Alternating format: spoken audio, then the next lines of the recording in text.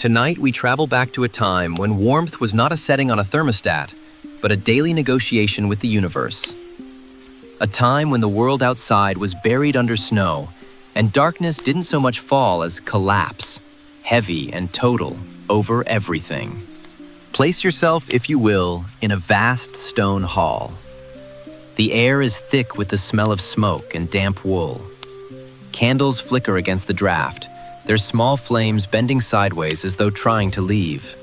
Somewhere above you, timber beams groan in the cold. Not dramatically, not like something is about to fall, but with the low, resigned sound of wood that has been cold for a very long time and has simply accepted its situation. There is no central heating, no glass in the windows, no electric light humming quietly in the background. The night belongs entirely to the frost, and the frost knows it. You probably wouldn't survive this without a dozen layers of wool and what historians might generously call a robust immune system. But before you get too comfortable where you are right now, warm, horizontal, presumably indoors, take a moment to consider what it meant to sleep through a medieval winter. Because people did. Generation after generation, they closed their eyes in freezing stone rooms and drafty thatched cottages, and somehow made it to morning. Not through luck, not through ignorance, but through a kind of quiet, practical ingenuity that we have almost entirely outsourced to our central heating systems and forgotten about. So dim the lights, let your shoulders drop, and step, just for tonight, into the chill of a world that understood cold not as a problem to be solved, but as a companion to be managed. You are walking through the echoing corridors of a castle. Each step stirs cold air that seems to have been sitting undisturbed since sometime last Tuesday. The floor is bare stone, icy through the thin soles of your worn leather shoes, and the walls, built thick enough to last centuries, are doing an excellent job of lasting centuries, and a considerably worse job of keeping out the cold. Torches line the hall, hissing with that particular sound of oil catching flame.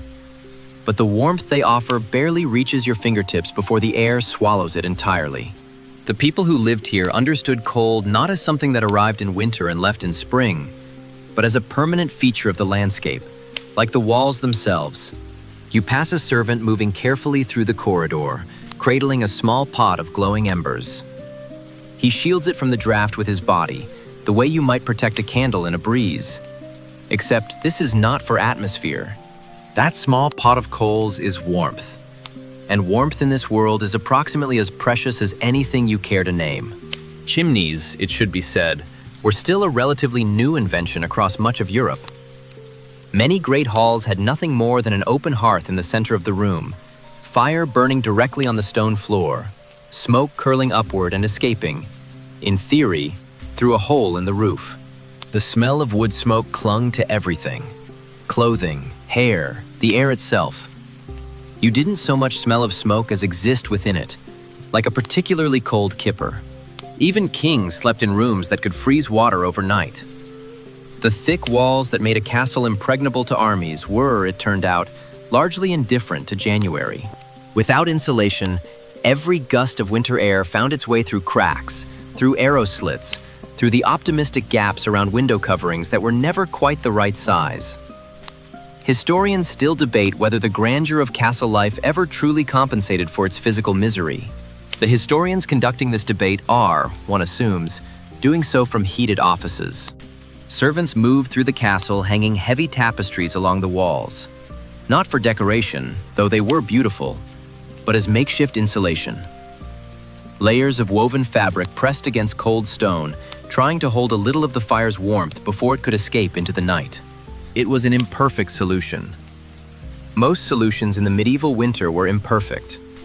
But imperfect warmth was still warmth, and that distinction mattered enormously. In one corner of the chamber, a massive four-poster bed looms beneath its canopy. A nobleman will soon retreat into that enclosed space, drawing the heavy curtains tight on all sides to trap whatever heat his body produces through the night. Even he will sleep in a woolen cap. The air that escapes the covers will bite like frost, and he knows it.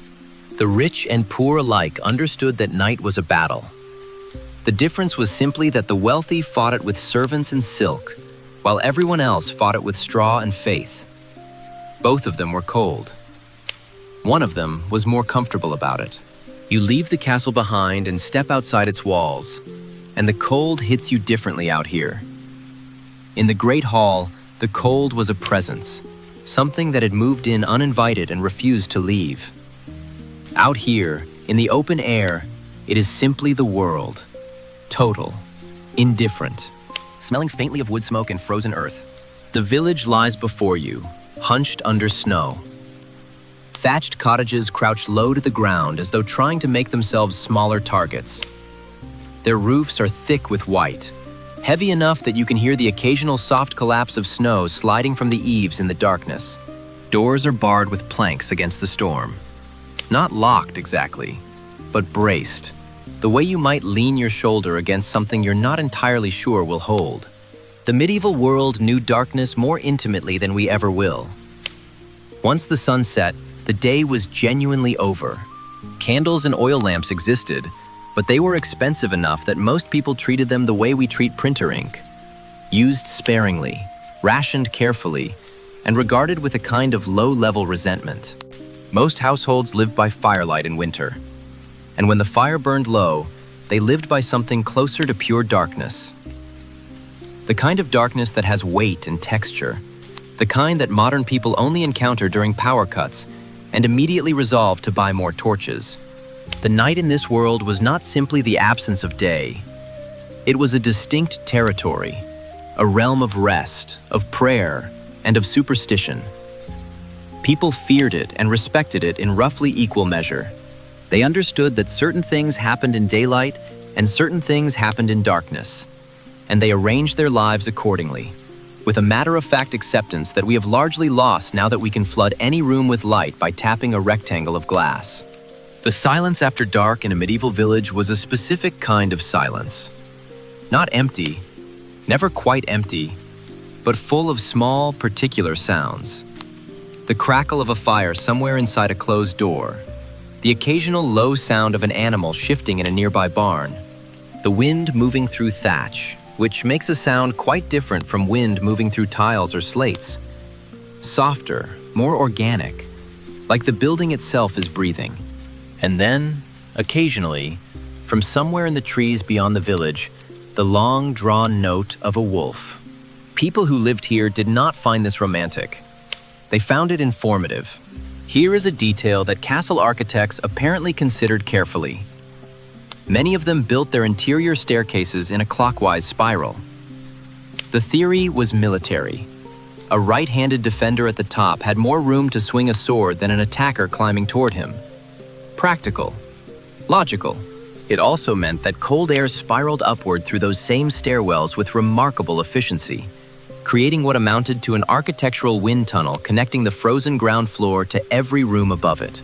The same feature that protected against invaders also ensured that everyone inside spent winter feeling like they lived in a particularly grand refrigerator. Servants sometimes slept in the corridors simply to be near the embers. Curled under heavy cloaks on bare stone floors, dreaming in fits, waking to stoke the coals, then sleeping again. Their dreams, one imagines, smelled of smoke. Every object in this world carries a single purpose, and that purpose is keeping you alive until morning. The wooden shutters on the cottage windows, the woven rushes laid across stone floors, the fur pelts draped over chairs. Nothing is decorative in winter. Everything is functional, and the function is warmth. Even the small dogs played a role. Noble households kept tiny lapdogs, breeds so small they seem almost theoretical. Not purely for companionship, though companionship was welcome, but for heat. A small warm body pressed against your feet beneath the covers was a genuinely useful thing on a January night. Some historians suggest that noble women would send the dog to bed first, letting it warm the sheets before climbing in themselves, which is either charming or a profound commentary on the intelligence gap between aristocrats and their pets, depending on how you look at it. The scent of tallow candles hangs in the night air, thick, faintly greasy, mixed with the smoke of a dozen hearths. It is not a pleasant smell exactly, but it is a warm one. And in this world, warm and pleasant are not always the same thing. Warm is enough. Warm is the whole point. You pause at the edge of the village and listen. The wind has found a brief lull. The fires burn low behind closed doors. The snow on the cottage roofs glints faintly under whatever moonlight manages to push through the clouds. For a moment, the world is entirely still. And in that stillness, you understand something that is very easy to forget from the comfortable distance of several centuries. That there is a particular kind of peace that only comes when you have made it through another day of something genuinely difficult. Not the peace of ease, but the peace of endurance. The quiet satisfaction of still being here, still being warm enough, still being alive. The medieval night stretches on around you, dark and cold and full of small, stubborn flames. You duck through a low doorway, genuinely low, built for people who spent their lives slightly more hunched than we do. And the smell greets you before anything else does. Soot, damp straw, old meals, unwashed wool, something animal and earthy underneath it all. Like the smell of the earth itself has moved indoors for the winter and made itself comfortable. It is not a smell that would do well in a scented candle, but it is the smell of a place where people are alive and warm. And in February, that counts for rather a lot. The room is a single space. One room for everything. Sleeping, cooking, eating, sheltering, existing. The hearth sits roughly in the center, a small fire burning with the focused determination of something that knows it is the only thing standing between the family and a very unpleasant night. The clay walls are blackened from years of smoke, which has also, incidentally, done an excellent job of preserving the wooden beams above. Medieval smoke was unpleasant to breathe, but surprisingly effective as a timber preservative. Every age has its trade-offs. A woman sits on a three-legged stool, wrapped in a patched shawl, stirring something thick and slow in a pot suspended by a chain above the fire. Two children sleep in the corner, buried under a pile of coarse blankets and old clothes. A man lies nearby, his breath fogging faintly in the cold air. The fire is small. The room is smoky. Nobody here is comfortable in any sense that would be recognizable to us. But they are enduring, which is a different thing, and in some ways a more reliable one. The bed, such as it is, occupies one wall of the room. It is a raised wooden platform, elevated just enough to stay above the coldest layer of air that pools along the floor, covered in straw, and over the straw, whatever cloth can be spared. Sometimes the filling was hay, sometimes dried bracken, sometimes moss gathered from the woods when nothing else was available. The technical term for this arrangement was a paillasse, which sounds considerably more elegant than it was. The straw was rarely changed.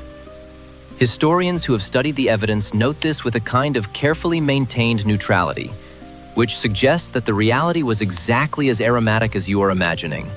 It was shaken out periodically, turned, and reused until it crumbled, which it did, eventually, after quite a long time.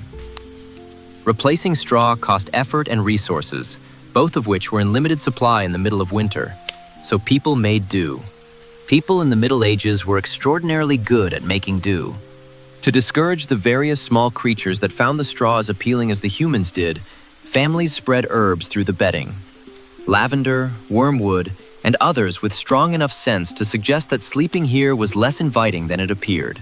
Whether this worked is a question historians continue to debate with the cautious optimism of people who were not personally sleeping in the straw. The walls of this cottage are built from wattle and daub, thin branches woven together and plastered over with a mixture of clay, straw, and other ingredients that medieval builders were pragmatic enough to use, and modern descriptions are tactful enough to leave slightly vague. These walls are not thick. They do not insulate so much as they suggest insulation. Sound passes through them easily. You can hear the wind on the other side, the creak of a branch somewhere in the dark, the distant bark of a dog. Cold passes through them too. Not in sudden gusts, but in a slow, steady seep, the way water finds its way through anything given enough time. Above, The thatched roof has frost along its outer edges, and where the heat from the hearth rises and meets that frost from below, it melts slowly and drips. A slow, irregular rhythm of water falling onto the floor marks the night's passing like the world's least pleasant clock. Firewood here is never guaranteed. Proper logs were expensive, too expensive for many peasant families who gathered fallen branches, dried dung, whatever the land and hedgerows offered. When the fire burned low and the wood ran out, the room cooled quickly. Breath frosted. Blankets felt suddenly inadequate. It was not uncommon for children to wake in the night specifically to tend the fire, to kneel in the half-dark beside the hearth, blowing gently on the embers until the glow returned, adding whatever small scraps of wood remained. The sound of a child's careful breath against ash is one of the more quietly affecting sounds in the whole history of human survival. The family sleeps together. This is not a quirk or a hardship to be singled out. It is simply how sleeping works when you have one room, one pile of straw, and a winter that is actively trying to kill you. 3 generations sometimes share the same surface, bodies pressed together, the heat from each person contributing to a collective warmth that no single blanket could replicate. There was no concept of privacy here in the modern sense, but there was something else. A kind of animal security in the closeness, the steady rhythm of other people breathing in the dark. Occasionally, the animals contributed too. Chickens roosting in a corner, a goat penned nearby. Their warmth, small as it was, added something to the fragile cocoon the family had assembled against the night. The room holds almost nothing beyond what is strictly necessary. A pot, a rough bench, a single wooden chest where clothing is stored, a few bowls. The walls are bare except for smoke stains and the occasional small carving or charm, placed there not for decoration, but for protection. Because in a world where the line between survival and disaster was this thin, you took your reassurances where you could find them. Metal tools left near the door glint with frost in the firelight. Bread left on a shelf overnight has hardened to something closer to stone. The dog in the corner sleeps with its tail curled tight against its body, conserving heat with an efficiency that suggests dogs have understood thermal management far longer than humans have. The woman by the fire ladles a small portion of whatever is in the pot into a bowl for herself. It smells faintly of barley and onion, thin but warm, but nourishing in the way that simple things are when simple things are all there is. She eats slowly. Then she sets the bowl aside, climbs onto the straw platform, and pulls the worn blanket over her shoulders. Her children shift slightly in their sleep. The man beside her breathes steadily. The fire crackles once, softly. The room settles, and you sit there in the fading warmth, listening to the slow, collective breath of a family that has made it through another day of winter. And you realize that this, all of this, the smoke and the straw and the frost on the inside of the walls, is not deprivation dressed up as history. It is simply life, lived at very close quarters with the cold, with a patience and a practicality that we have mostly replaced with a programmable thermostat. The night hums quietly around you, full of small, breathing things. The fire gives a last soft sigh. Sleep comes easily here, in the end. Something wakes you. Not a sound exactly, not a nightmare, just a quiet, organic surfacing. Eyes opening in the near dark, mind present but unhurried, body somewhere between the dream it just left and the room it finds itself in. The fire has burned down to a low pulse of red. The room is still. Around you, others are stirring too, with the same calm inevitability, as though this is simply the next thing that happens. In the medieval world, it was. Modern sleep medicine, when it encounters insomnia, tends to treat it as a malfunction, something to be corrected, smoothed out, compressed back into a single unbroken block of unconsciousness that fits neatly between bedtime and alarm. What researchers began discovering, somewhat sheepishly in the late 20th century, is that this single block model may be the anomaly. The thing we invented. The medieval sleeper lying awake in the middle of the night was not suffering from insomnia. They were, by the standards of their age and apparently by the standards of human biology, doing it exactly right. People in the Middle Ages slept in two distinct phases: the first sleep and the second sleep, separated by an hour or two of ordinary wakefulness in the middle of the night, as naturally and unremarkably as we might take a glass of water before bed. Evidence for this pattern turns up across centuries and countries, in diaries, court records, letters, medical texts, and legal documents from across Europe. It was not an eccentricity. It was simply how nights worked. The first sleep fell like a weight lifted in reverse, a slow, heavy settling into unconsciousness that came with the dark and the dying fire. People slept deeply, moved through their dreams, and then, somewhere around midnight, surfaced. Not an alarm. Not with the dry-mouthed anxiety of a modern 3 a.m. waking, but calmly, the way you surface from water when you have been swimming rather than drowning. A peasant, waking in this middle hour, might poke the fire back to life, check on the animals, or murmur a few quiet prayers in the dark. A monk might recite psalms. A farmer might pull on a cloak and step outside to check that nothing concerning had happened to his roof. A nobleman might read by candlelight, or speak quietly with a servant who had inevitably, woken up. Men carried embers on these early morning expeditions. Small pots of coals from the household fire, covered against the wind, carried out to wherever a new flame was needed.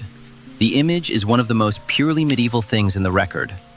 A man crossing a frozen yard in the early dark, cradling a covered pot of fire against his chest with the careful attention of someone transporting the most important thing in the house, which he was. The ember in the pot was the heart of the home, temporarily portable, being carried to where it was needed next. The breath of the man around it, the cold trying to get at it from every side. In the houses of merchants and minor nobility, the morning had a different pace but the same cold. A wife in Bruges, writing with the affectionate exasperation of someone who has observed the same behavior across many years, described her husband's relationship with winter mornings with precision. He lies long abed when frost is cruel, and curses the day that drags him forth. The phrasing is exact. Not the cold that drags him forth. The day itself, the obligation of it, the fact that the day exists and has requirements. He knows he must eventually emerge. He curses the requirement while complying with it. This is not a medieval response. This is a human response, reported from medieval Bruges, confirming that some things have not changed. The Italian physician's solution to the morning shock was fragrant and probably ineffective in the specific way he intended, and quite possibly effective in a different way entirely. His recommendation was that men of quality rub their hands and faces with scented oil before rising from bed. Rosemary oil or olive oil infused with lavender. Believing that this sealed the skin against the entering cold, created a barrier between the body's warmth and the morning's chill. The mechanism was wrong. Medieval medical texts treated this waking interval as positively healthy. Physicians believed the body needed time during the night to digest its food and release whatever vapors had accumulated, which is not quite how we would phrase it today, but points in the direction of something real. The effect was real, in the sense that the smell of warm oil and rosemary applied to cold hands in a cold room is a genuinely pleasant sensory experience that makes the morning slightly more bearable, which is not sealing the skin against cold, but is something. And something is the currency of medieval mornings. Children were dressed while still asleep, or close enough to it that the distinction was unclear. Parents moved with the practiced efficiency of people who had been doing this every winter morning of their children's lives, pulling garments over unresisting arms and half-aware heads with the speed of people who know that the window between asleep and cold and awake and protesting is narrow. The youngest were wrapped before they had fully surfaced, their faces emerging from the bundling process blinking and slightly confused but contained, layered against the morning before they had enough consciousness to resist the process.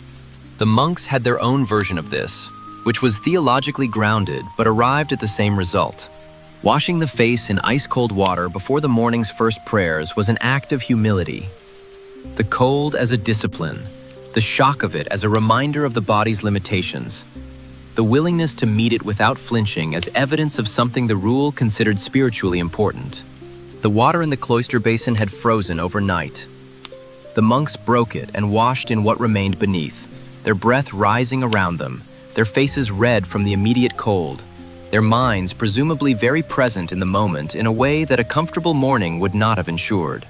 Whatever else could be said about washing in ice water at dawn in a medieval monastery, nobody was still half asleep immediately afterward. The fire, newly rekindled, was the axis around which the morning organized itself.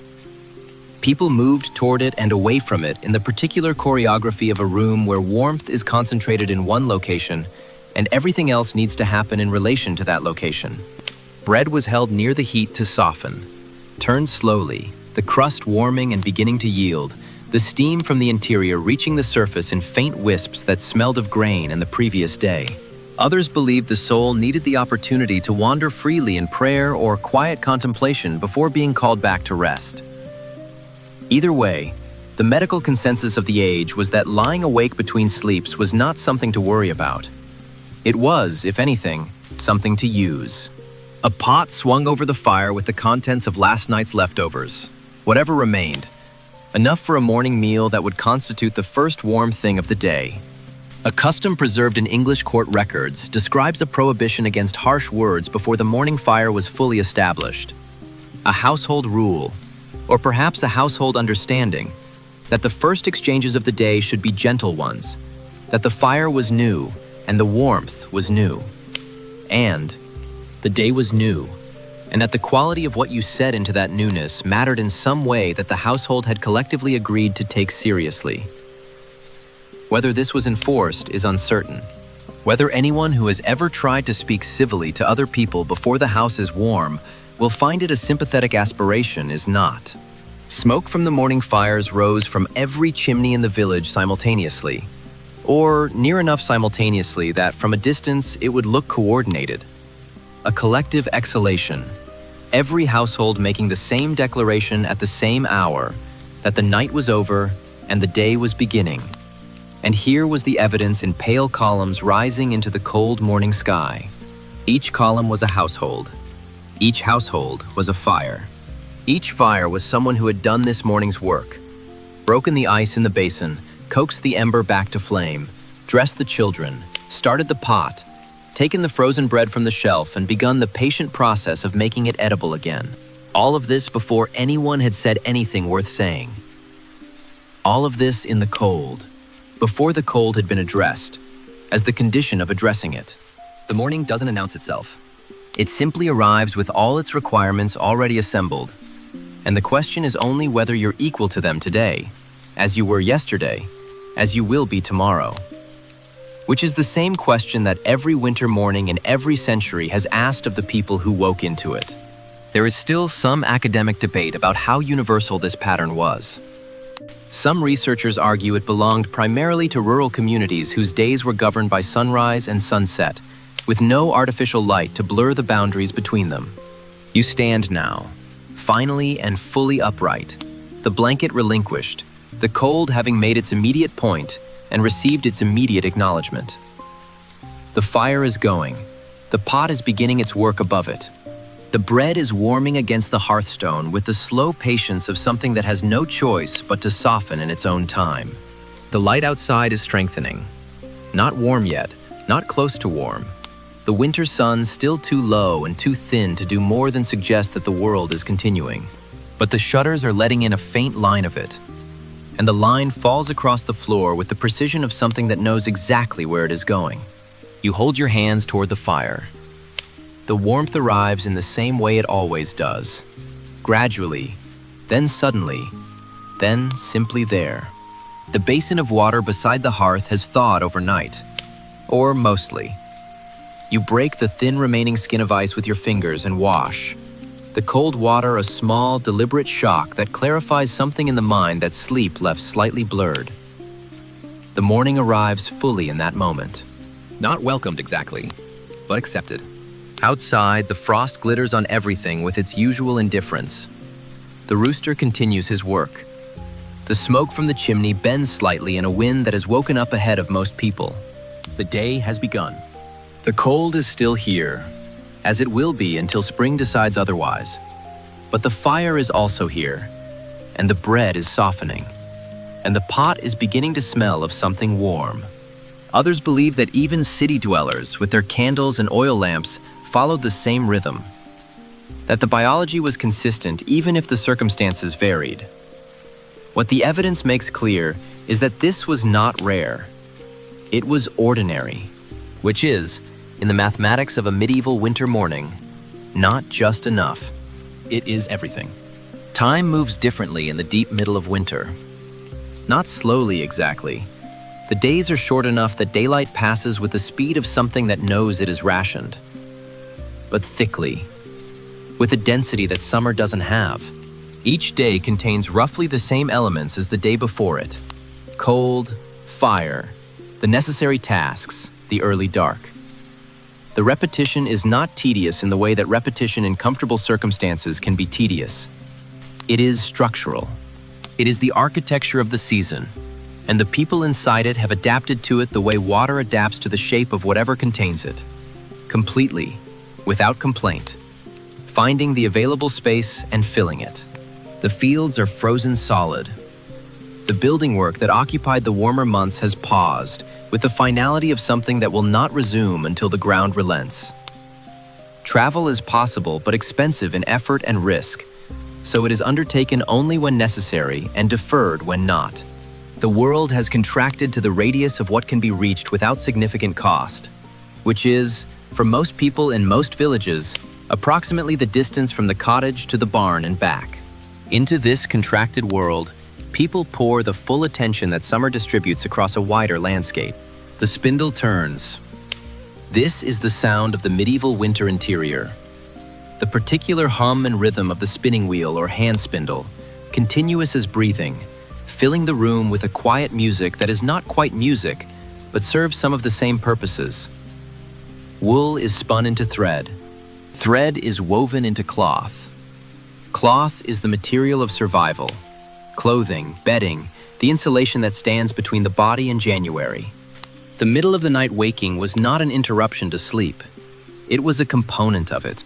The work that produced it happened in winter, in the hours between dark and dark, by firelight, and by the faint gray light that came through the shutters for a few hours each day. A 15th century household guide describes spinning and weaving as the most natural occupations of the winter months, with the matter-of-factness of a document that cannot imagine any other arrangement. The rhythmic motion of the spindle was not in this framing mere labor.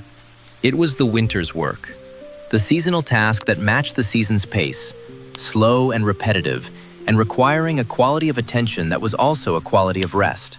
An abbess, writing in a journal that survived her by several centuries, describes sitting at the wheel in winter evenings. The wheel turns, and with it, so do my thoughts. The work and the thinking happen together. The repetition of the hands creating a kind of stillness in the mind that allowed it to move through whatever it needed to move through. You can hear it now. The low, continuous hum of the wheel, the thread drawing out between practiced fingers, the slight tension of the work finding its rhythm. It is a meditative sound. It is a productive sound. It is the sound of the winter being used rather than merely endured. The pots on the fire were their own form of winter occupation.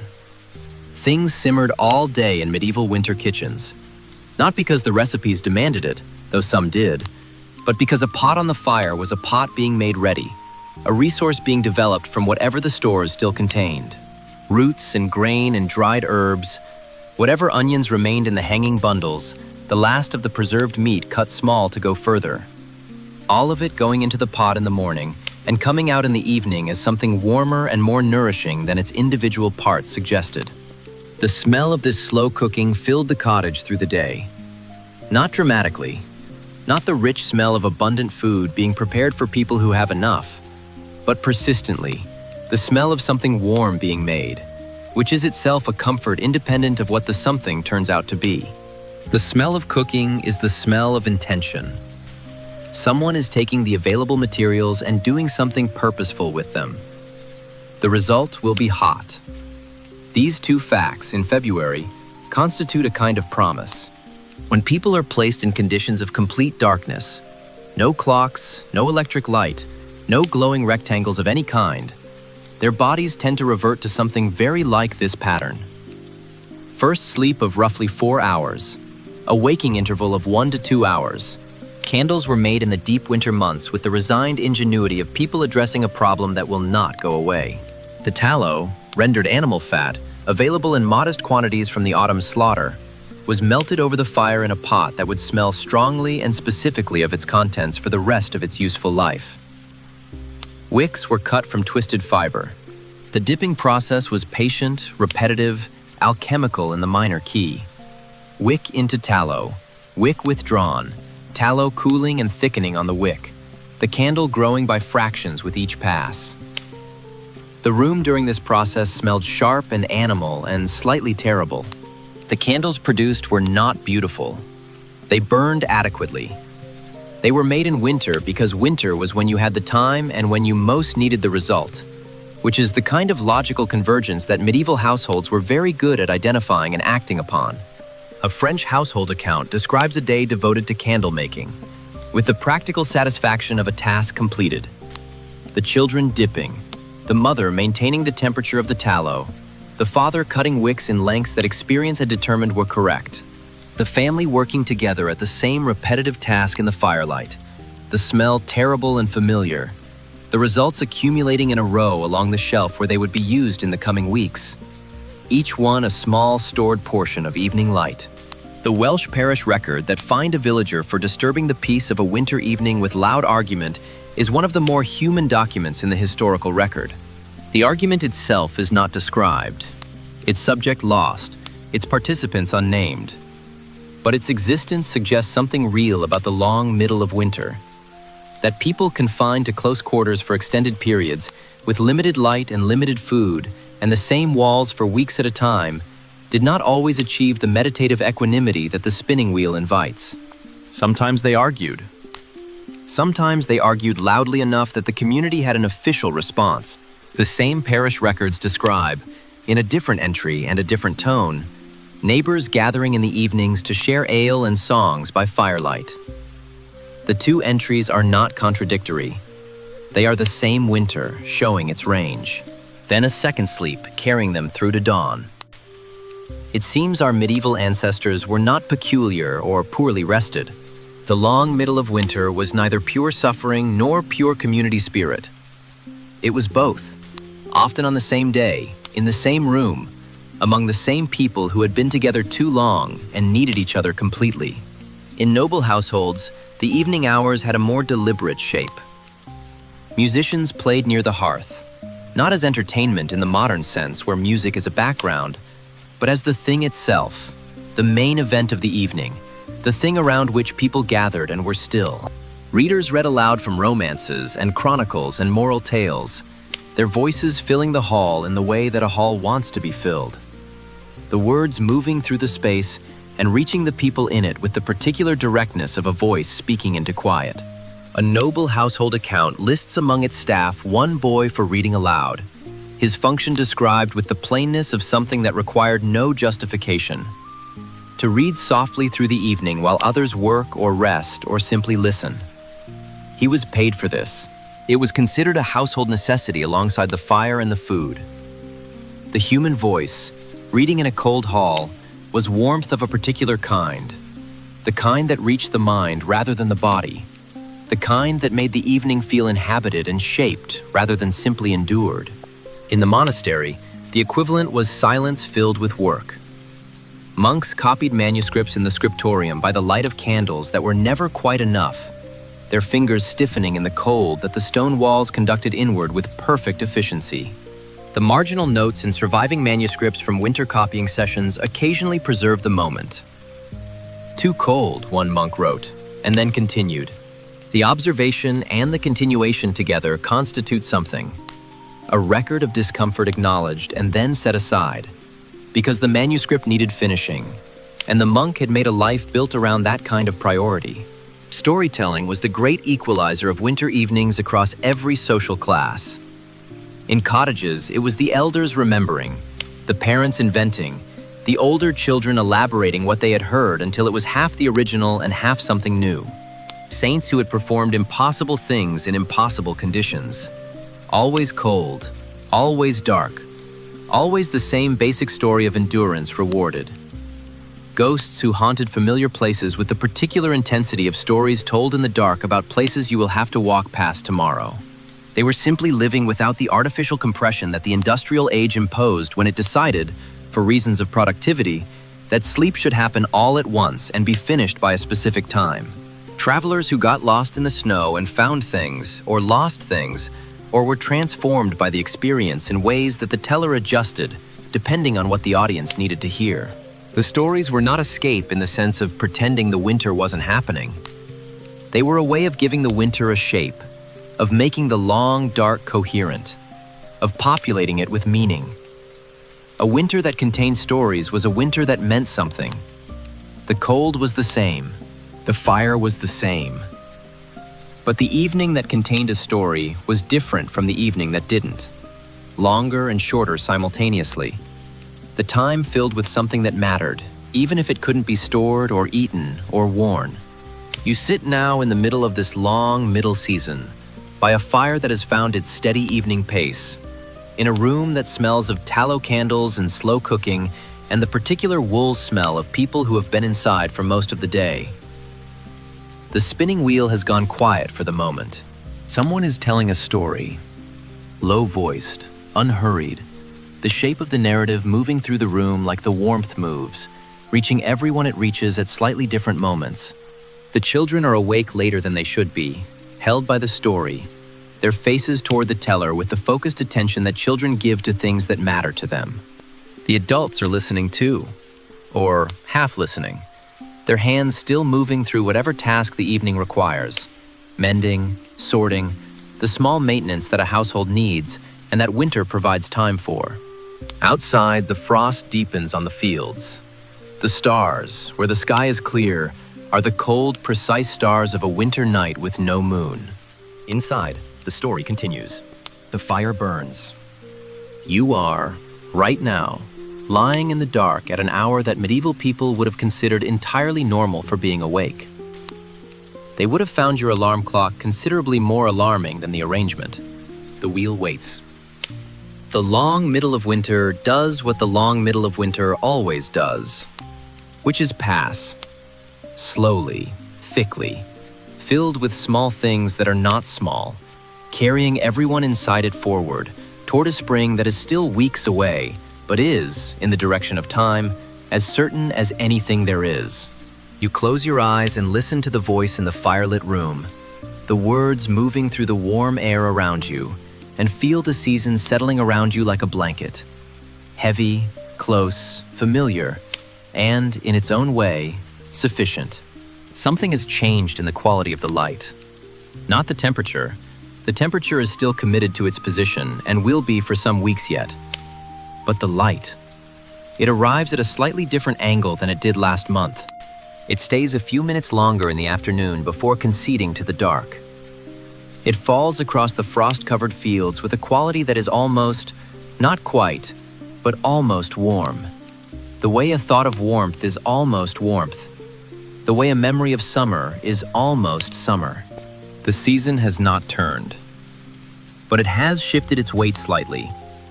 And people who have been watching for this shift since November, who have been measuring the days by the length of shadow and the angle of the morning light and the precise moment when the darkness falls, notice it immediately. They notice it the way you notice when a sound that has been present for so long you stopped hearing it finally stops. The absence registers before the change is articulate. Winter has not ended, but it has blinked. This is the hunger gap, and it is the hardest part. Not because the cold is at its worst. The worst cold came earlier, in the deep committed freeze of December and January, when the season was still in full authority and nobody was expecting anything else. The hunger gap is hard because it comes when people are tired. When the stores that seemed calculated correctly in autumn have been consumed at the rate that cold and hard work demand, and the calculation has come up slightly short. The middle hour had its own texture, its own particular quality of time. People used it to tend fires, nurse infants, check on neighbors, step outside into the moonlit silence of a snow-covered world. When the last of the salted meat is the last of the salted meat, and there is no more. When the grain that was put aside for bread requires the careful arithmetic of people who are doing the same sum every morning and getting a different answer than they would prefer. Parish records from across medieval Europe return to this period with a consistency that suggests the experience was universal enough to require no explanation in the moment of recording. Winter was cruelest near its end. The body was depleted. The stores were depleted. The firewood was depleted. Spring was visible on the horizon. Theoretical, promised, approaching, but not yet here. Not yet providing anything. The green things that would eventually solve the problem were still underground, or still on the branch as potential, not yet opened into actuality. The gap between the last of winter and the first of spring was the place where endurance was most demanded and most rewarded. People slept more. This has already been observed, but in the context of the hunger gap, it bears its full weight. A sleeping body requires less food than a waking one. A household that conserves its energy conserves its stores by the same proportion. The extra hours in bed were not indulgence. They were strategy, enacted without calculation by bodies that understood the arithmetic instinctively. When less is available, use less. When warmth is scarce, generate it collectively and stay within it. The long sleep of late winter was the body's own seasonal wisdom, older than any advice anyone had ever written down about it. Manor court records describe households combining when the cold and the depletion reached their confluence. Families moving in together, sharing the last of their wood, sleeping in a single space with the combined warmth of two households against the combined cold of February. The turn-taking beside the hearth that this arrangement required, one family's members lying closest to the heat, then another's, by some arrangement that fairness and necessity had worked out, is the kind of detail that appears in the records as a simple description and lands in the present as something more. People taking turns at the warmest spot, making sure everyone got some of it. Getting through the end of winter together because separately was no longer quite viable. Some used it for conversation, those low, unhurried exchanges that happen between people who are warm and safe and have nowhere to be for another few hours. In noble kitchens, the same period produced a different version of the same constraint. The lavish autumn stores, the spiced preserves, the barrels of wine, the dried fruits brought from warmer places at considerable cost, had been consumed through the winter months with the steady confidence of people who believed there was enough. And now, the remainder told a different story. The kitchen's creativity turned to stretching. More water in the broth, more bread in the pottage. The remaining salted meat served in smaller portions supplemented by larger quantities of things that were not salted meat. A steward's account from a Burgundian household, written in the measured language of someone describing facts that are what they are, lists among late February's acquisitions a small delivery of fresh herbs from the south. The herbs arrived at considerable expense. They were green. They were growing things, cut from somewhere where things were already growing, carried north through the cold to a kitchen that had not seen anything green and growing since autumn. The steward recorded their arrival with the precision of someone who understood exactly what they were worth, which was more than the money paid for them. They were evidence. Evidence that somewhere the season had already shifted, that in the direction of south and warmth, the world was already responding to the light that had only just begun arriving here as a slightly changed angle. The monastery gardens pursued this evidence more actively. Monks built low frames over the earliest seedlings. Glass where glass was available, oiled cloth where it was not, straw where nothing else would do, creating small sheltered microclimates within the larger cold climate of February, tipping the thermal balance just enough that seeds could be persuaded to begin. The work was meticulous and patient, and required the willingness to tend something that would not produce visible results for weeks. This willingness was, in a monastery, not in short supply. There are even records suggesting that some people used the interval for encounters of a more romantic nature, which is either evidence of the medieval capacity for optimism or a testament to how effective shared body heat was as a social lubricant. Probably both. A chronicler at Westminster Abbey wrote of the seedlings with the precision of someone who has been watching them daily. To see the first sprigs of parsley is to remember that God keeps time. The parsley was real. The theological observation was real. The relief was real. These three things arrived simultaneously, indistinguishable from each other, in the moment when a green thing pushed up through dark soil in a cold garden and was noticed by someone who had been looking for it. God keeps time. The parsley is proof. The season will turn because the season always turns. And here is a small green thing that knows this before you do, and is acting on the knowledge. In rural Germany, a custom developed that was named with the plainness of something that needed no elaboration.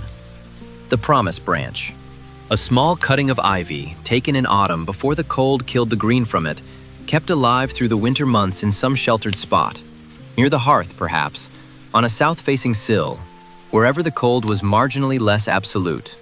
When the first signs of thaw appeared, when the frost began its retreat from the south-facing slopes, when the ice on the water troughs showed its first hesitation at the edges, the promise branch was cut and hung above the household hearth. It stayed there until the garden outside had green things growing without assistance. The name is everything. Not the arrival branch, not the thaw branch, the promise branch. The green thing hung above the fire was not evidence of spring. Spring had not yet arrived. It was a promise of spring, held inside the house to keep the promise close while the world finished the work of making it true. The family looked at it every morning. The children knew what it meant. The fire warmed the space below it, and the ivy above it, and the air between them that the whole household shared. One old folk tale describes a shepherd who left his bed during this middle hour and followed a strange light he could see across the fields, walking through the frozen dark until he found its source. It was the moon, reflected in a sheet of black ice at the edge of a pond. The story may be true. You stand at the window and look at the fields. They are still white mostly, the frost still present, the grass still frozen beneath its covering, the trees still bare. But at the edges of things, at the south-facing banks where the sun has been reaching longest, there is a darkness in the snow that means it is thinner than it was. A section of field where the white has retreated to reveal the gray-brown of the earth beneath. Not yet green, but no longer white. The ground showing itself again after its long covering. Somewhere out there, underground, things are beginning. Not visibly, not yet. But the mathematics of warmth and cold has shifted slightly in warmth's favor. And what is underground knows this before anything above it does, and has already begun its slow response. A farmer appears at the edge of the field, moving along the bank where the snow is thinnest. He stops. He crouches down. He is looking at something. Something at the very edge of the frozen ground. Something that the records of this moment, across many centuries and many languages, describe with the same simple astonishment regardless of who is writing. A green thing. Small. Tentative. Entirely certain of itself. He straightens up and stands for a moment, looking at it. Then, he turns and walks back toward the farmstead with a pace that is slightly different from the pace he arrived with. Not faster, not dramatic, just different in the way of someone carrying something they weren't carrying before. Inside the cottage, the promise branch hangs above the hearth. Outside, in the cold field, the promise has begun to keep itself. It may be embellished, but it captures something genuine about this hour. The way the world looked from inside it, full of quiet strangeness, the mind half lit between sleeping and waking, seeing things with a particular kind of unhurried clarity. The hunger gap is not over. The cold is not over. There are still weeks before anything in the garden will be ready to eat, before the stores are supplemented by anything growing rather than stored. But the direction has changed. The weight has shifted. The season has blinked. And this time, it was not a flicker. It was the beginning of a turn that will not stop until the world is green again. You breathe out slowly, watching the mist of your breath disperse into the cold air. It is still winter, but winter has looked away for a moment. And in that moment, spring has already begun. The frost is still on the ground when you wake, but it is a different frost. Not the deep, committed frost of January, which arrived in the night and stayed through the day, and announced by its persistence that it intended to remain indefinitely. This frost is thinner, patchy, the kind that retreats from south-facing surfaces by mid-morning and leaves behind a darkness in the ground that smells, faintly, unmistakably, of earth. Not frozen earth, just earth. The smell of something that has been under ice for months and is surfacing again into its own identity. You notice this before you have consciously noticed anything else. The nose knows the season is changing before the mind has framed the thought, before the eyes have registered the light, before the body has finished its morning calculation of what the cold has done overnight. Something in the air has changed. Something has been added or returned. The smell of the ground coming back to itself after a long time being something else. Some records from monasteries suggest that the timing of night prayers was deliberately arranged around this natural waking interval, that the call to prayer at the middle of the night was not fighting the body's rhythms, but working with them. It was both spiritual practice and practical adaptation. Outside, a bird is singing. Not the occasional, tentative chirp of a winter bird making a brief professional appearance before retreating into silence. A genuine, sustained song, delivered from somewhere in the bare branches above the cottage with the confident volume of something that has made a decision about the season and is announcing it. The bird may be wrong, as birds sometimes are in early spring, committing to optimism before the frost has fully conceded the argument. But the song is real, and the sound of it is real, and the effect it produces in the chest of anyone listening from inside a cottage that has been full of winter sounds for months is also real. It is fragile, this shift. It is not spring. It is the beginning of the idea of spring, the season trying the concept out, seeing whether the conditions will support it. Medieval people who had watched this transition many times understood its fragility exactly, and responded to it with a caution that was also, underneath, a profound relief. The village accounts from this period describe the change in practical terms first, which is always how people who live close to the land describe things, through what the change means for the work, and through the work, for the life. The spade is lifted, and the frost forgets its name. The phrase appears in more than one record from more than one country, which suggests it was something people said, a common expression for the moment when the ground became workable again, when the frozen earth yielded to the blade and the season's long suspension began to lift. The spade being lifted was not a metaphor. It was a tool being picked up by a person who had put it down in autumn and was now picking it up again with the specific, particular satisfaction of resuming something that had been interrupted. The interruption had lasted months. The resumption felt like reclaiming something. The ground that gave way to the blade, still cold, still resistant, but no longer frozen solid, was the ground giving permission. To sit still too long in an unheated stone dormitory was to invite numbness. Movement, prayer, a brief communion with the dark. These things kept the body and the soul from freezing in their different ways. The cleaning began. Not the cleaning of urgency, not the crisis management of a household in difficulty, but the cleaning of transition.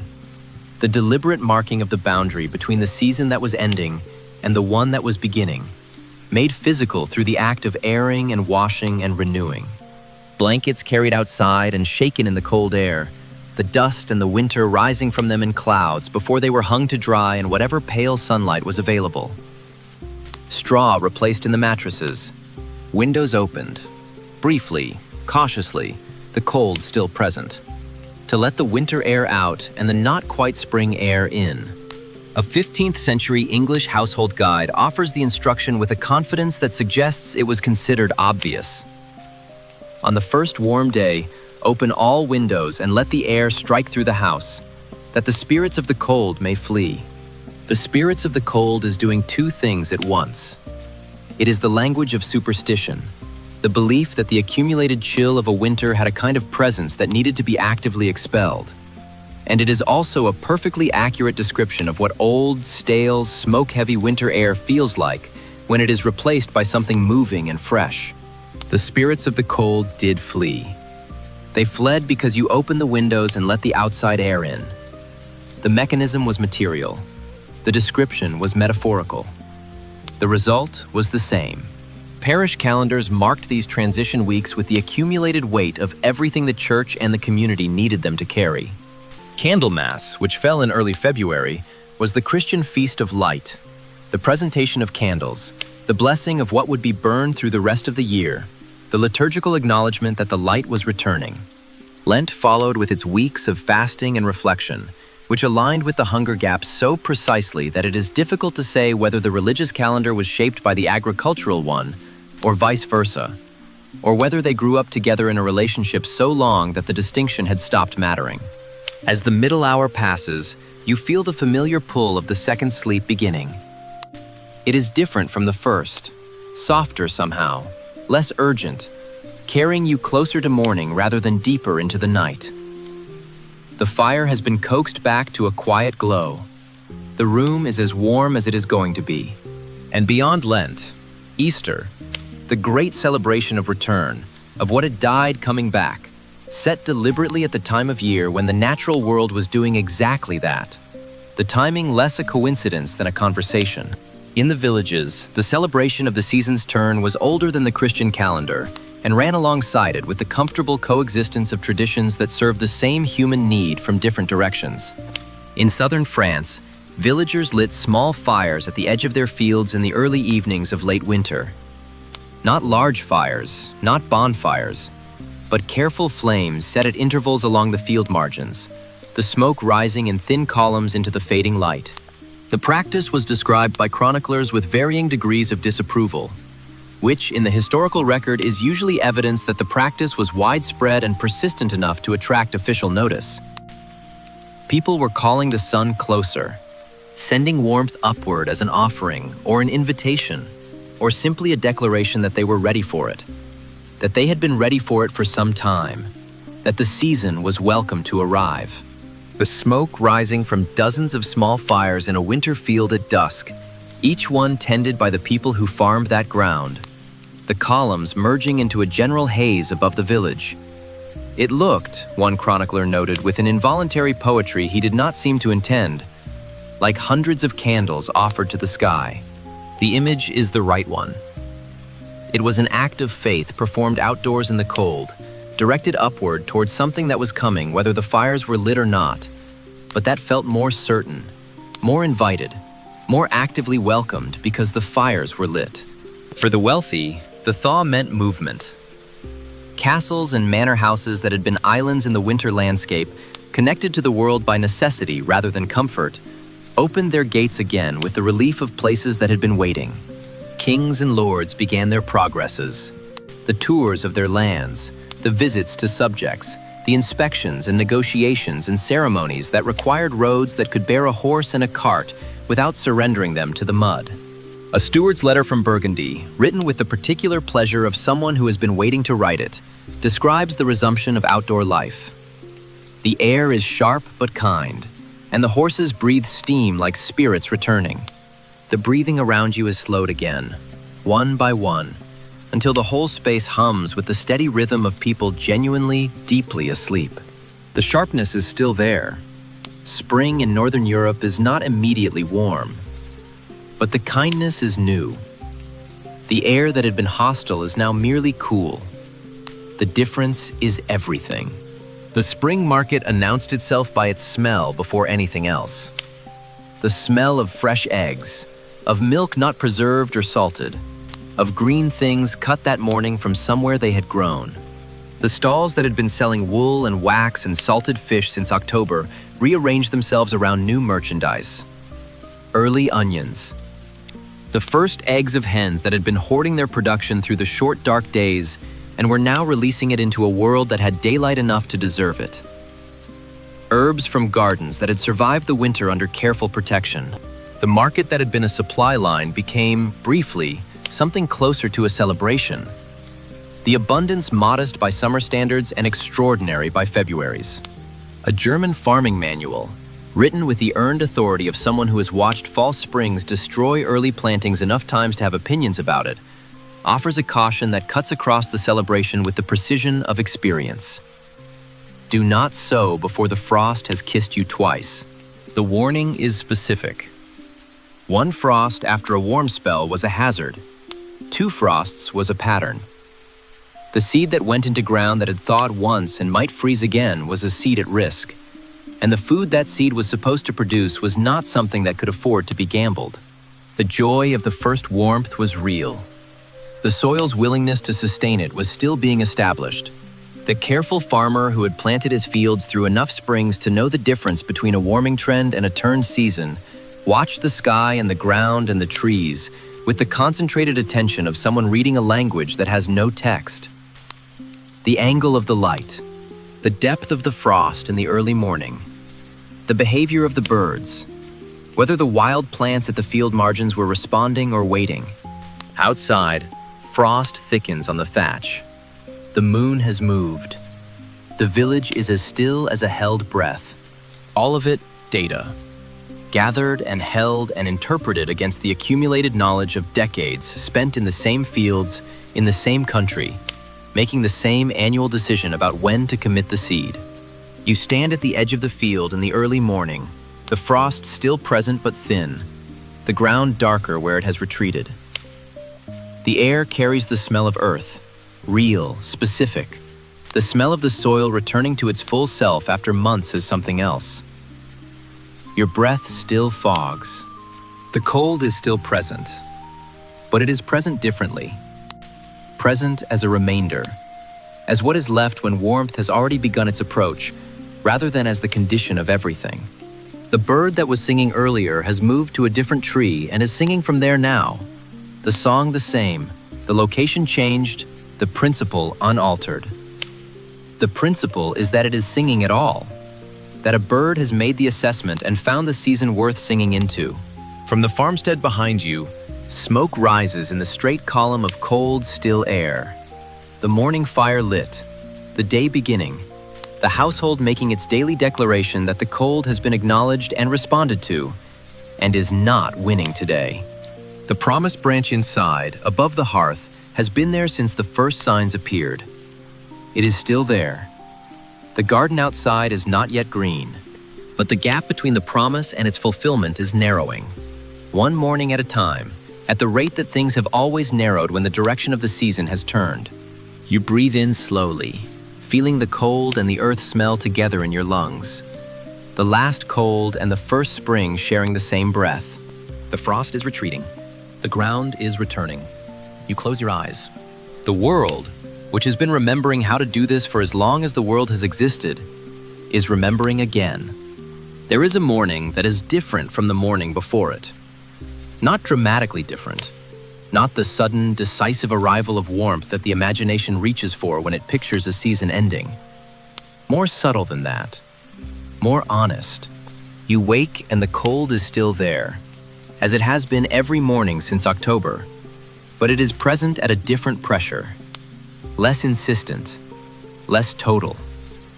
The way a sound you have been hearing for a long time changes quality when something upstream of it changes, even before you can name what shifted. The frost is still on the ground. The fire still needs building. The bread beside the hearth is still hard. And yet, something has broken. Not the cold, not yet, but something in the cold's authority. Something in its claim to permanence. Medieval people felt this shift with the sensitivity of populations who had no insulation between themselves and the season, who had been living inside the winter rather than beside it, whose bodies had been the instrument on which the cold played for months. They knew the moment of release, the way you know when a hand that has been pressing on your shoulder finally lifts. Not because something new has arrived, because something old has, ever so slightly, let go. The chroniclers called it the breaking of the frost. The phrase is structural. It describes something that has been holding, something rigid and fixed giving way. Not melting, which is gradual and inevitable. Breaking, which is sudden and final. The moment when what had seemed permanent revealed itself as merely a very long winter. The second sleep is easier, always, than the first. Lighter. more permeable to dreams. And in those dreams, in this world, in this season, in this fragile pocket of warmth surrounded by cold, you might see summer, might feel the sun on your face, might hear something other than wind. The meaning of this moment was never purely meteorological. It was confirmed by the fact that it was felt in the body before it was measured in the air, understood in the spirit before it was visible in the ground. Survival had been uncertain in the way that all medieval winters made survival uncertain. Not a dramatic daily peril, but a sustained low-level awareness that the cold could, if conditions deteriorated, become something worse. The stores running lower than planned, the wood supply that barely held, the illness that came in February and stayed through March. These things had been endured, managed, prayed over, and outlasted. And now the season was confirming what had been hoped but not yet known, that it was over, that outlasting had worked, that the family, the community, the household was still here. The relief of this was physical. People described it that way, as a release in the chest, a loosening of something that had been held tight for so long they had stopped noticing it was tight. A Breton priest, writing in the careful, small handwriting of someone who had learned economy with ink through a long winter, recorded the moment with the simplicity of someone who had learned that the most true things do not require elaboration. The snow fades, and the heart grows lighter, though the bowl is not yet full. The bowl is not yet full. Spring has not solved the hunger gap. The stores are still what they were yesterday, which is not enough. And the heart is lighter anyway, because the snow is fading, because the season has acknowledged its endpoint, because the thing that was pressing on the chest has finally, incrementally, begun to lift. In the churches, this moment was woven into the liturgical calendar with the precision of a faith that understood its congregation. Candlemas had marked the return of light. Lent had provided the theological and physical framework for fasting through the hungry weeks, making a virtue of necessity, which is one of the things religion does well, giving a spiritual meaning to the experience of having less, so that the having less feels chosen rather than imposed. The night continues its ancient rhythm. The embers breathe, and somewhere between the dream and the dark, time passes gently, the way it always has, carrying everyone quietly toward dawn. And now, at the end of Lent, Easter arrived with its full theological weight of return and renewal, and the reversal of what had seemed final. The timing was not accidental. Easter's date moved through the calendar, but always landed in the weeks when the natural world was doing what Easter declared. When things that had died or gone dormant were returning, when the ground was producing again, when the light had come back enough to be genuinely warm, rather than merely present. The feast and the season said the same thing from different directions. The monks who wrote hymns about the rebirth of the earth in these weeks were writing about theology, and also about what was happening outside the monastery window. And they knew it. And they wrote with the feeling of people whose interior and exterior worlds were, for once, saying the same thing at the same time. Villagers made bonfires at the field margins, larger now than the small, cautious fires of late winter, confident in the way that fire is confident when the season is finally on its side. Straw was thrown in and burned, with the specific satisfaction of someone discarding something that had done its work. The smoke rose into an air that was cold but moving, carried upward and away by a wind that was coming from a different direction that it had been coming from all winter. People sang. The singing was not polished. It was the singing of people who had been mostly quiet for months and were finding their volume again. The sound carrying across fields that were beginning, at their edges, to show color. The noble feast that marked the turning of the season was a different kind of celebration. More formal in its expression, but not less felt in its relief. A letter from the Burgundian court, written by someone close enough to the Lord to observe without being observed, describes the evening with the particular warmth of a document that was not intended as history and is better for it. The wine flowed freely, the servants sang, and the Lord himself laughed until tears froze on his beard. You wake before full light, and your first coherent thought is not about the day ahead. It is about warmth, The detail of the tears freezing is perfect. It is still cold enough for tears to freeze. The laughter is genuine enough to produce them anyway. The season has broken, and the man who has been cold for months is laughing hard enough to cry in an evening still cold enough to freeze the evidence. And this is what the breaking of the frost looks like in a great hall. The servants sang. This is the detail that matters most, perhaps.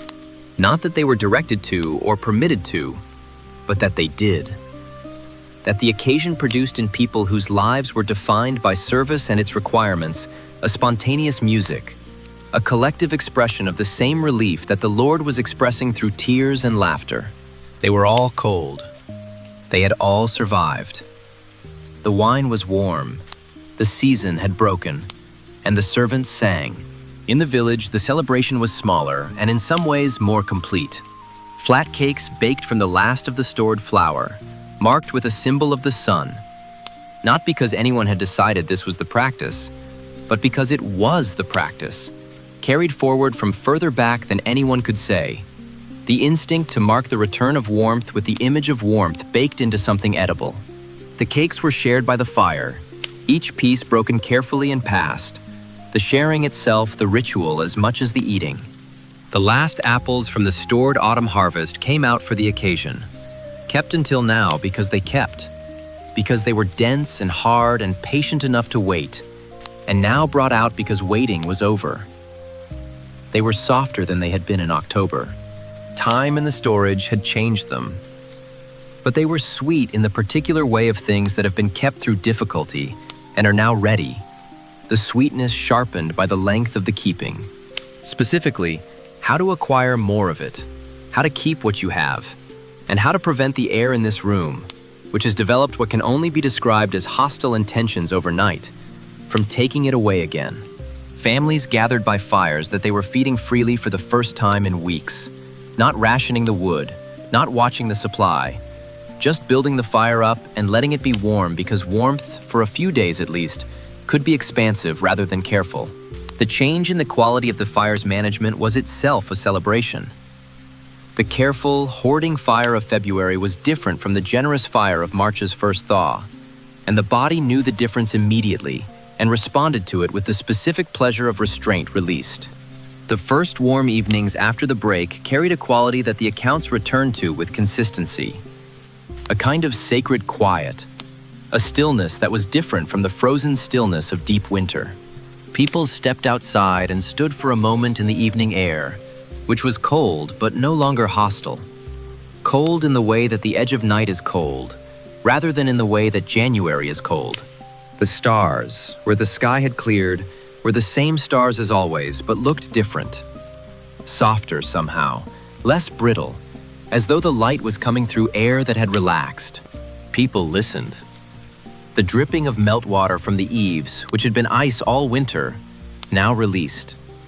The sound of water moving somewhere, in a ditch or a stream that had been frozen since October, the ice thinning enough to let the current underneath reassert itself.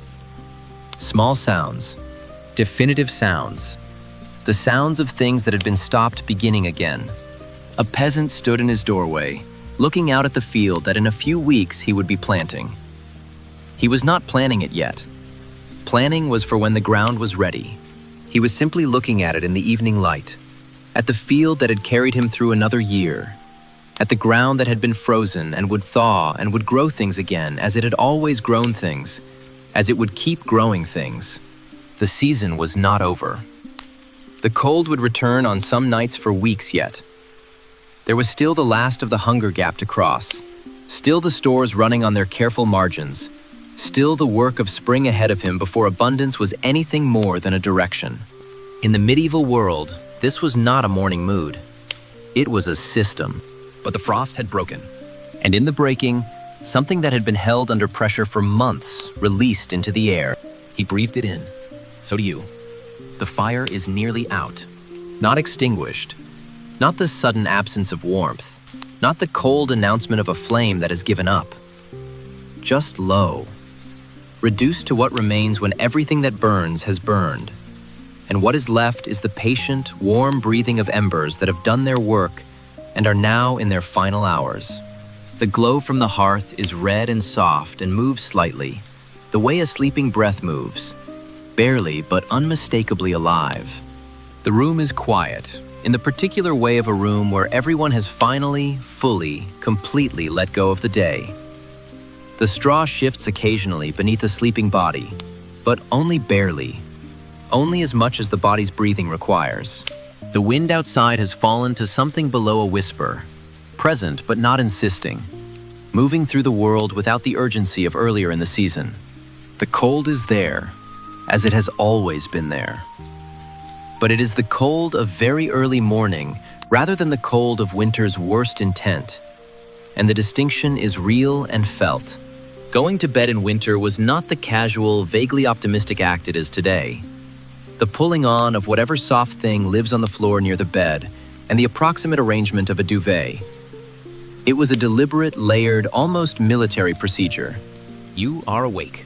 You've been drifting between sleep and waking for some time, neither fully in one nor fully in the other, resting in that permeable space that the medieval world understood as the natural human relationship with night. Not a malfunction, not a failure of sleep, just the body's honest position in the dark, conscious enough to be aware of the room and the fire and the cold and the quiet, not conscious enough to be troubled by any of them. In this last, slow hour before sleep takes you fully, you find yourself thinking about all the people who have lain exactly here. Not in this room, not on this straw, not under this particular smoke-stained ceiling, but in this position. In the position of someone who has made it through, who has assembled from whatever was available enough warmth to survive a medieval winter night, and has arrived at the far edge of it still breathing, still warm enough, still themselves. Farmers and queens, monks and merchants, children who fell asleep in the middle of a story and woke to find it morning. Old people for whom each winter's end was a private victory. Servants who tended fires through the night and slept in snatches in the corridor, waking to add wood before the embers lost their argument with the cold. All of them found their version of what you have found tonight. The layered blanket, the shared warmth, the fire that held as long as it was needed, the herbs in the bedding doing what they could, the small prayers offered against what they couldn't. Each of them negotiated the same fundamental thing. Not the cold itself. The cold cannot be negotiated with, which medieval people understood completely, but the terms of living inside it. The precise arrangement of fabric and flame and faith and proximity that allowed the body to rest while the season did what the season does. The methods were imperfect. They were always imperfect. The tapestry that didn't quite reach the floor. The shutter with the gap that no amount of stuffed moss entirely closed. The fire that burned lower than intended because the wood ran out at 3 in the morning and nobody woke to add more. The goal was to construct, from available materials, a personal climate. A micro-environment of survivable temperature. To lie down not in a bed, but in a fortress made of fabric, and to defend it until morning. The bed that was warm at the edges and cold in the middle. The straw that prickled through the cloth no matter how you arranged it.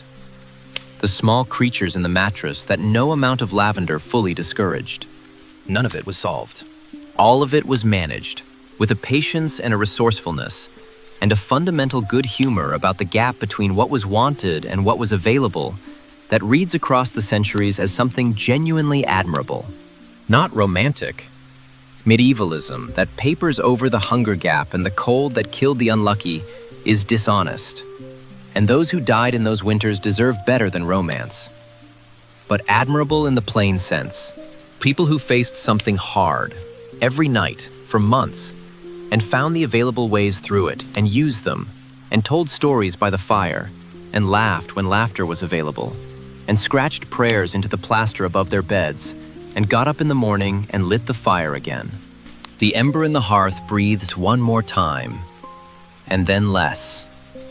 And then, the glow settles into something that is more warmth than light, more past than present. The fire's final gift to the room. The smell of it is clean now. No sharp smoke, no green wood hissing. Just the dry, warm smell of oak that has finished burning and left behind its last hour of heat in the gray ash. Outside, the world is at its most still. The hour before dawn when the night has completed its work and the day has not yet begun its. The frost on the ground catching no light because there is no light to catch. Only the particular darkness of the sky at its deepest, which is not black, but something closer to the color of the moment just before anything is possible. A single bird will call, eventually, from somewhere in the dark. The first tentative note of a species that is calculated, correctly or optimistically, that the dark is close enough to ending to begin the announcement. It will be a small sound. It will be a real sound. You begin with the linen shift, a long garment worn against the skin, soft from repeated washing, slightly cool at first contact before the body's heat begins to warm it. It will be the oldest alarm in the world, not waking anyone who is sleeping deeply enough not to hear it, reaching only those who are already in the shallowing water of almost morning, ready to be called back by something as small as a bird deciding to speak.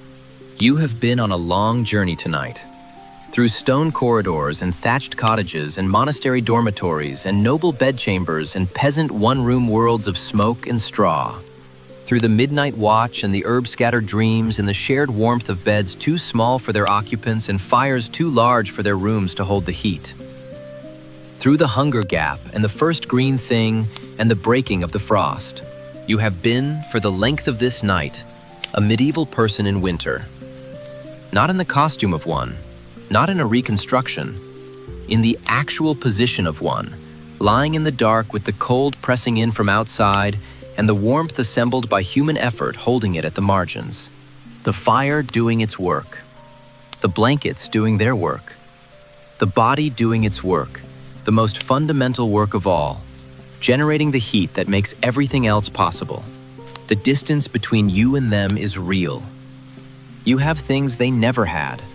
Materials, technologies, the absolute luxury of a night in which the cold is managed by something other than your own sustained vigilance.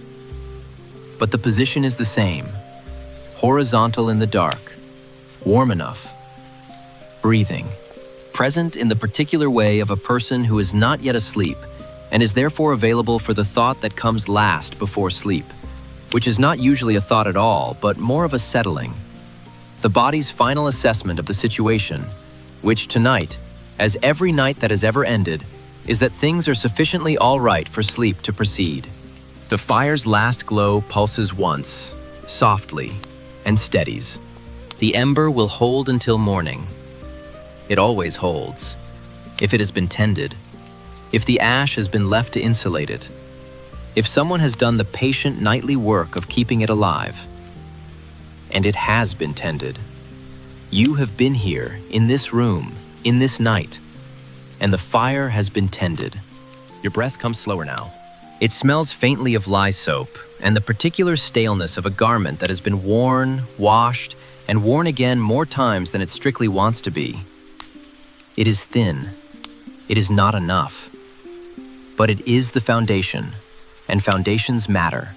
The cold is still outside, doing what the cold does, indifferent and patient and permanent in its seasonal way.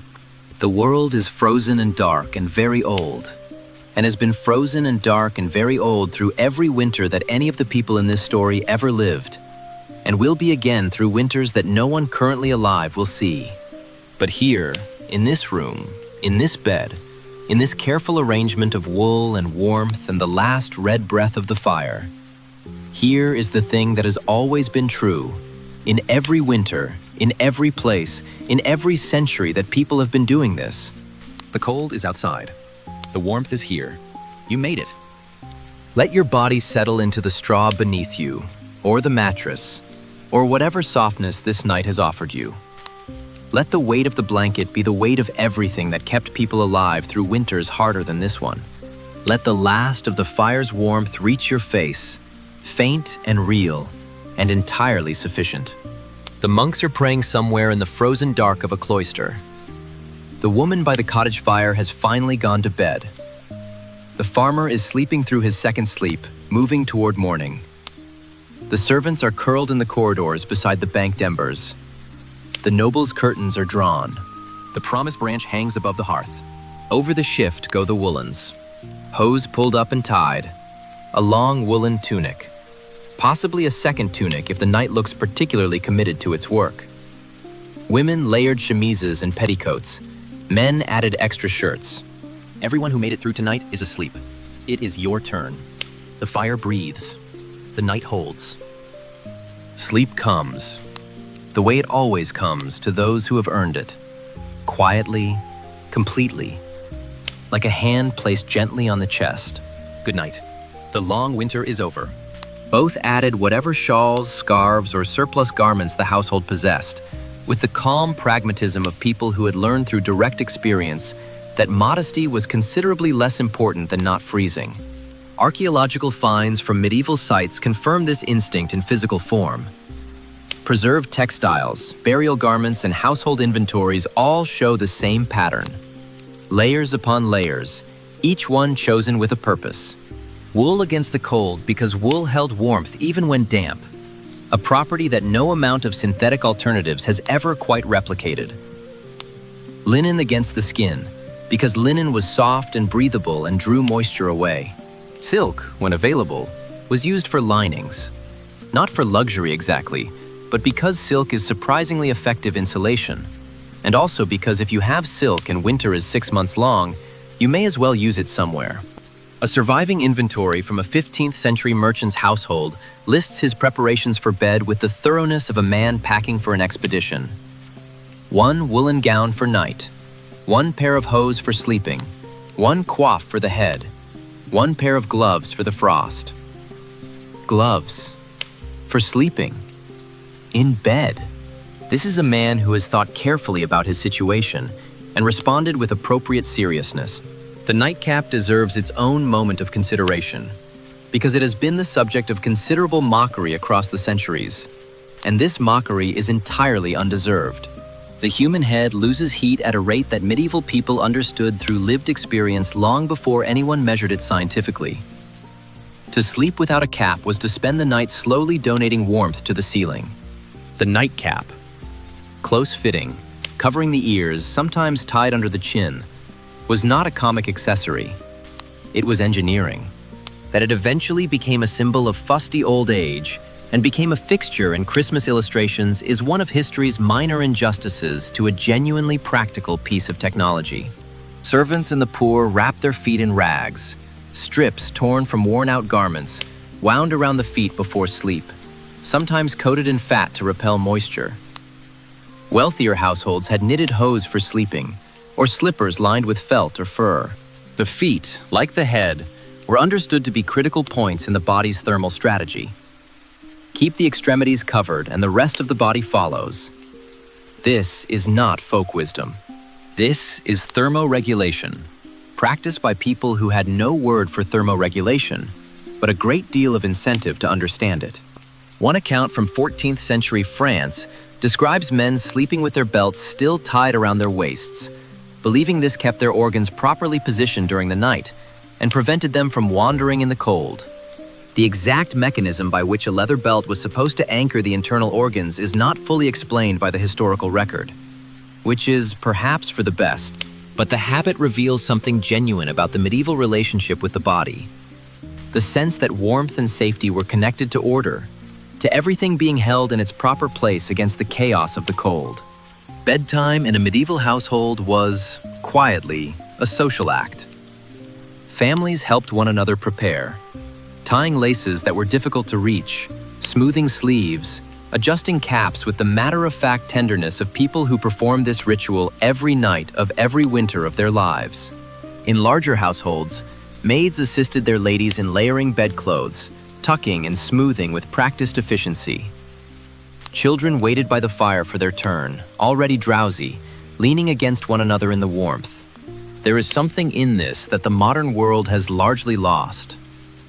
The communal, unhurried act of preparing for sleep together. We tend to approach bedtime as a private and somewhat chaotic negotiation with our phones. The medieval version was slower, more deliberate, and involved considerably more wool. But it had a quality of care that comes through even in the dry language of household inventories. Each garment folded and placed, each layer added with intention, each person tucked into their own small fortress against the dark. London Guild records from the period mention tailors producing heavy padded nightgowns of good weight specifically for winter use. Not the elegant morning robes of later centuries, but dense, substantial garments built to withstand hours of cold air, stitched by candlelight with slightly uneven seams that nobody minded because nobody was looking at the seams. They were looking at whether they were warm. They were. Cedar chests held the winter bedding through the summer months, packed with dried rosemary and lavender to keep the mobs from settling in. When the cold returned and the chests were opened, the smell of last summer's herbs would release into the chill air. A small, involuntary memory of warmth folded into the wool and waiting. You pull the blanket higher, feeling the weight of it settle. Linen, wool, something heavier at the edges that might be fur. The layers press down gently, the way a hand on the shoulder presses down. Reassuring. Definitive. Outside, the wind finds a crack somewhere and whispers through it. A thin, cold sound that reaches the room but doesn't reach you. You tuck your chin lower. Your breath makes a small, warm cave beneath the covers. The world beyond the bed retreats to a faint suggestion of cold and dark. Every thread around you was put there by someone who understood, through long practice and harder winters than this, exactly what it took to make it through a night. They were not comfortable by our standards, but they were ingenious, endlessly adaptive, and deeply experienced in the one skill that mattered most in winter. They knew how to stay warm. And tonight, wrapped in the accumulated wisdom of centuries of frozen nights, so do you. You wake in the middle of the night, properly cold now, the kind of cold that has found its way through the layers and is making its presence known with quiet insistence. The fire has burned to a low red murmur. The air in the room has sharpened. And you understand, with the immediate clarity that cold produces in a sleeping brain, why people in the Middle Ages developed so many ingenious ways to warm a bed before they climbed into it. Because getting into a cold bed is one of the more dispiriting experiences available to the human body. The sheets feel damp. The mattress seems to actively radiate chill. Every muscle contracts slightly, as though the body is reconsidering the whole enterprise of sleep and wondering whether standing next to the fire until dawn might not be the more sensible option. Medieval people who faced this every single night of every winter responded the way they responded to most problems, with creativity, improvisation, and a willingness to use whatever came to hand. What came to hand in better appointed households was the bed warmer. The bed warmer was a shallow metal pan, copper or brass, about the size and shape of a large frying pan, attached to a long wooden handle. It was filled with glowing coals from the hearth, carried to the bedroom, and slid carefully between the sheets in a slow, deliberate sweep, back and forth, like someone ironing the night into the linen. Servants did this a few minutes before their employers retired, timing it with the practiced instinct of people whose job security depended on getting it right. The smell that followed was distinctive. Hot metal and the very faint suggestion of scorched linen. A smell balanced precisely on the edge between warmth and disaster. The wooden handle existed specifically to keep fingers away from the metal pan, and the careful sweep between the sheets existed specifically to keep the sheets away from disaster. It mostly worked. Mostly. Historical records contain enough references to singed bedding to suggest that the margin between a warmed bed and an exciting evening was sometimes narrower than everyone would have preferred. The resulting warmth, when correctly applied, was genuine and immediate. The sheets dry and faintly radiating heat, the mattress no longer feeling like a slab of cold storage. For a few minutes after the warmer was removed, climbing into bed felt less like an act of courage and more like a reasonable thing to do. Those minutes were precious. Sleep, ideally, arrived before they ended. In simpler homes, where brass pans on long handles were not part of the household inventory, the same principle was achieved with rocks. Stones taken from the hearth, smooth, dense ones that held heat well, were wrapped in cloth and tucked under the blankets near the feet. They radiated warmth slowly and steadily, lasting through the early hours of sleep with the patient reliability of objects that have no other agenda. You pick one up now and feel it. Rough surface, weight in the palm, a pulse of heat coming through the wrapping that feels almost alive. Placed at the foot of the bed, it was enough. Enough to ease the initial shock of cold sheets. Enough to carry the body into sleep before the chill returned. Monastic communities had their own solution. Developed in cold stone dormitories where comfort was theologically complicated, but hypothermia was impractical. Monks used hot water flasks, thick leather bladders or small clay vessels filled with water heated over coals, sealed tightly, and slipped into the bedding before sleep. The design will be familiar. The leather bladder filled with hot water, tucked against the feet in a cold bed, is the direct ancestor of the rubber hot water bottle that still occupies the same position in beds today. The technology improved. The problem it solved did not change at all. Beyond the physical warmers, some households went further and treated the air itself as something to be improved before sleep. Bay leaves, juniper, and rosemary were thrown onto the fire in the last hour of the evening, not for any particular warmth they produced, but for the fragrance they released. The belief was that aromatic herbs purified the air, lifted the spirits, and prepared the room for rest. The smell of juniper and rosemary burning briefly over coals is genuinely pleasant. Sweet and resinous and slightly wild, like a forest that has caught fire in a small and controlled way. Whether it improved the air in any meaningful sense is uncertain. Whether it made cold stone rooms feel briefly more habitable is not. There is still some academic disagreement about how widely bed warmers were used. Some historians argue they were found primarily in noble and wealthy merchant households, pointing to the cost of the metalwork and the requirement for a servant to operate them. Others point to archaeological finds suggesting they appeared in a wider range of homes than the expense would imply. The idea behind them, at least, was universal. Everyone understood that a warmed bed was better than a cold one, and everyone with access to fire and a flat stone was already halfway to the same solution. And then there were the warmers with heartbeats. Tiny lapdogs. The small, compact breeds kept by noble households, some of them so diminutive they seem less like dogs and more like a dog's general concept of itself, were warm-blooded, consistently heated, and surprisingly effective at the foot of a bed. Their small bodies radiated a steady warmth through the night, curled into efficient balls that conserved their own heat while quietly sharing it. Some were given small cushions or scraps of blanket near their mistress's feet. Others simply found the warmest spot available, which is a skill that dogs have never needed to be taught.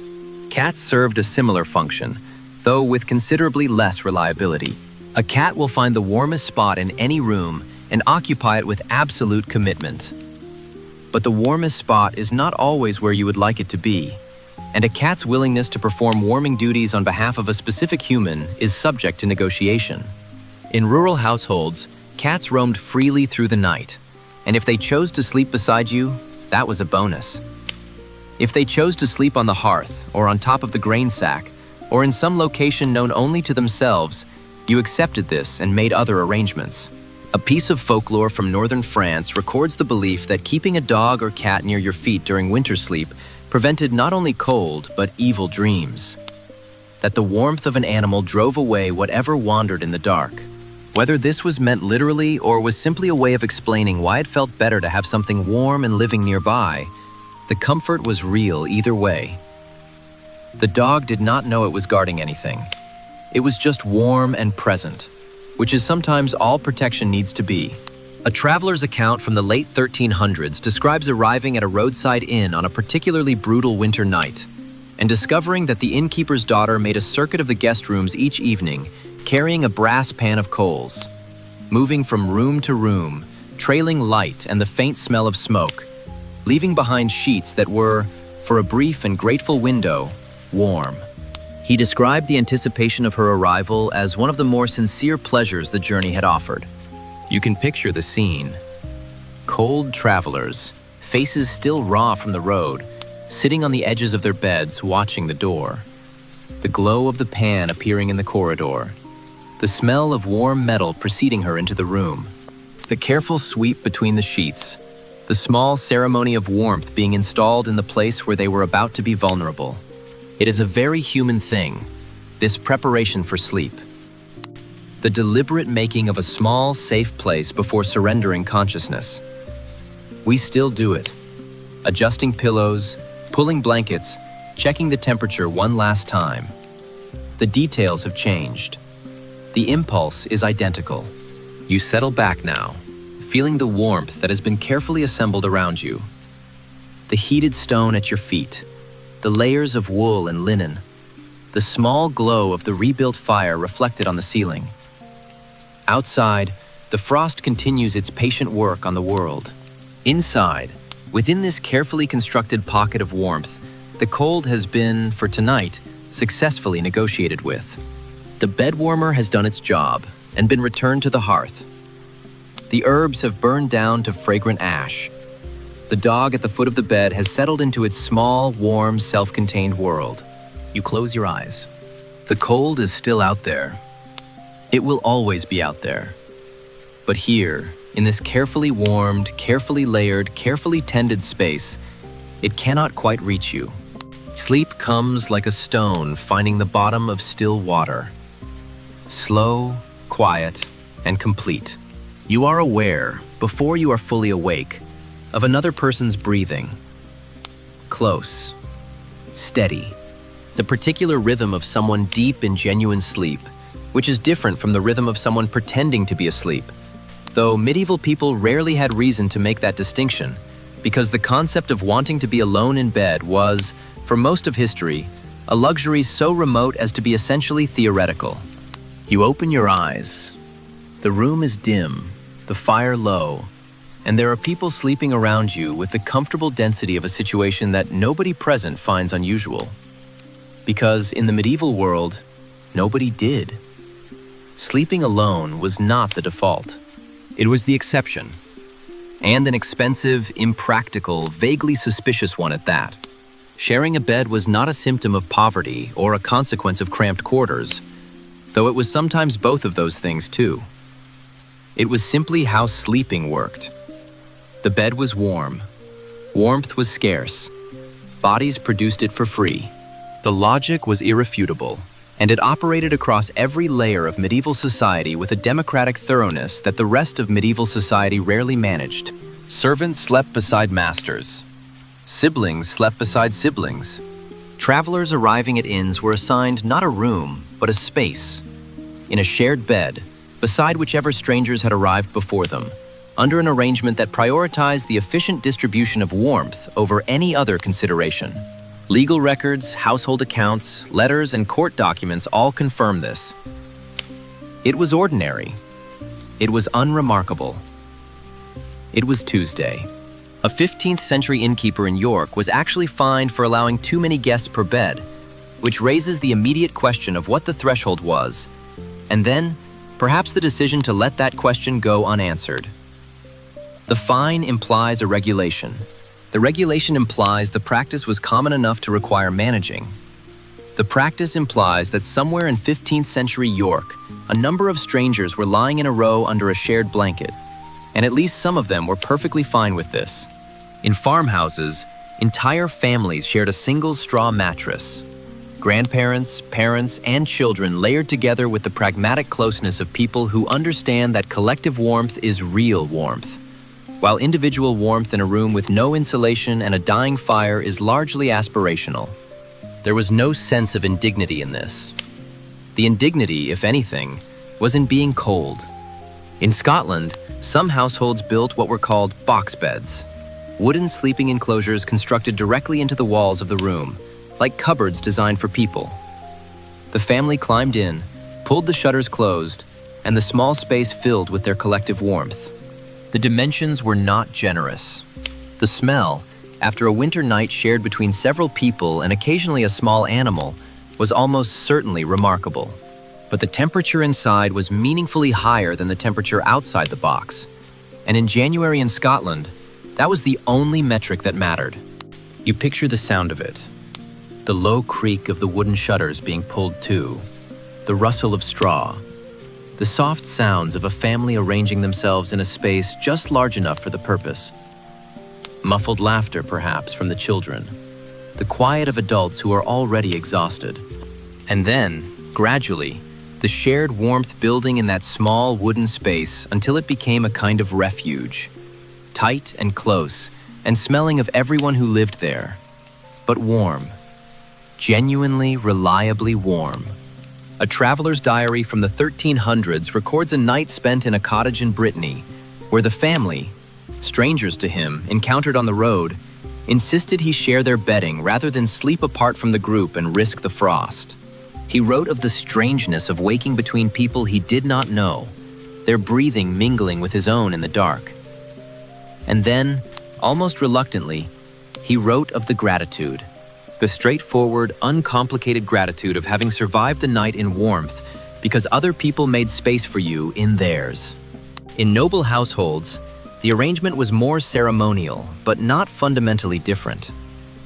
Married couples shared large curtained beds, the heavy drapes drawn to create a private climate within the room's general cold. Guest sharing with hosts was not unusual, an expression of hospitality that also, practically, meant one fewer cold body in an unheated guest chamber. Servants slept on pallets nearby, available if needed, close enough to share the ambient warmth of the main bed's fire. The intimacy this created across social lines was not something medieval people found particularly remarkable. The hierarchy was still observed. Nobody was confused about who slept on the feather mattress and who slept on the pallet, but the physical closeness was accepted as simply what winter required. The cold was a great leveler of personal space. An Italian monk traveling through France during a particularly vicious winter recorded sharing a blanket for the night with a fellow scholar whose theological opinions he found fundamentally wrong in almost every particular. They argued, he wrote, from the moment they lay down until somewhere well past midnight, their debate growing more heated as the room grew colder, until at some point the combination of exhaustion and shared warmth overtook the disagreement, and they both fell asleep mid-sentence. He noted, with what sounds like genuine surprise, that he had slept extremely well. What happened in those dark, shared hours was not only sleep, it was conversation. The low, unhurried kind that happens when people are warm and horizontal and have nowhere to be. Secrets were shared, stories told, worries aired in the particular safety of a room where everyone else is also vulnerable, also cold, also human. Medieval sleep historians, and yes, this is a specialism that exists, and presumably involves quite a lot of sitting in heated archives, note that many bonds in medieval life were forged not at the table or in the field, but in these shared night hours, in the dark, between breaths. A 14th century medical manuscript suggests, with the serene confidence of medieval medicine, that sharing a bed helped regulate the body's temperature and balanced its humors. The complex internal fluids that the period believed governed health, mood, and general functionality. The humors theory was wrong in most of its particulars. The observation underneath it, that a body surrounded by other warm bodies achieves a kind of equilibrium that a body alone in the cold cannot, was essentially correct, just expressed in the language available. You lie still and listen to the breathing around you. Soft, irregular, entirely human. Someone shifts in their sleep and the straw rustles loudly enough that you both half wake for a moment, register nothing alarming, and subside again. The fire gives a quiet sound. The wind outside does something with the thatch that the thatch accepts without complaint. The room is warm. Not the aggressive, thermostat-managed warmth of a modern bedroom, but the real warmth, the kind generated by living bodies in an enclosed space, the kind that costs nothing beyond proximity and trust. Outside, frost thickens on the ground. Inside, the night hums with the sound of people sleeping close together, keeping each other alive in the oldest and simplest way available. You close your eyes. The breathing around you slows, deepens, becomes the rhythm of the room itself. You match it, without trying, the way you always do when you are warm and safe and held by the dark. Sleep arrives quietly, like a guest who has been here before and knows exactly where to go. You wake to sound before you wake to light. A low, melodic chanting coming from somewhere down a stone corridor, deep and hollow and unhurried, as though the walls themselves have decided to pray. The air hits your face before you have fully surfaced from sleep, sharp enough to make your eyes water. You are no longer in a cottage or a manor house. The floor beneath you is stone. The ceiling above you disappears into shadow. The smell is cold and particular. Old wool, tallow candles, and the kind of damp that has been living in stonework for so long it has become structural. You are in a monastery, and the monks are already up. This is not unusual. This is, in fact, the entire point. Monastic life in the Middle Ages was built around a schedule that treated sleep as a concession to the body, rather than a gift to be enjoyed. Monks woke several times during the night to pray, the night office called matins or nocturnes depending on the tradition, and these were not brief, drowsy mumbles delivered from under a blanket. They were full liturgical observances, conducted in an unheated chapel, standing, in the dark, in the middle of winter, at hours that the rest of the world was sensibly unconscious. The cold was not incidental to this. The cold was, in a very real theological sense, the point. The dormitory stretches before you in the weak light of oil lamps placed at intervals along the walls. Long and narrow, lined on both sides with simple sleeping arrangements. Wooden frames or planks, straw mattresses no thicker than necessity required, each one occupied by a figure wrapped in a coarse wool blanket and still wearing his habit. Monks slept in their working clothes. This was not sloth or informality. It was the Benedictine rule, which specified that brothers should sleep clothed and belted, ready to rise without delay when called. Also, it was considerably warmer than the alternative. The sound of breathing fills the space. The soft, collective respiration of men asleep in rows, punctuated by the occasional cough, the shift of straw, the scrape of sandals as the first of them rises and begins the corridor walk to chapel. One by one they surface, pulling cowls over their heads against the cold, their faces briefly visible in the lamplight before disappearing again into their hoods. Nobody speaks. The rule of silence asks this of them, and the cold encourages it. Opening your mouth in this air has a cost. The architecture of the monastery offered its builders' intentions and winter's intentions in constant negotiation, with winter winning most rounds. The thick walls that gave the buildings their solidity and permanence also trapped moisture with the enthusiasm of something that has never been asked to stop. Dampness settled into everything: clothing, straw, skin, the margins of manuscripts left too long on a scriptorium desk. Monks wrote of aching joints in winter, with the resigned frequency of people who have tried complaining and found it changes nothing. Frozen ink was a particular occupational hazard. A monk attempting to copy a manuscript on a cold morning would find his ink thickened to uselessness, his fingers too stiff to hold the quill with any precision, his breath fogging the very page he was trying to fill.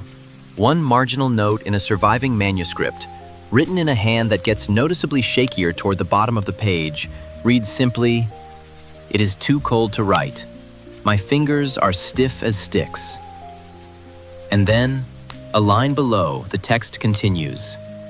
Because the manuscript needed to be copied, because the work did not stop because the fingers did. The cold, in the monastic tradition, was not a problem to be solved. It was a condition to be inhabited. The Benedictine rule was clear on the question of comfort. It was not, in itself, a legitimate goal. Comfort led to softness. Softness led to distraction. Distraction led away from God. The cold, therefore, was doing everyone a favor, and the appropriate response was gratitude, discipline, and perhaps a discreet pair of sleeping gloves. The sleeping gloves are real. A document from a Cistercian abbey describes them. Rough mitts stitched from scraps of wool, worn in bed to keep the hands from going numb during the night. They were called sleeping gloves, which is either a masterpiece of straightforward naming or an indication that nobody in the scriptorium had strong feelings about branding. Another account, from a monastery in northern England, describes brothers stuffing straw between 2 layers of linen to create a crude sleeping bag, an arrangement that provided meaningful insulation at the cost of a faint agricultural smell and the sound of rustling every time anyone moved. Neither solution was elegant. Both solutions worked, which in a stone dormitory in January was the only criterion that mattered. Some monasteries in northern France were home to monks who warmed their hands over a single candle flame while copying manuscripts, holding their fingers close enough to the heat to restore feeling without setting anything on fire. They apparently made jokes about this, noted in at least one chronicle with the dry appreciation of men who had learned to find the comedy in cold. One candle, the joke went, was sufficient to heat both the fingers and the soul. Whether this was wisdom or just what you say when the alternative is despair is unclear. Possibly both. The Abbey of Cluny, one of the great monasteries of medieval Europe, and a place whose ambitions in architecture considerably exceeded its ambitions in heating, kept a cloister brazier burning through the winter months. After matins, after the midnight prayers, after the long walk through frozen corridors to the chapel and back, some of the brothers would gather around this single source of heat, hands extended, whispering prayers or simply standing in the particular silence of people who are very cold and very tired and have several more hours of night ahead of them. The fire was small.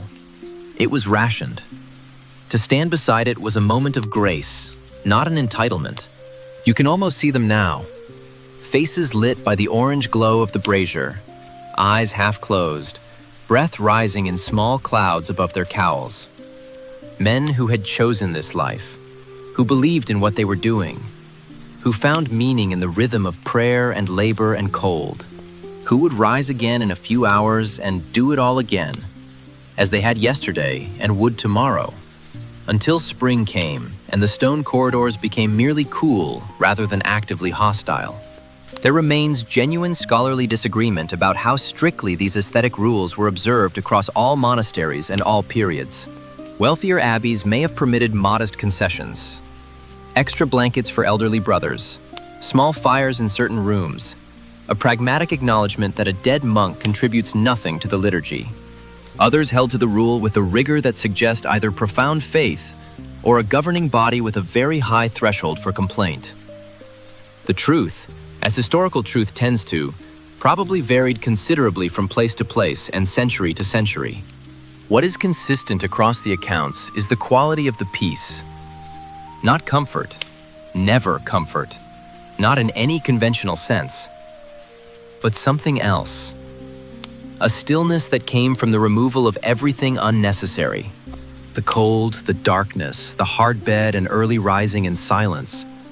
All of it stripped away the things that usually fill a life and left something quieter and stranger underneath.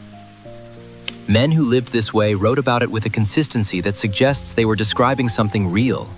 The cold tested the body, the rhythm held the mind, and in the space between them, something they called prayer, and others might call simply being present, existed with a clarity that softer conditions rarely produced.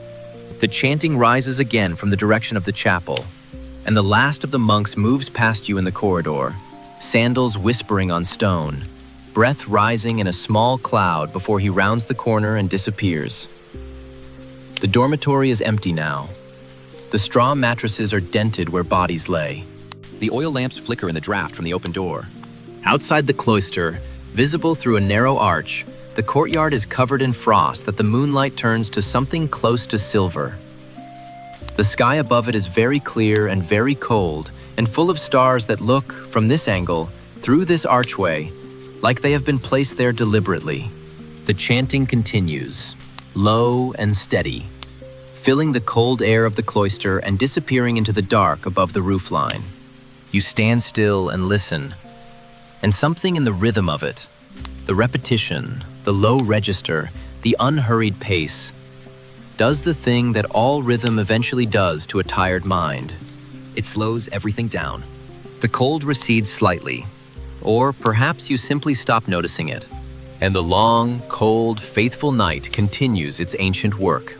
The morning light arrives differently here, softer, filtered through heavy fabric rather than admitted through gaps in a shutter or holes in a thatch. You are in a different world now. Same winter, same cold, same fundamental problem of January in a stone building, but approached with considerably more resources and a much higher thread count. You are in a noble bedchamber, and the first thing you notice is the smell. beeswax, polished oak, the faint sweetness of dried herbs. The fire in the hearth has been burning steadily through the night, maintained by servants working in shifts with the quiet professionalism of people who understand that their employer's warmth is their primary professional responsibility. The room is still cold. All rooms in all castles are still cold. This is essentially a geological fact, but it is a managed cold. A cold that has been negotiated with, pushed back to the edges of the room, and kept there through sustained effort. In the center of this room stands the bed. It is not furniture. It is architecture. 4 carved wooden posts rise from the corners of the frame, each one reaching toward the ceiling with the quiet confidence of structural elements that know they are the most important things in the room. Between them, suspended on a wooden canopy frame, hangs a ceiling of richly dyed fabric. Deep red, possibly, or blue. Colors that cost more than most people earned in a season because the dyes that produced them came from far away and arrived at great expense. From this canopy, curtains fall on all 4 sides, thick and lined, capable of being drawn completely closed to create an enclosed space within the room.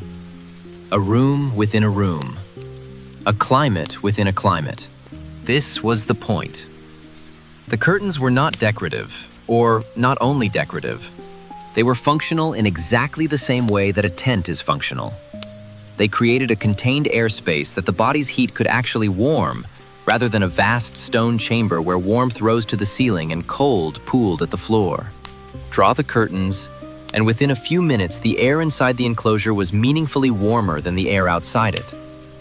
It was the most sophisticated heating technology available in the medieval period, and it was made of fabric and logic.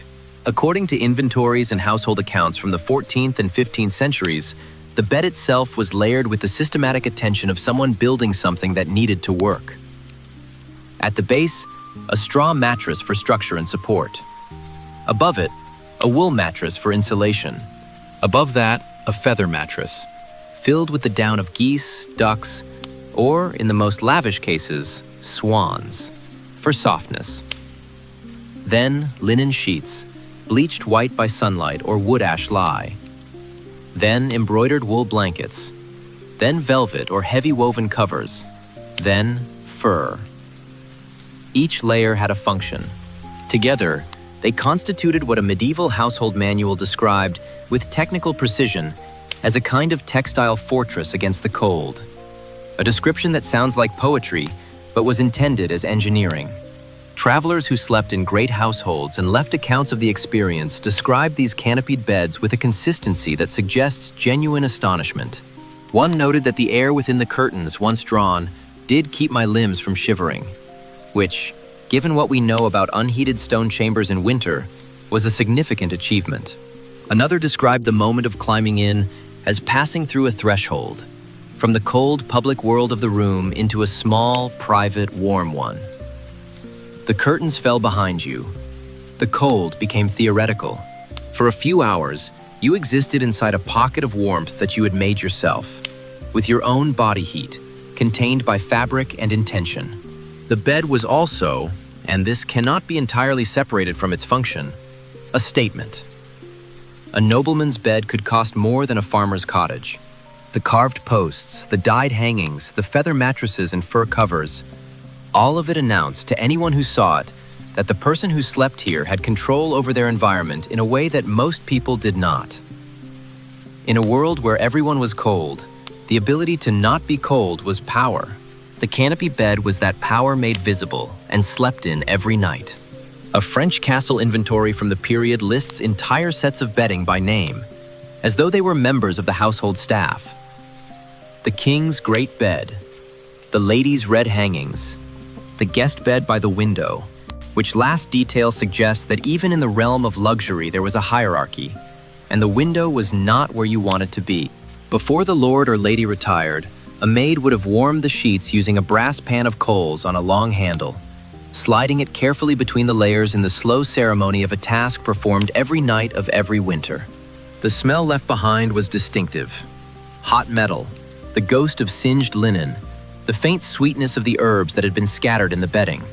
Then, once the sheets were warm and the coals returned to the hearth, the curtains would be drawn on 3 sides, and the occupant would climb in from the remaining gap and draw the last curtain closed behind them. The world outside the curtains would continue. Fire crackling, wind finding gaps in the stonework, servants moving quietly in the corridor. But inside the enclosed bed, all of that became distant, muffled, belonging to a different world. Ladies-in-waiting or chambermaids rested on pallets nearby, available if needed. Present in the room but outside the curtained chamber, inhabiting a different temperature as well as a different social position. The bed was private in a way that almost nothing else in medieval life was. It was the one place where rank and cold conspired to create something approaching genuine solitude. The bed curtains were sometimes perfumed before sleep, rose water sprinkled onto the fabric, or crushed herbs rubbed into the lining, so that the enclosed air within carried a faint sweetness. This practice existed partly for comfort, partly because the belief that scented air was healthier than unscented air was well established in medieval medicine. And partly, one suspects, because if you are going to spend 8 hours enclosed in a small fabric chamber, having it smell of roses rather than damp wool is a reasonable preference. Archaeological research on surviving bed frames from medieval estates has found grooves worn into the wooden rails where the curtain rings moved, back and forth, night after night, year after year. The grooves are physical evidence of the ritual. The nightly drawing of curtains against the cold, performed thousands of times, by hundreds of hands, over the life of a single bed. Each groove a small record of someone trying to stay warm. Even here, at the apex of medieval comfort, winter made its presence known. King Henry VIII reportedly slept beneath furs stacked so heavily that his servants described the effect as being buried rather than bedded. And Henry VIII was a man with access to every resource his considerable kingdom could provide. His furs didn't change the temperature of his room. They changed the temperature of the small space his body occupied within it, which was, in the end, the only space that mattered.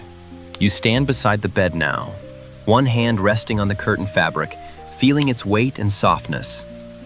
The fire behind you throws warmth that reaches your back but stops well short of the far wall. Through the gap in the curtain, you can see the interior, the layered mattresses, the white linen, the heavy covers, the small contained air of a space that has been carefully, deliberately made warm. Outside this room, frost traces the windows. Servants sleep lightly on their pallets. The castle groans in the wind. But in here, behind these curtains, in this small architectural argument against January, something genuinely extraordinary was achieved every night. Not the elimination of cold, that was beyond anyone, but its negotiation, its management, the creation through wood and fabric and feathers and effort of a space where the body could rest without fighting the season. The curtain falls back into place, the fire settles, and the medieval night continues its slow, cold, candlelit work around a bed that is, for all its grandeur, simply a very elaborate answer to a very simple problem. The same problem everyone else was solving, in their own ways, a few miles down the frozen road. There is a language spoken in beds, and it requires no words. What you sleep on, what covers you, how far from the floor your body rests at night. All of it said something, in the medieval world, about exactly who you were and where you stood in the order of things. Not what you aspired to, not what you claimed, what you actually were, stripped of title and clothing and the social performance of daylight, horizontal in the dark. The straw spoke first, because the straw was everywhere. Most people in medieval Europe slept on straw. The paillasse, the straw-filled mattress on its raised wooden platform, was the baseline of medieval sleep across most of the social spectrum, and it was not without its qualities.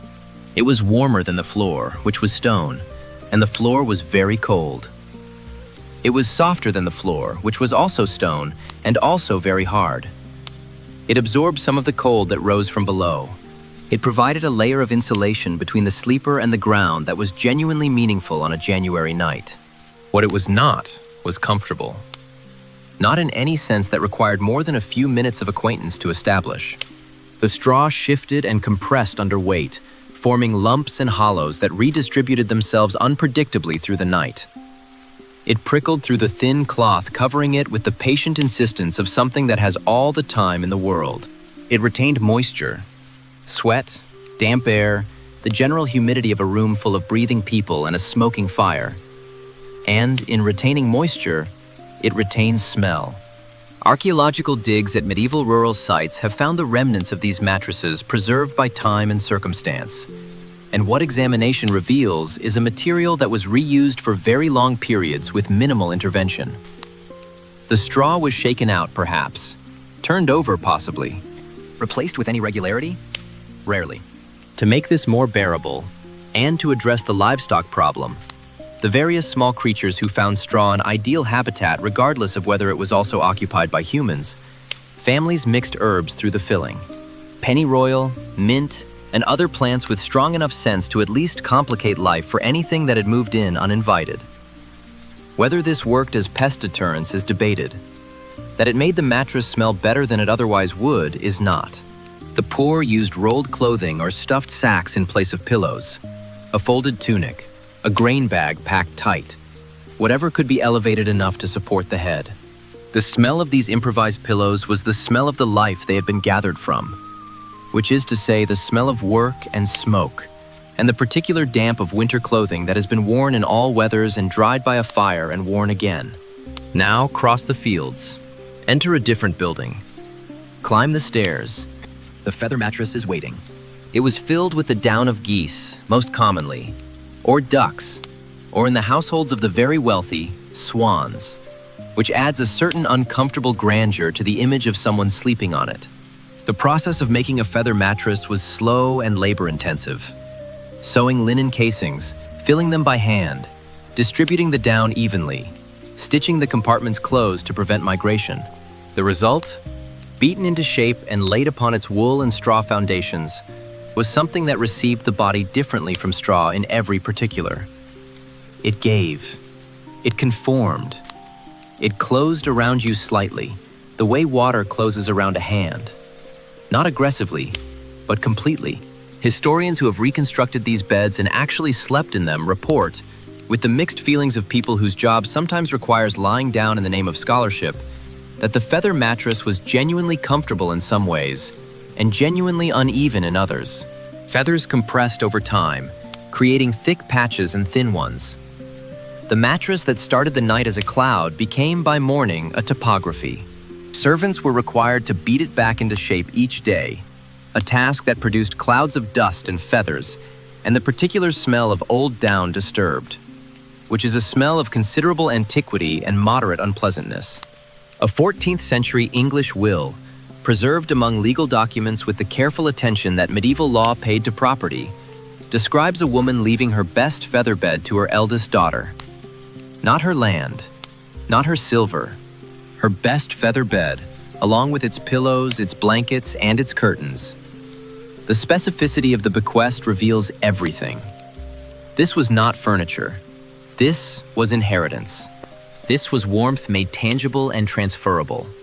An object of sufficient value to require legal documentation and sufficient emotional weight to be given to the person she loved most. Beds were heirlooms in the fullest sense.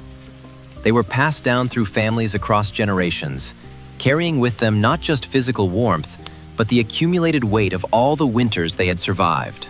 To own a good feather bed in the Middle Ages was to possess something closer to security than almost anything else a household could contain. It was warmth itself, stored and owned, the cold's permanent defeat folded into linen and sealed with a bequest. The contrast between the two worlds, straw and feathers, paillasse and down, was not subtle, and people on both sides of it were well aware of the distance. But there were unexpected commonalities that equalized them in small ways. Both mattresses shared the same enemies: damp, cold air, time, and the small creatures that found warmth as appealing as any human. Both required tending. The straw shaken out, the feathers beaten back. Both were the site of the same fundamental human activity, which was lying down at the end of the day and hoping to still be alive in the morning.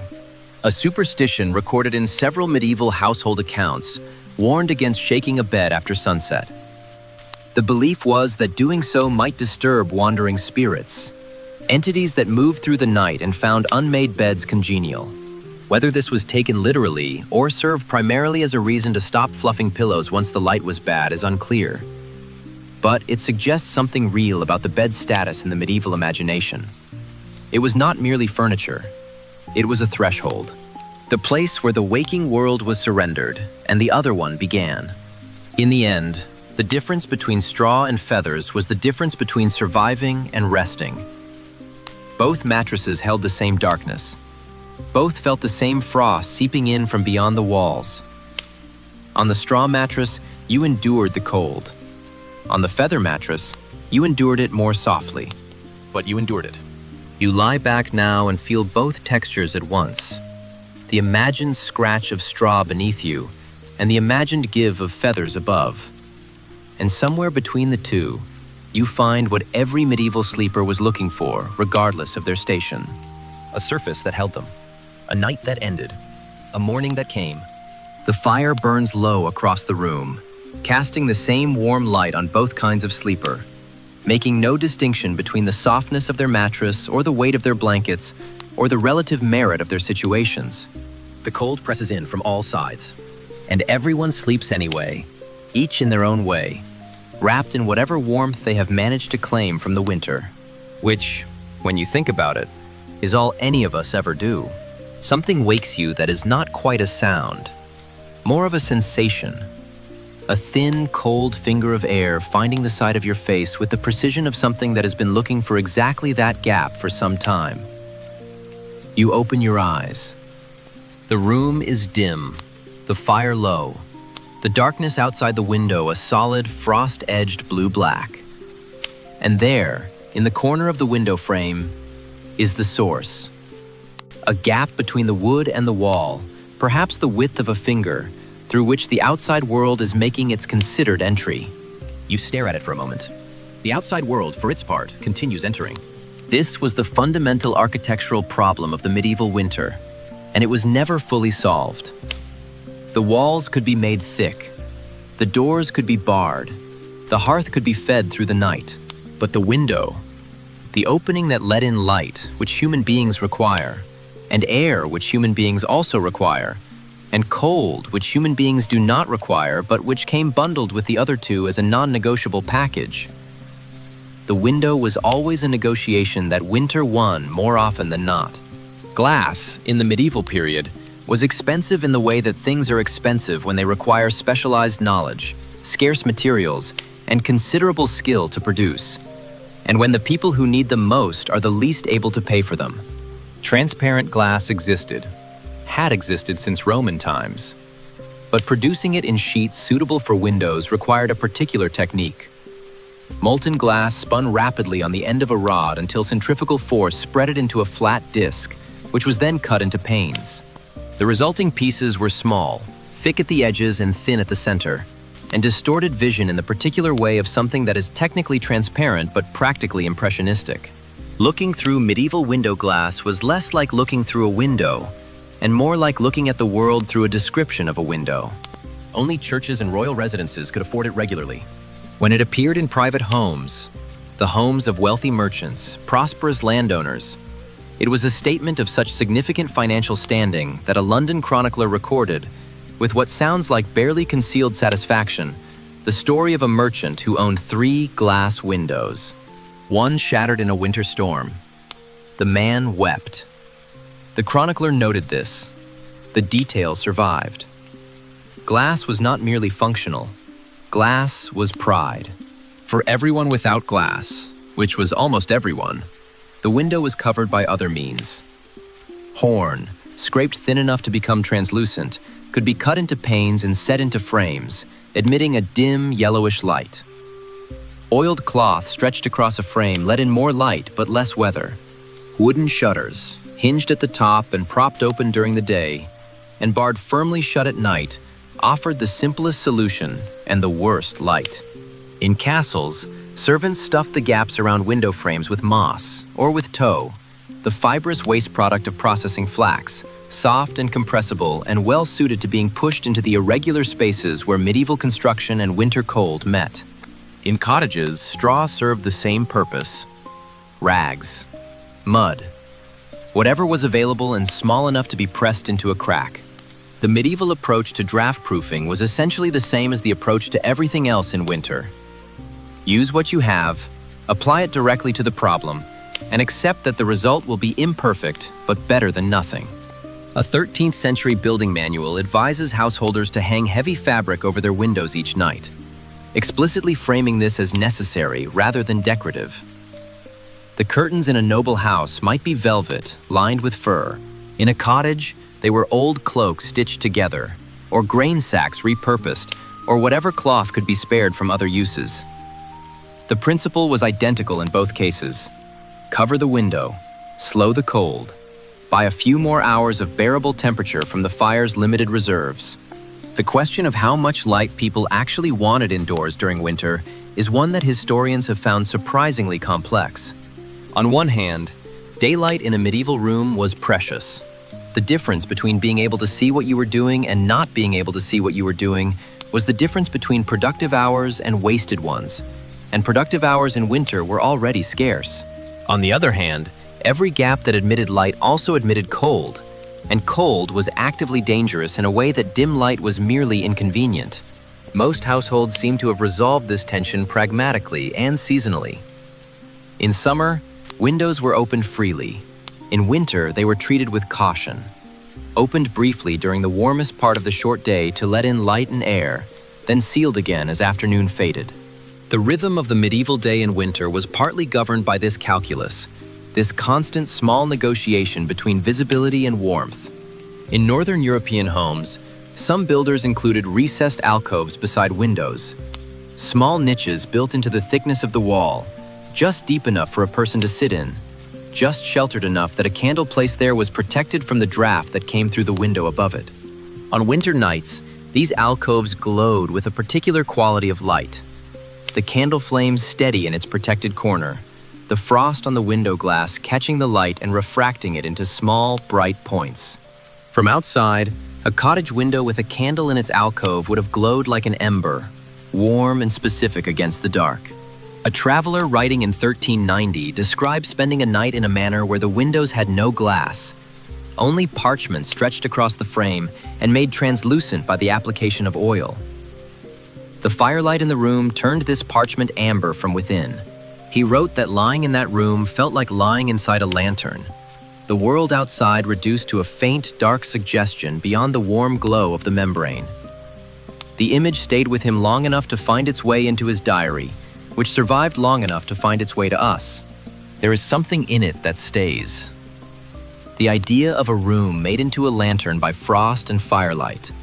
The window transformed from a gap into a glow. The cold outside made visible and contained and briefly beautiful by the warmth within.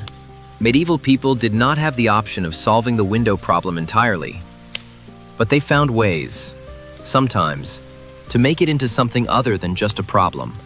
Wealthy households had window seats, broad stone ledges built into the thickness of the wall below the window, sometimes cushioned, sometimes not.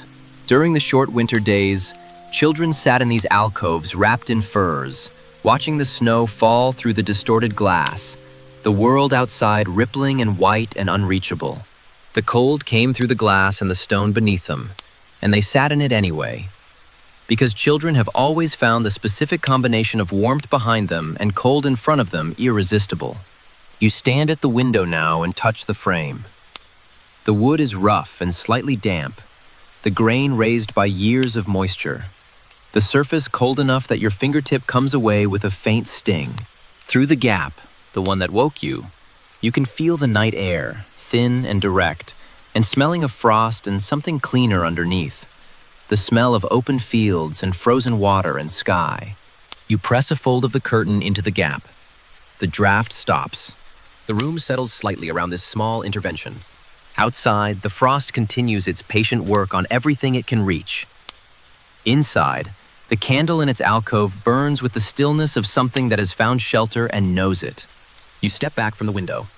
The cold is still there, on the other side of the wood, and the cloth, and the imperfect seals and the careful, perpetual effort of people trying to keep winter at a manageable distance. It will always be there. It was always there. But the curtain holds. And for tonight, that is enough. The tavern is warm in the way that only a room full of people and a large fire can be warm. A collective warmth, built from bodies and breath and the particular heat of a fire that has been burning since morning and has settled into a deep, steady authority. The smell is ale and wood smoke and damp wool drying on the back of a chair too close to the hearth. It is not an elegant smell. It is the smell of people who have come in from the cold and are not yet ready to go back out into it. You sit at a rough wooden table, hands wrapped around a clay cup. The liquid inside is steaming. This matters more than anything else about it. In the Middle Ages, the last drink before bed was not a luxury or an indulgence or a social ritual, though it was sometimes all three of those things in the houses of people who could afford to make it so. It was, first and primarily, practical. It was warm. It was caloric. It was safer than the water, and it eased the transition between the world's cold and the body's necessary surrender to sleep. That it also tasted of something and made the evening feel slightly less brutal was a secondary benefit that nobody complained about. Water, in the medieval world, was regarded with a suspicion that was not unfounded. Wells froze in winter, and frozen wells did not merely stop producing water. They also, upon thawing, produced whatever had fallen in during the freeze, which was not always only water. Streams ran through settlements that had no sanitation in any modern sense. Springs were better, but not always accessible. The honest medieval assessment of drinking water was that it was unpredictable in a way that ale was not. And unpredictability in a liquid you were about to consume was not a quality to be embraced. Ale, by contrast, was boiled during brewing.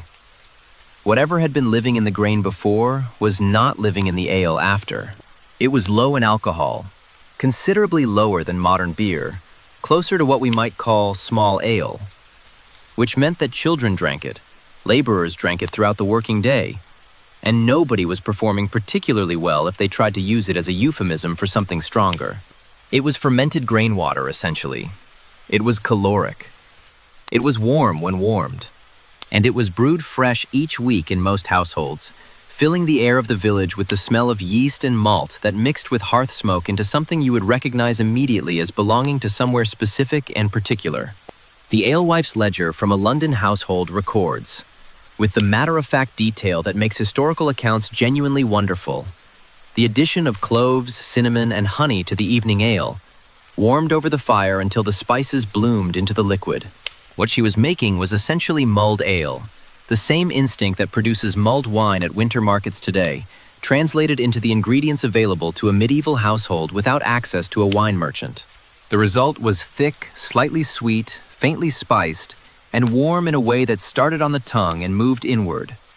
A slow, spreading heat that settled eventually somewhere behind the sternum and stayed there. You raise the cup and take a sip.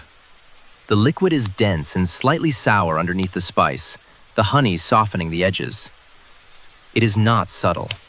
It does not aspire to be subtle. It aspires to make you warm. And in this, it succeeds with considerable efficiency. In noble households, the evening drink was wine instead of ale, and the ritual of it was more elaborate.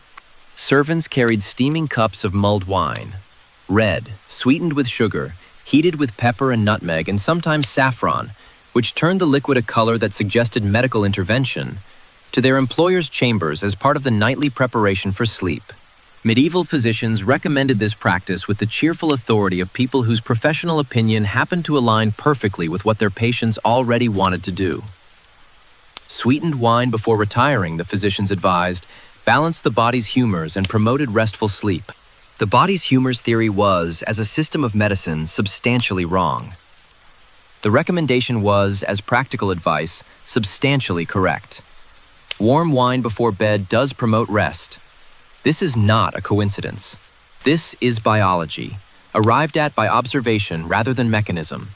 In monasteries, where wine was sometimes available and ale was always present, and the pleasures of the table were officially modest, The evening drink took a different form. Posset was a mixture of hot milk curdled with ale or wine, then flavored with whatever herbs the infirmary kept for the purpose. The texture was lumpy, and the appearance was unpromising. But it was warm, and it was nourishing, and it coated the stomach in a way that made cold stone dormitories slightly more navigable. A London widow writing in the 1400s described taking posset for her comfort each night and sleeping more gently thereby. The phrasing is precise. Not sleeping more soundly, more gently, as though the posset had smoothed something that would otherwise have been rough.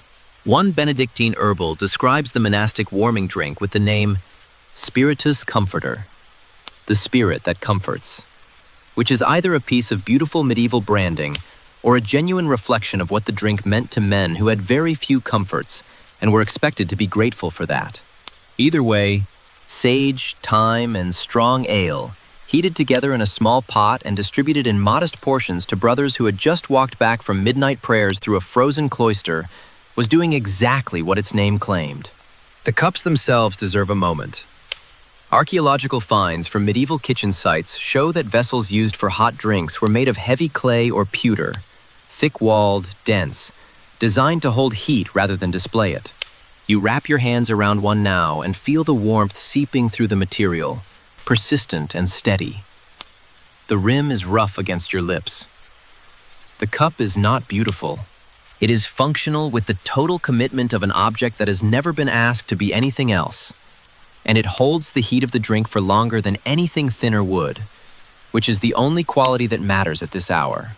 Children received watered-down ale or warm cider before bed. The same principle applied at smaller scale.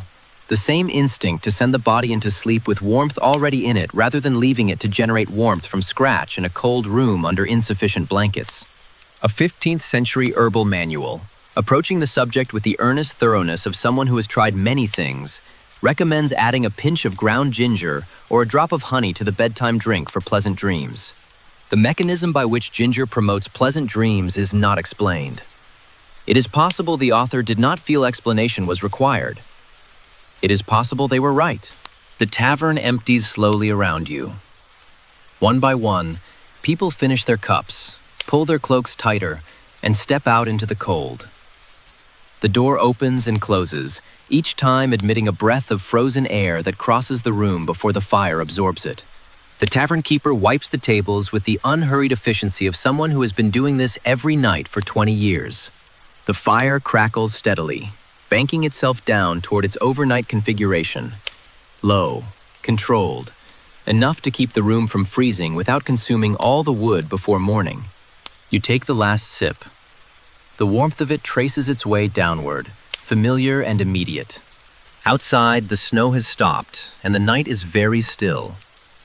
The particular stillness of cold air with no wind, when sound carries further than usual, and the stars are hard and close, and the smoke from chimneys goes straight up before it spreads.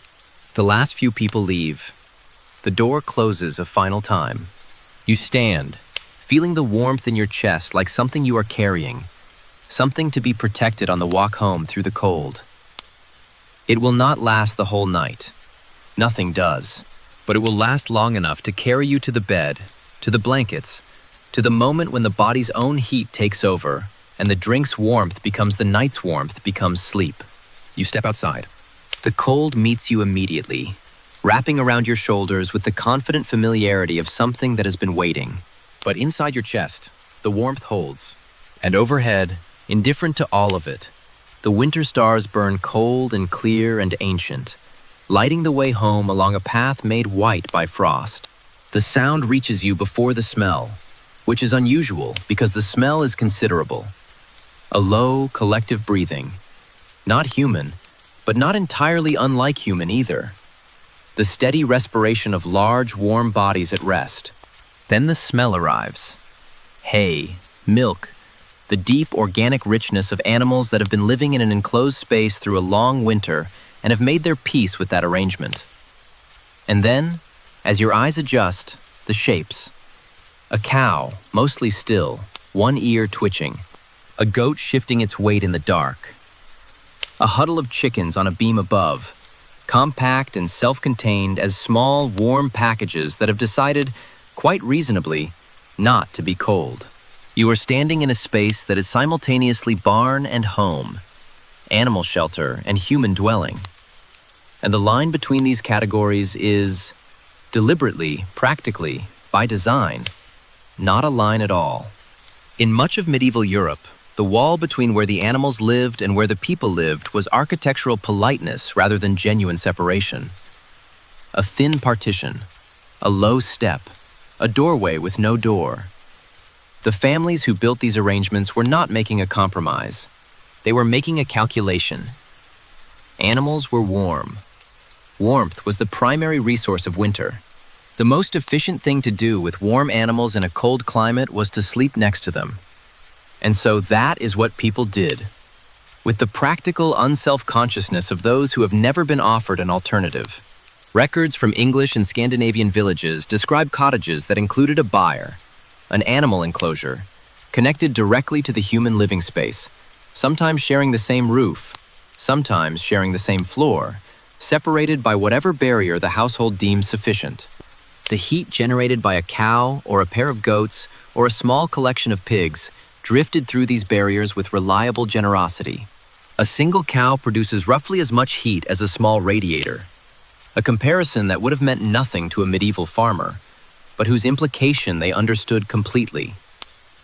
Put the cow next to the room where you sleep. The room where you sleep becomes warmer. This is not animal husbandry. This is thermal management with a better personality than a radiator.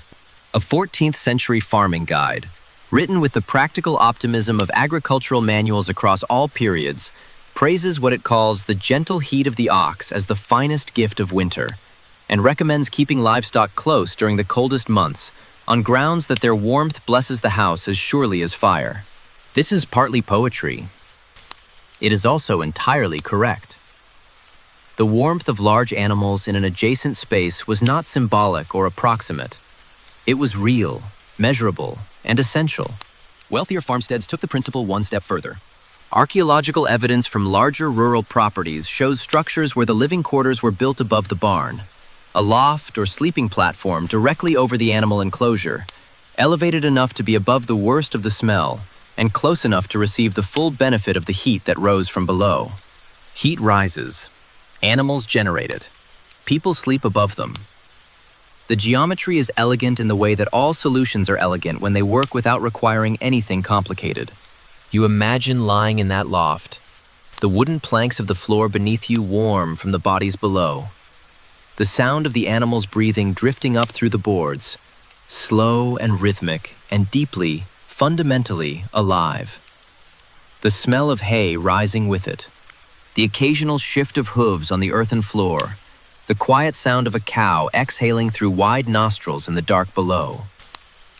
It would have been, for someone who had grown up with it, the sound and smell of safety, the specific sensory signature of a home that was warm enough to survive.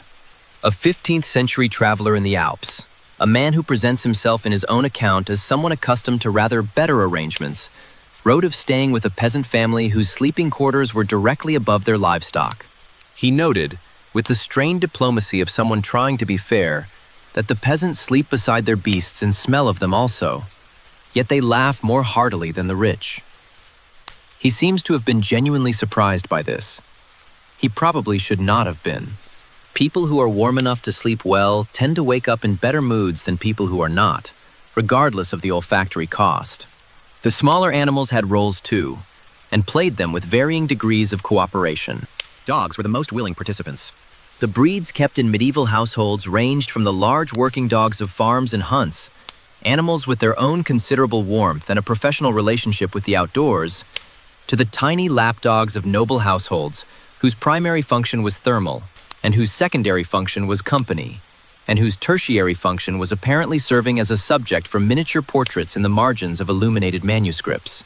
The smaller dogs were particularly valued for bed use. A small dog curled at your feet generates a surprising amount of heat for its size, applies it directly to the part of the body most likely to be cold, and requires nothing in return beyond occasional acknowledgement. A Norwegian folktale, probably embellished in the retelling but plausible in its core, describes a farmer who survived a particularly brutal winter night because his dog lay across his chest until morning, providing enough warmth to prevent what might otherwise have been a permanent sleep. The story may be true. The warmth of a dog across a human chest is not insignificant. Either way, the tale survived because it described something people recognized: the particular, uncomplicating loyalty of an animal that stays close when the cold is worst. Cats were a different proposition. The medieval cat was a working animal in the sense that it pursued rodents, kept the grain stores from being overrun, and contributed to the household economy in ways that were practical and valued. It was not a working animal in the sense of doing what it was told. A cat in a medieval cottage would find the warmest available location: the hearthstone, the space beneath a sleeping body, the back of the single chair, and occupied with the absolute authority of an entity that knows exactly what it wants and has never seriously entertained the possibility of not having it. If the warmest location happened to be beside a sleeping human, the cat would be there. If it did not, the cat would not, and no amount of encouragement would change this assessment. Rural households simply accepted the cat's autonomous approach to warmth and were grateful when it coincided with their own.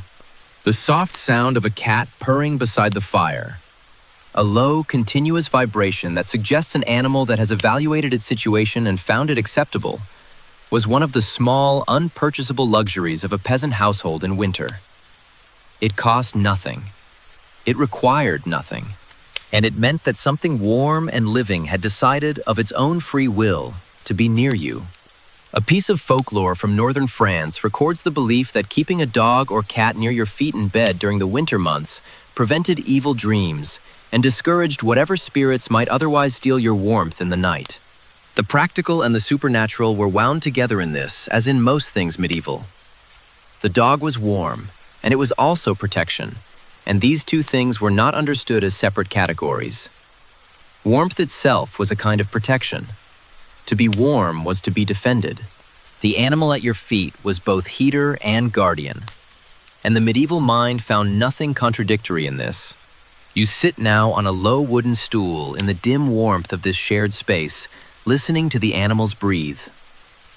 The cow nearest to you exhales slowly, a long, warm breath that reaches you across the small distance between you, faintly sweet with the smell of hay. Above, in the sleeping loft, a family is at rest. The child who was still awake an hour ago has finally gone quiet, one arm trailing off the edge of the platform. The cat, predictably, has found the warmest spot available, which happens to be the child's feet. The dog is somewhere in the middle of everything, contributing warmth to the general arrangement without any particular care for whose warmth it is. Outside, the snow has begun again, soft and continuous, adding to the depth that already covers the fields. Inside, the collective warmth of all these bodies, human and animal, fills the space with something that is not quite comfort in the modern sense, but is considerably better than the alternative. This is the medieval answer to the cold at its most fundamental. Not technology, not architecture, not wealth or ingenuity or elaborate systems of curtains and feather mattresses. Just the simple, ancient, irreducibly effective warmth of living things close together, sharing what they have, getting through the night. The cow shifts slightly, settles, breathes. The fire holds. The snow falls outside. And in the warm dark of this shared place, the world sleeps. The fire has burned to a low red breathing. The room is still. You are awake. Not anxious, not alarmed, just awake in the particular way of someone whose body has completed its first sleep and is now sitting quietly in the interval before the second, waiting without impatience for whatever comes next. The cold is present, but not aggressive. The dark is complete, but not threatening. The world outside has stopped making any of its usual arguments. This is the midnight watch, the medieval pause between sleeps. And you have arrived at it the way people in this world always arrived at it.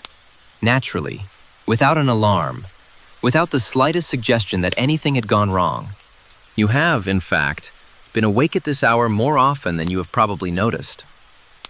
The 3 a.m. surfacing that feels like insomnia to a modern sensibility would have been recognized immediately by anyone living before the industrial age as the body doing exactly what it was supposed to do. The medieval world did not have a word for what we call insomnia. They had words for the first sleep and the second sleep, and a name for the time between them, and a set of practices for using that time well. The gap was not a malfunction, it was a feature.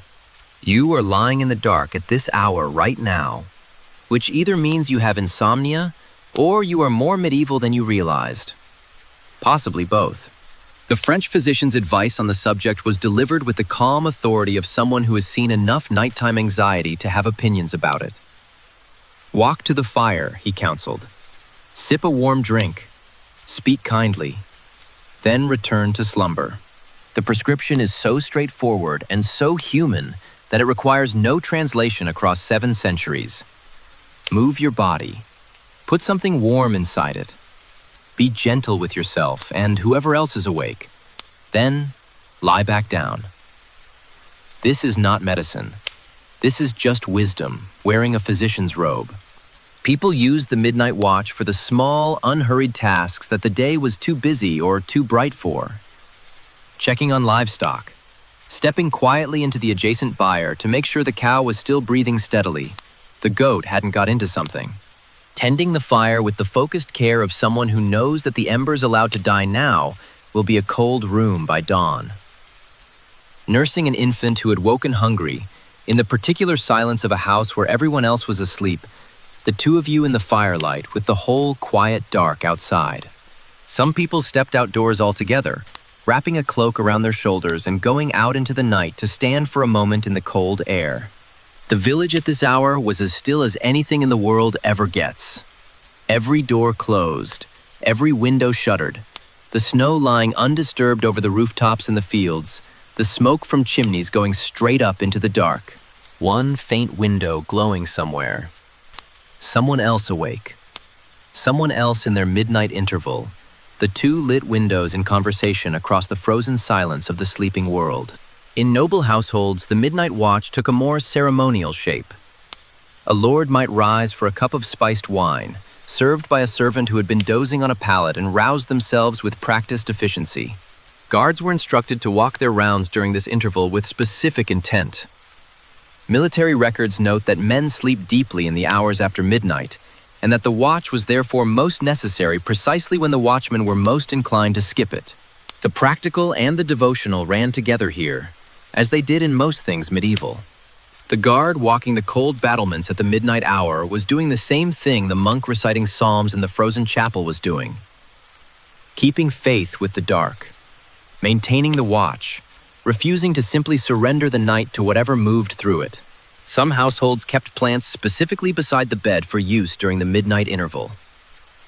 Dill for peace, valerian for rest, rosemary for courage, which suggests that the people who compiled herbal guides understood that courage was sometimes required to go back to sleep.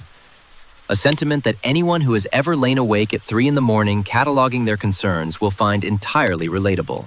The herbs were there to be handled, smelled, perhaps crushed slightly between the fingers to release their scent. A small sensory intervention to quiet the mind before returning it to sleep. A parish record from a small English village preserves, among accounts of tithes and crop yields and minor disputes about boundary fences, a single entry in a different hand. A farmer who used the midnight watch to write small poems beside his hearth. He scratched them into the margins of his account book with whatever implement came to hand, his handwriting uneven in the way of someone more comfortable holding a plow than a pen. One surviving verse runs simply. The cows sleep, the coals sigh, and my heart is warm. It is not a great poem by any technical standard. It is a perfect poem by the standard of having been written by a cold man beside a low fire in the middle of the night, capturing exactly the quality of a moment that he understood to be worth capturing. He was not wrong. The midnight watch was understood, across many traditions and many centuries, as a time when the mind was most permeable, most open to thoughts that the busyness of day kept at the edges. Medieval medical writers described the interval as a time when the body's internal processes continued their work, the soul moving through its own quiet maintenance, the self becoming briefly more accessible to itself. Whether you find that description mystical or merely biological depends on your inclinations. The experience it describes is the same either way. When the interval ends, it ends without ceremony. The body simply decides, or rather, the body simply does.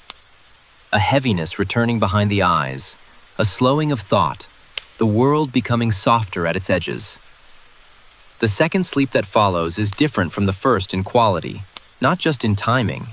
Lighter, more porous to the dreaming mind, carrying the sleeper closer to morning rather than deeper into the dark. A different direction entirely, though equally gentle. You add one last stick to the fire. Small, dry, catching almost immediately on the coals with a soft hiss, and watch the light brighten briefly on the walls. The room reassembles itself in the new warmth. The sleeping shapes around you settle. The cat, which had been watching you from somewhere near the hearth with the focused attention of an animal that doesn't sleep as deeply as it appears to, closes its eyes again. Outside, the night has reached its coldest point.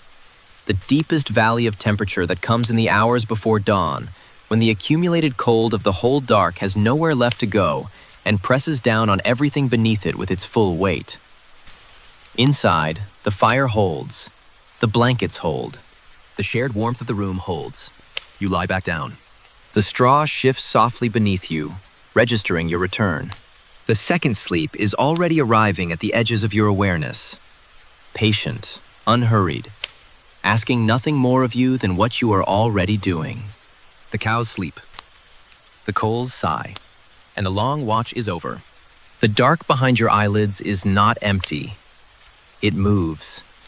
It has textures and temperatures and a quality of presence that the dark behind open eyes, which is just a room you can't see properly, does not have. The moment you close your eyes in the medieval night, you enter a different jurisdiction, one with its own rules, its own inhabitants, and its own relationship to the waking world that nobody has ever fully mapped. Medieval people did not think of dreams as the brain processing the day's information, which is the modern framing. Useful, probably accurate in outline, and somehow less interesting than what they actually believed. They thought of dreams as messages, as visitations, as the membrane between the living and whatever lay beyond it becoming, in sleep, briefly permeable. A dream was not generated by the dreamer. A dream arrived. The question was always who had sent it, and why, and what the appropriate response was. This was not superstition in the dismissive sense. It was a coherent framework for understanding a genuine mystery. The fact that when consciousness withdraws, something continues, producing experiences of sufficient vividness and emotional weight to be remembered in the morning and taken seriously. Medieval people took them seriously. They had an entire literature devoted to the subject. Before lying down, you would pray.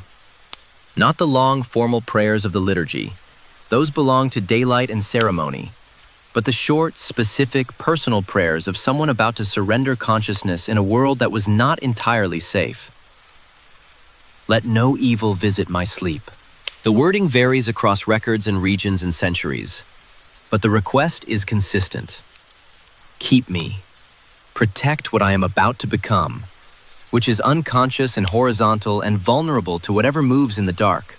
The dream books, collections of interpretations compiled by scholars, physicians, and monks, approached the subject with the systematic thoroughness that the medieval mind brought to everything it considered important. Water in a dream meant change.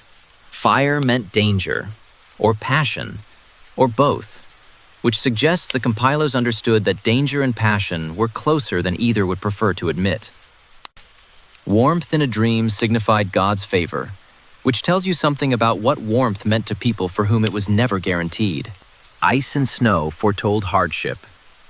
Dreaming of eating warm bread meant kindness was coming.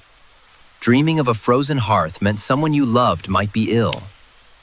The dream world was a map of the waking world's anxieties, translated into symbols and read back as prophecy. Small religious objects were placed beneath pillows before sleep. Scraps of parchment inscribed with psalm verses, tiny carved wooden crosses, sealed pouches containing salt, which had protective properties in the folk tradition that preceded and ran alongside the Christian one. The sound of one of these objects sliding under your pillow before you lay down. A small, definite sound, the sound of a precaution taken, was a nightly ritual small enough to be invisible from the outside and significant enough to be performed without fail. The long dark of a medieval winter was, by all accounts, fertile ground for the dreaming mind. Not because medieval people were more imaginative than we are, but because they lived in conditions that their nervous systems were not designed to dismiss. The wind through a badly sealed window at 3 in the morning is not, objectively, a voice. But it sounds like one. The scratch of a rat in the straw is not, objectively, an intention. But it has a quality of deliberateness that the sleeping brain, hovering in that permeable space between states, does not automatically disqualify. A chronicler writing in the 14th century described the phenomenon with the calm acceptance of someone describing weather. In the hardest winters, when cold and hunger conspired, the boundary of dreams grew thin. People saw things. Some saw angels. Some saw what they understood to be the other kind. A modern scholar, looking at the same accounts, suggests that what the chronicler is describing is the effect of cold and insufficient nutrition on a brain not receiving adequate rest. That the visions were physiological events misread as spiritual ones. Both explanations point toward the same experience, just from different directions. For the person lying cold and hungry on a straw mattress at 2 in the morning, the distinction between a vision and a hallucination was not available. What they saw, they saw. What they felt, they felt. The cold was real. The vision was real. The morning, when it came, was the only thing that sorted it out. A monastic record from somewhere in northern Europe preserves the account of a brother who woke in the night screaming. The dormitory roused, candles lit, the abbot summoned. The monk claimed he had seen the devil moving along the dormitory wall, breathing frost through the cracks in the stone, his breath the source of all the cold in the room. The abbot, a practical man, recorded this in his notes and attributed it to cold and exhaustion, and perhaps an insufficient supper. He was almost certainly right. The monk was also, in a sense that transcends the question of whether the devil was present, describing something real. The cold as a living presence, intelligent and hostile, moving through the walls with intent. That is what the cold feels like at 3 in the morning in a stone dormitory. The abbot's explanation and the monk's experience are both accurate, in their different registers, and they are not in conflict. Folk belief in Brittany held that on the coldest nights, the dreaming soul could actually leave the body, could wander away from the sleeper and travel through the dark on its own errands, returning before dawn with memories that the waking mind could not quite hold. To prevent this wandering, or to ensure the return, families left candles burning near the bed. The light was a signal, a marker, a way of saying, here is where you came from. Here is where you belong. The candle flame guttering in the draught beside a sleeping face, casting uncertain shadows on the wall above. It was protection, and it was welcome, and it was, in the cold mathematics of the medieval night, probably worth the cost of the tallow. What is striking, reading these accounts across centuries and countries, is the consistency of the emotional landscape. The fear of the dark was real and specific and had texture. But so did the peace. So did the comfort. People found ways to enter the night that allowed them to rest within it rather than merely endure it. The prayers, the tokens, the herbs, the candle, the small cross scratched into the plaster above the bed by someone with a nail and a few minutes and a need to mark the space as protected. These things worked. Not necessarily in the way their makers believed, but in the way that all rituals work. By converting anxiety into action, which is the transformation that allows the nervous system to stand down. The tiny crosses scratched into cottage plaster walls, found by archaeologists in rural England, crude and hasty and entirely sincere, are some of the most human things that survive from the medieval world. Not the cathedrals, not the illuminated manuscripts. These small marks made in the dark by ordinary people who needed to feel that the space where they slept had been claimed, that the night had been informed of its limits, that something larger than the cold had been asked to pay attention. The request was always the same.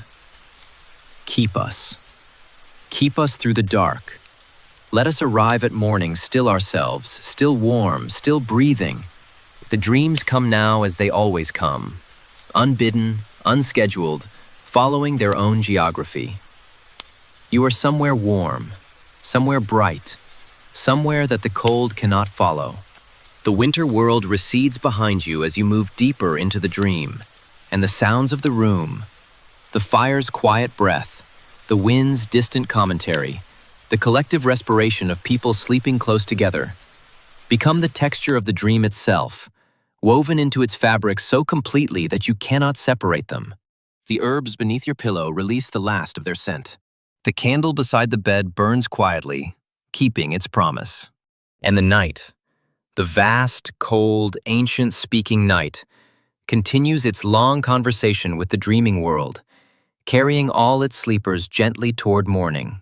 There is a pot on the fire that has been there since before you went to sleep. It has not boiled. It has not been forgotten. It sits at the edge of the heat in the particular way of something that is being maintained rather than cooked. A low, patient simmer that sends a thin thread of steam into the air and fills the room with a smell that is difficult to place exactly. Sweet, but sharp. Herbal, but with something underneath that is older and more complicated. The smell of medicine before medicine had a word for itself. In the medieval world, the line between food and remedy, between warmth and treatment, between a drink that made you feel better and a drink that made you well, was not a line at all. It was a gradient, and most of what was consumed in the cold months existed somewhere along it, serving multiple purposes with the efficient pragmatism of people who could not afford to specialize. The pot by the fire was always both things. The herbs in the bedding were both things. The warm cup before sleep was both things. Everything in a medieval winter household was working harder than it appeared to be. The kitchen alchemy of the cold months began with what was available and built from there. Honey was foundational, not as luxury but as medicine, its preservative and antibacterial properties understood through observation long before anyone could explain them chemically. Pepper and cloves were added to heated wine or ale, believed to open the chest and stir the circulation, to push warmth into the extremities, encourage the blood to move through the body's colder geography. The smell of cloves heated in wine is one of the few medieval sensory experiences that survives essentially unchanged into the present, deployed every winter at markets and in kitchens with an instinctive faithfulness that suggests the body remembers what the mind has forgotten. A nobleman's physician, writing with the confidence of someone whose patients could afford saffron, described his preferred warming drink as a brew of red wine, saffron, nutmeg, and ginger, heated together and taken before retiring. He called it the fire of the stomach. The name is exact. Ginger produces a genuine physiological warming effect, not the metaphorical warmth of a comforting thought, but a real vasodilatory response that moves warmth outward from the core. Medieval physicians did not know the mechanism. They had watched the effect across enough winters to trust it completely. Saffron turned the liquid an extraordinary color, deep gold, slightly orange, the color of something that has been thought about. In a world of brown bread and gray skies and the general visual restraint of a cold season, drinking something that color must have felt almost transgressive, as though warmth had been made visible and was being consumed directly. In humbler households, the ingredients were humbler, but the principle was the same. Onions boiled with vinegar and fat for a cough that had moved into the chest. Mustard seeds mixed with flour and bound to the skin as a poultice to draw out the cold. A treatment that sounds improbable, but is grounded in the genuine heat that mustard generates against skin, something anyone who has applied it carelessly will confirm immediately. Garlic, whose antibacterial properties are real, and whose smell is something medieval people appear to have regarded as a reasonable trade-off, appeared in preparations for nearly everything. A shepherd described in a traveler's account boiled pine needles with honey each night and drank the result beside his flock. He credited this with keeping the death wind at bay, which is a phrase that deserves to survive. Pine contains compounds that do have some genuine effect on the respiratory tract. Honey is genuinely antimicrobial. The shepherd did not know this. He knew that he had done it every winter and had continued to be alive. In the absence of clinical trials, that was sufficient evidence. The Benedictine herbals, compiled by monks who had both the literacy to record and the long winters to experiment, describe what they called spiritus comforter, with the pride of a recipe that has been tested thoroughly. Sage, thyme, and strong ale, heated together and distributed in modest cups after the long, cold walk back from midnight prayers. The name is doing several things at once. Spirit in the sense of something distilled, something essential. Comfort in the Latin sense of fortis, strength, not merely coziness. The drink that strengthens, the warming that defends. You can imagine the small ceremony of it. The infirmary moving through the dormitory after matins, the monks cupping their hands around the vessels with the focused gratitude of people for whom warmth was never assumed. The smell of sage and thyme filling a cold stone corridor. The brief, specific pleasure of heat moving down the throat and settling in the chest. Not enough to transform the temperature of the room, enough to make it survivable in a slightly different way than it had been a moment before. The healing cakes are stranger. Small, flat rounds of bread baked with herbs pressed into them, sometimes shaped into crosses, sometimes left plain. Meant to be eaten before sleep on particularly bad nights, as a ward against the sickness that cold and damp brought. The herbs varied by region and by what grew nearby, but the practice appears in enough different sources from enough different places to suggest that it was genuinely widespread. Eating something baked, something warm, something that smelled of the herbs that meant summer. In the deepest part of winter, this was its own kind of medicine. There remains, as with most medieval medicine, the more optimistic end of the therapeutic spectrum. Powdered pearls, dissolved in wine, were prescribed for chills by physicians who presumably had wealthy patients and a system of medicine that connected the purity and luminosity of pearls with the body's own vital heat. Crushed gemstones appeared in various preparations with the confident authority of people who had decided that the most beautiful things in the world must also be the most powerful. These remedies did not work in any pharmacological sense. They worked in the sense that a patient who has been given something expensive and rare and presented with authoritative confidence by a learned man sometimes improves, because the body's relationship with belief is complicated and interesting. What is striking is how the practical and the aspirational coexisted without apparent discomfort. The garlic preparation that genuinely inhibited bacterial growth sat on the same shelf as the crushed pearls that did nothing at all, and both were offered in good faith by people trying to help with the tools they had. Medieval medicine was not coherent in the modern sense. It was an accumulation of everything that anyone had ever tried against illness and cold, sorted loosely by outcome and transmitted forward through generations who added their own observations without necessarily removing the ones that no longer fitted. The belief that underpinned all of it, that the body's warmth was something given, something that could be sustained and supplemented and defended, had its own logic. A superstition recorded across several regions held that to let oneself grow too cold was a kind of neglect of a divine gift. The warmth you carried was not merely physical. It was a responsibility. To wrap yourself in wool, to drink the warming cup, to tend the fire through the night. These were not just survival strategies. They were acts of stewardship. The body entrusted to you, kept warm by your effort, returned to morning intact. Archaeological finds from medieval sites, fragments of pottery near hearths, residue analysis of ceramic vessels, the charred remains of herbs in the ash of long-dead fires, confirm what the written records describe. The herbs were real. The preparations were real. People across every social level were doing versions of the same thing, using what the land and the kitchen and the apothecary provided to push back against the cold from the inside as well as the outside. You look at the pot on the fire now, still at its patient simmer. The smell has settled into the room the way all persistent smells eventually do. Not noticed anymore exactly, but present in every breath. You ladle a small amount into a cup. The liquid is dark and dense, slightly sweet, faintly bitter at the edges. The heat of it reaches your palm through the clay. You take a sip. The warmth moves inward immediately. Not dramatically, not as a transformation, but as a small, definite shift. The room does not change. The cold outside does not recede. The fire continues at its own pace. But something in the body that had been braced slightly, holding itself against the night, releases. The pot continues its quiet work by the fire. The herbs do what herbs do. Some of them in ways that can now be measured, and some of them in ways that cannot. And some of them simply by being warm and present and tended with care by hands that wanted you to survive the night. Which is, when you think about it, not such a different kind of medicine from any other. The cold is a different animal in the open air of the market square. Inside a cottage or a tavern, cold is an intruder, something that has got in and is being managed.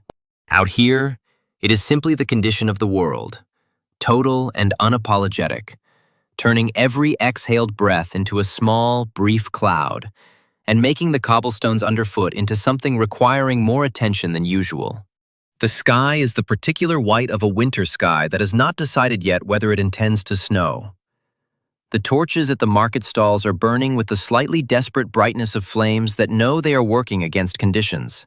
You walk between the stalls, boots finding the spaces between patches of ice with the cautious instinct of someone who has learned this lesson before. Around you, the market is in its winter configuration, smaller than summer, lower to the ground somehow, more focused. Nobody is here to browse. Nobody is here for the experience. The winter market is not an occasion. It is a supply line. What it supplies, primarily, is warmth. Or the materials for making warmth. Or the things that warm people need in order to survive until spring produces something else. The summer market smells of fruit and fresh bread and the general optimism of abundance. The winter market smells of wool and wax and the particular flat, cold smell of salted fish and the wood smoke that drifts from every direction at once.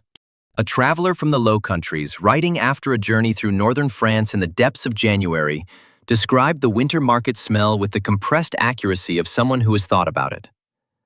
Wax and wool, tar and fire. 4 things. The whole season in a list. The cloth merchant stands behind a table stacked with rolls of fabric that he handles with the efficient pride of someone whose livelihood involves knowing the difference between adequate wool and good wool and actually warm wool. His hands are red from the cold, a color that starts at the knuckles and works inward, the specific redness of hands that have been cold for a long time and have stopped expecting to be otherwise. He shows you a roll of dense gray fabric, coarse woven, slightly oily from the natural lanolin still in the fiber. It smells of sheep. This is not incidentally true. It is the point. The lanolin that made it smell of sheep was also what made it resist moisture. The sheep had spent considerable evolutionary effort developing this property. The weaver had preserved it. The merchant was now offering it to you as insulation, and the smell was part of the warranty. Guild regulations from the period specified that winter cloth had to meet standards of density and oil content, that the weave had to be tight enough and the natural waterproofing sufficient. This was not aesthetic regulation.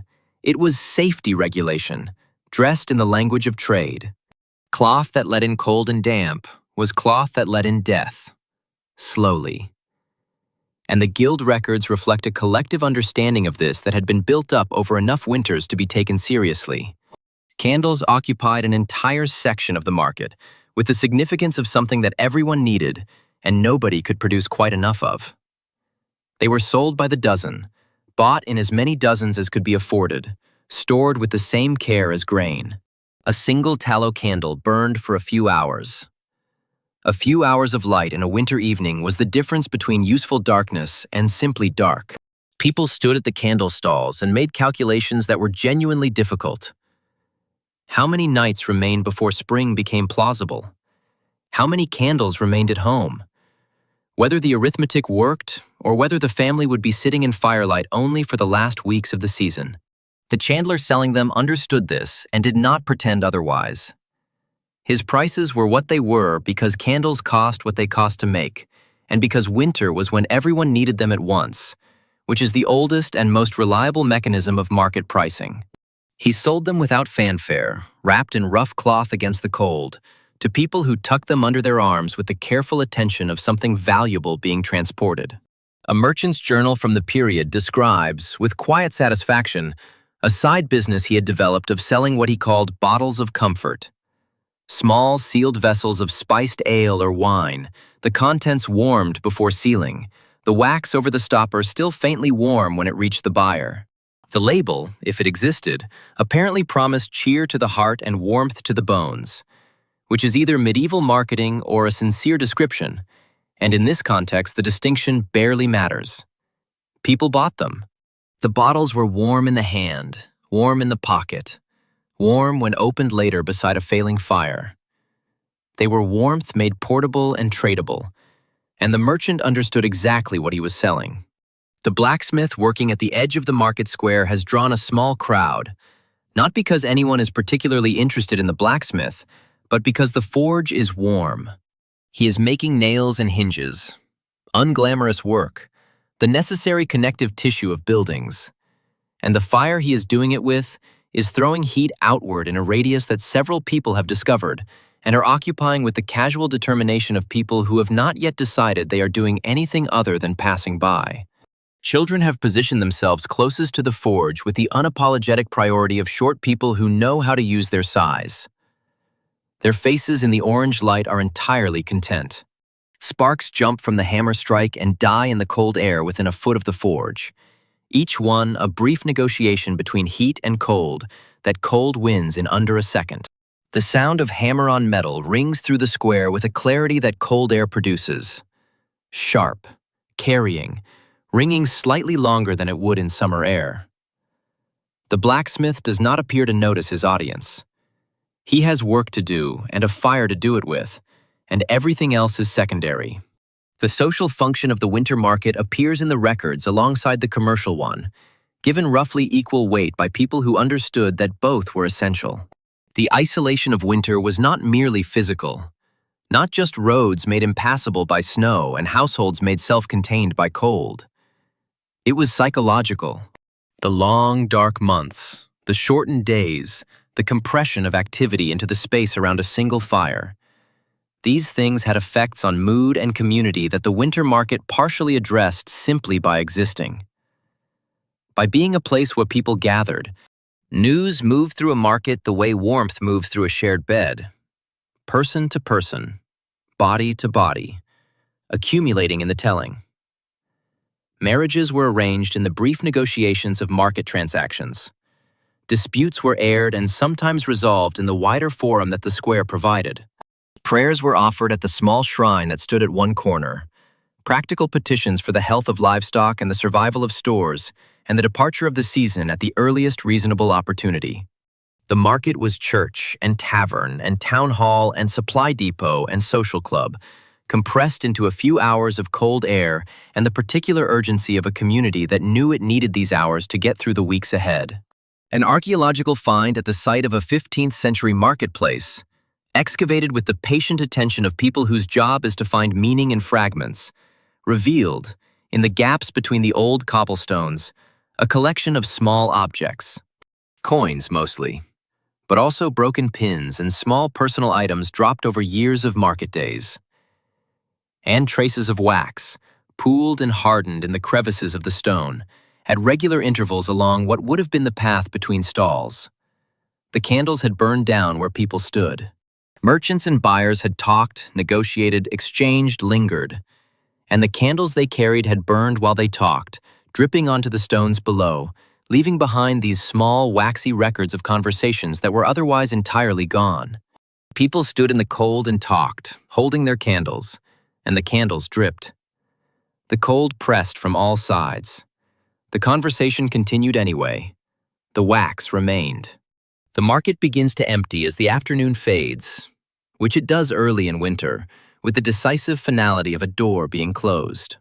Stalls are packed, awnings folded, carts turned homeward along roads that are better navigated in the remaining light than in the dark that is already assembling at the edges of the sky. The torches that were burning bravely this morning have mostly gone out, their purpose concluded for another week. You linger as the square empties, watching the last traders disappear around corners and down lanes, carrying their unsold stock and their day's earnings and their news from all the other stalls, the accumulated intelligence of a community taking stock of itself in the middle of winter. The square is nearly empty now. One stall still burns a single torch, its flame smaller than it was but steady, throwing a circle of orange light across the cobblestones below it. The light reaches you where you stand, just barely. The wax from previous market days is in the stones beneath your feet. The night is assembling overhead, star by cold star. You turn for home, carrying warmth inside and cold outside. The way people have always left winter markets, the same in every century. Grateful for the brief contact with the world beyond their four walls, and glad, in equal measure, to be going back inside. The corridor you are walking down is wide enough for two people to pass with minimal negotiation, which is more than can be said for most of the spaces in the medieval world, and cold enough that the distinction feels academic. Your breath goes ahead of you in small clouds, each one dissolving into the general chill before you have taken two more steps. The stone walls on either side are the color of something that has never been warm and does not intend to start. The torches in their iron brackets throw light, but not heat. The heat they produce is absorbed by the stone before it reaches you, the way all effort in this building seems to be absorbed, taken in, and returned to the cold. You are inside one of the great castles of medieval Europe. This is important to establish because outside these walls, it is worse. Inside, it is merely this.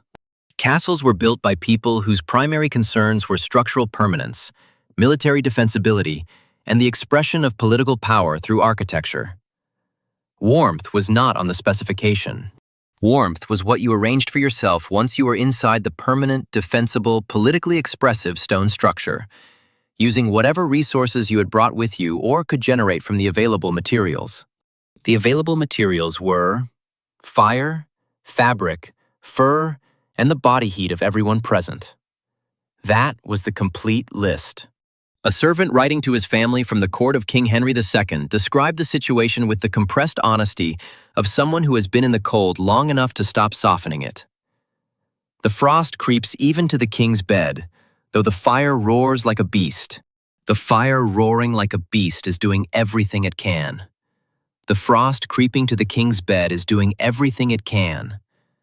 The frost is winning, narrowly, every night, despite the fire's best efforts in the king's position.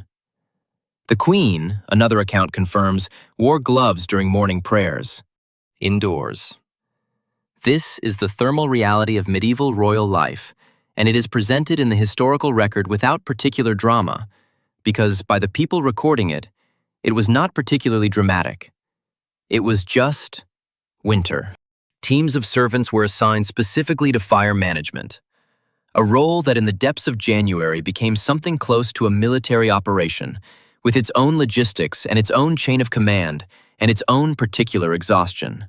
Firewood had to be sourced from lower courtyards, carried up through staircases, cut to size, stacked with attention to airflow, and arranged in hearths with the precision of people who understood that a badly laid fire was a waste of irreplaceable resources. The fires thus fed burned through enormous quantities of wood and produced, in the vast spaces of great halls with their high ceilings, an effect that a modern observer would describe as inadequate. The heat rose. The people were on the floor. These two facts were in constant tension, and the floor consistently won. Grand ceilings were architectural statements.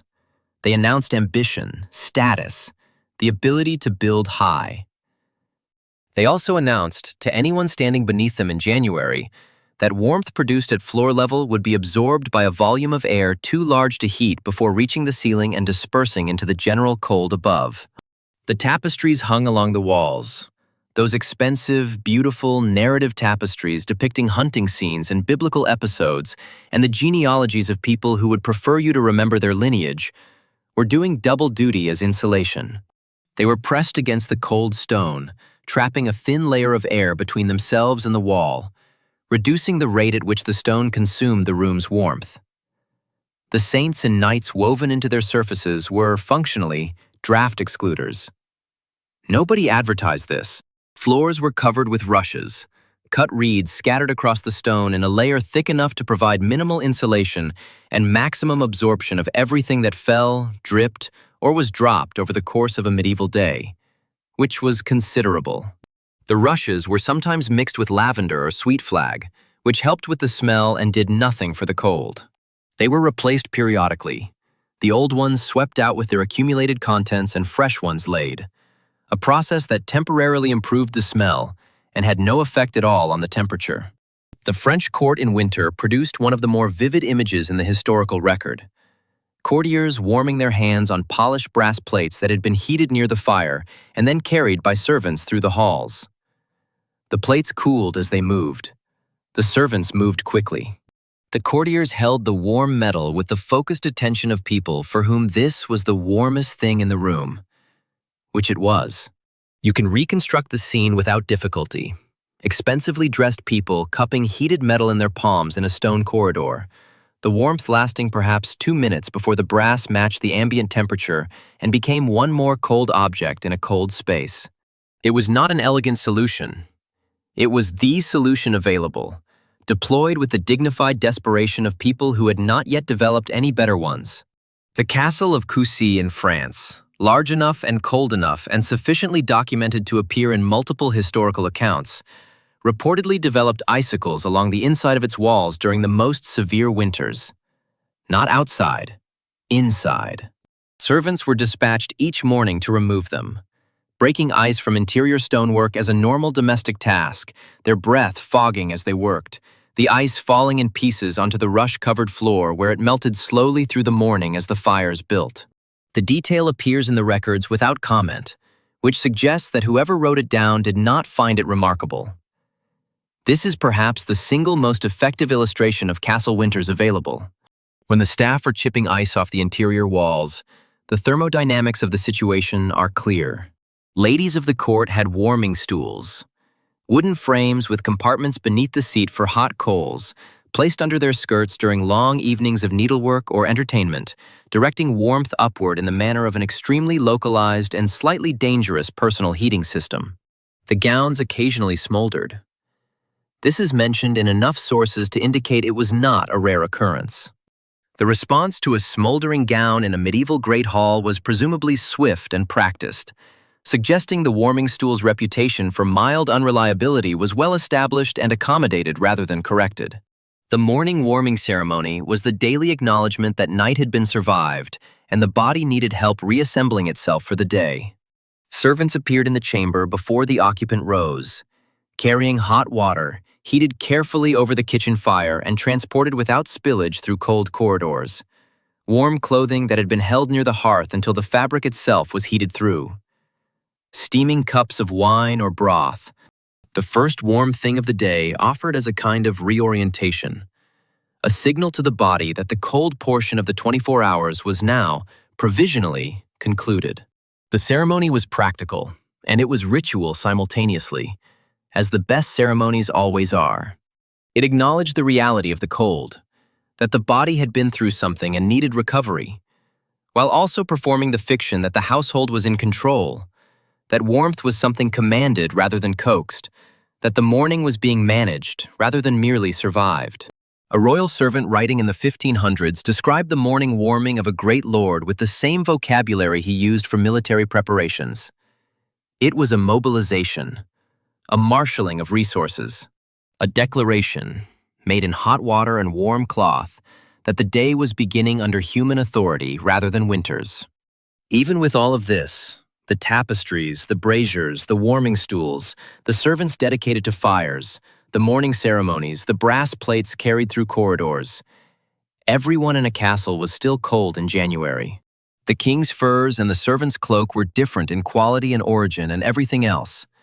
But they were doing the same thing, which was keeping the person inside them alive in a building that was fundamentally designed for permanence and defense, and had never been particularly interested in comfort. The paradox of the great castle in winter is the paradox of the medieval experience in general.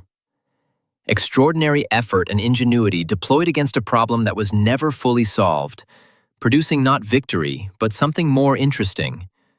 A set of partial solutions, practical adaptations, small ingenuities, and daily rituals that allowed life to continue inside stone walls in January. Not comfortably, not easily, but continuously. You stand in the great hall now, close enough to the central fire that the heat is reaching you. Your face warm, your back still cold, the exact boundary between the fire's influence and the room's default temperature somewhere around your shoulder blades. The tapestry to your left stirs slightly in a draft that found its way in through something somewhere. A servant passes with an armful of firewood, red-faced and breathing hard. The fire accepts the new wood and grows briefly brighter. The cold accepts nothing and changes nothing.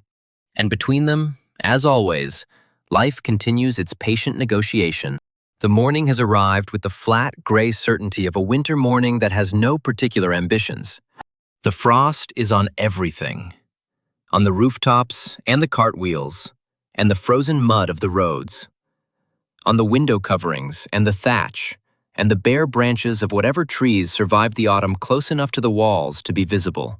The cold is absolute and even-handed, touching everything with identical indifference, making no distinction between the merchant's tiled roof and the peasant's thatch, between the cobblestone street and the earthen lane. But the cold behaves differently depending on what it finds. You stand at a place where two worlds meet, the edge where the town ends and the open country begins, and the difference is not in the temperature, but in what the temperature does when it arrives. The city takes the cold and concentrates it, narrows it into alleys, bounces it off stone, keeps it moving in drafts that find every gap in every wall and know precisely what to do when they get there. The country takes the cold and spreads it out across open fields where it can dissipate into simple, honest, straightforward frozen air. One version is cold. The other version is also cold, but with more room. Medieval towns were built according to logic that had nothing to do with thermal comfort. Streets were narrow because narrow streets were easier to defend, required less pavement, and fitted more buildings into a given area of expensive urban land. Buildings were tall because land was scarce, and height was the only available direction for expansion. Stone was used because stone did not burn, and fires in densely packed medieval cities did not confine themselves politely to their place of origin. The result, in winter, was an environment that turned the season's worst qualities into architecture. Narrow alleys became wind tunnels. The cold air pressurized by the buildings on either side accelerated into something with direction and intent. Stone walls that had spent the night absorbing cold radiated it steadily through the day, ensuring that rooms stayed cold long after the fire had been going for hours, the walls releasing their stored chill into the air with the patient thoroughness of something that has been storing it since October. Medieval urban homes were perpetually working against the thermal mass of their own construction. Chimneys in the city were an additional complication. In theory, a chimney directed smoke out of the room and drew fresh air through the fire, improving combustion and removing the more immediately hazardous products of burning. In practice, medieval urban chimneys were inconsistent constructions, sometimes poorly built, sometimes inadequately maintained, sometimes simply fighting the prevailing wind in a position they could not win. Smoke backed up into rooms. Residents learned to live with levels of indoor air quality that modern building codes would not accommodate. The smell of soot was not background. It was foreground. It was the air. The countryside offered different problems in a different register. Where the city concentrated everything, sound, smell, cold, people, the countryside distributed it. The open fields offered no protection from wind that had been building since the horizon, arriving at the cottage wall with its full momentum intact, and no alleyway to have worn it down. Isolation meant that when something went wrong, when a roof failed or a fire died or illness came, there was no neighbor directly through the wall who might notice. The community existed, but it required effort to reach, and winter made effort expensive. And yet, the accounts of people who moved between the two environments consistently record something unexpected. A 14th century English traveler, a man comfortable enough with towns to have written opinions about them, observed that the countryman lies warmer though poorer, for his house is small and his fire is near. The observation is architectural as much as social. The cottage's single room, its low ceiling, its fire placed in relation to everything else within a short radius. These things produced a thermal environment that a great hall, for all its magnificence, could not replicate. Space was the enemy of warmth. The cottage had almost no space. Therefore, the cottage, when its fire was going, was almost warm. A Flemish merchant, traveling in winter and staying in rural accommodation that he found challenging in most respects, wrote in his diary that while the peasants slept beside their animals and smelled accordingly, their rooms were kinder than the stone chambers of the town. He used the word kinder deliberately, in the sense of more hospitable, more yielding, more disposed toward the human body's requirements. The stone chamber of the town was correct. The peasant's room was kind. In January, kindness won. The nights sounded different in each place, and the difference was not merely volume. In the city, night was never quite silent. Shutters rattled. Somewhere a dog barked and another answered. The night watchman called the hours in voices that echoed between buildings and arrived at your window wall-bounced and slightly altered.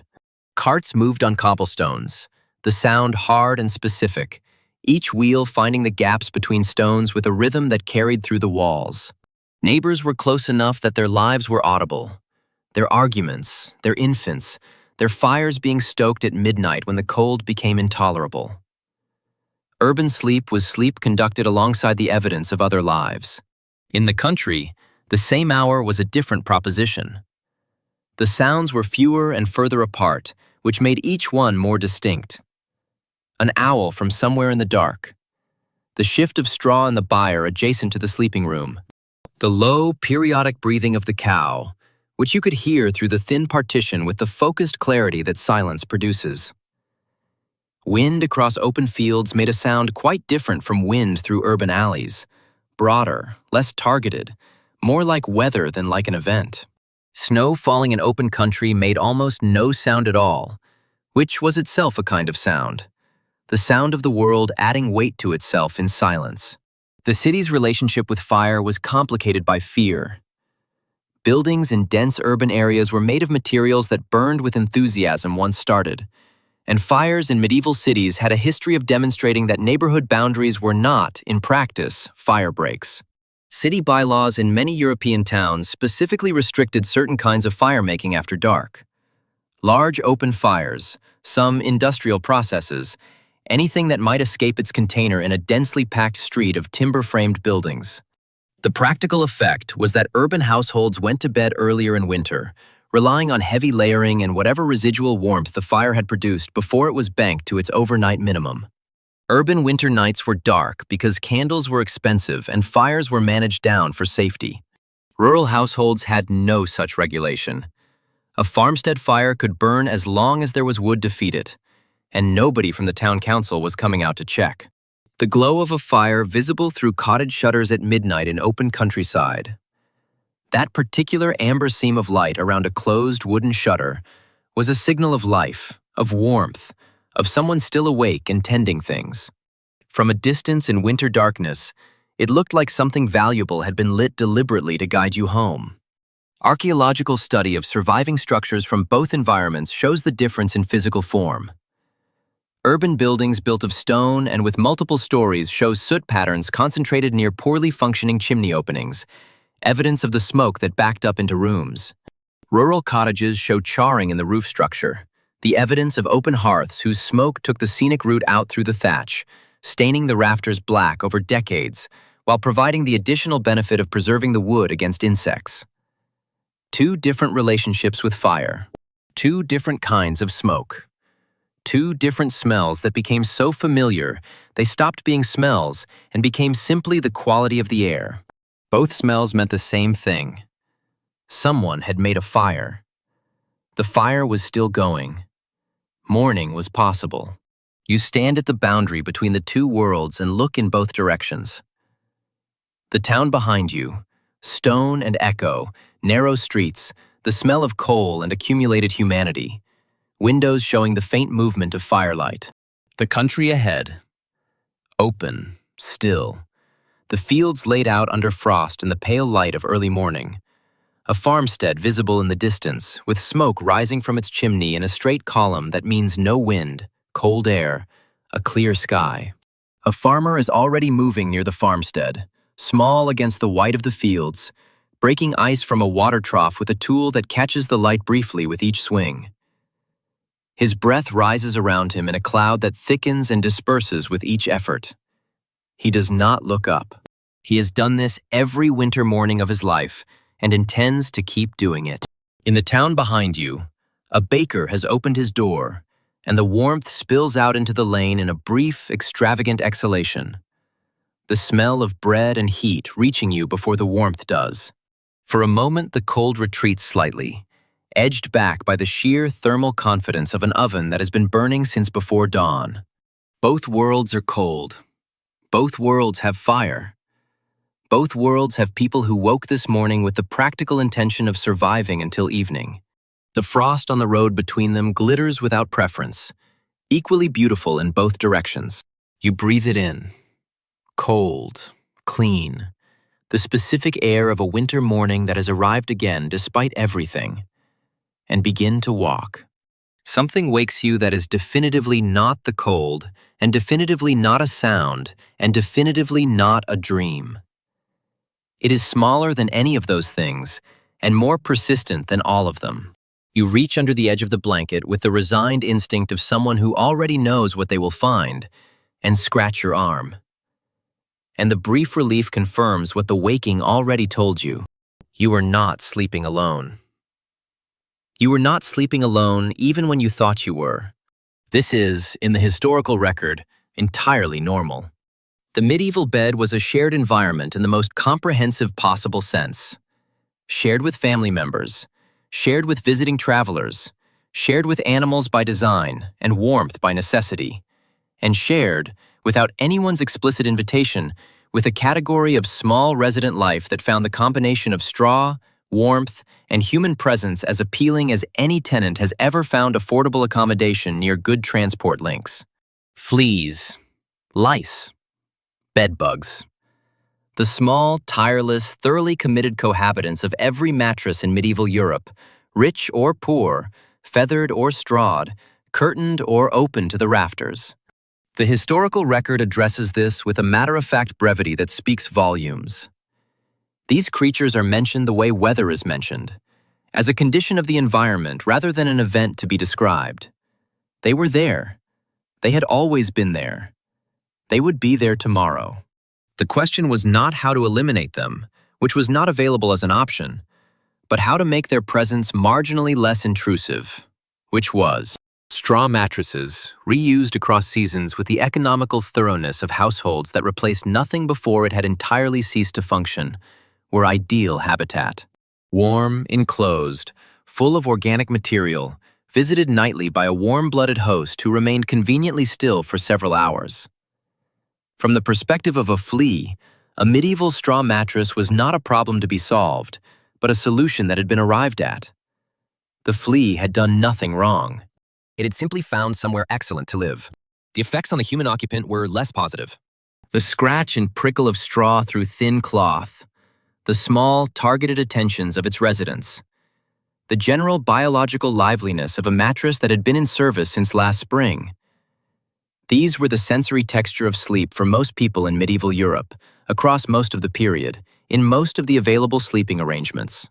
Even the feather beds of wealthy households, beaten and aired and maintained with the dedicated attention of servants whose job included this, were not immune. Warmth attracted life. The more warmth, the more life. The feather mattress that was the envy of the village was still, in the small hours, a micro-ecosystem. The responses were practical, creative, and conducted with the cheerful persistence of people who understood that the goal was reduction rather than elimination. Blankets and bedclothes were hung outside in sunlight, which discouraged some things. They were beaten against walls, which dislodged others. They were carried outdoors in winter frost, which the folk tradition held would kill whatever survived the other treatments, the cold doing in the cold months what sunlight did in the warm ones.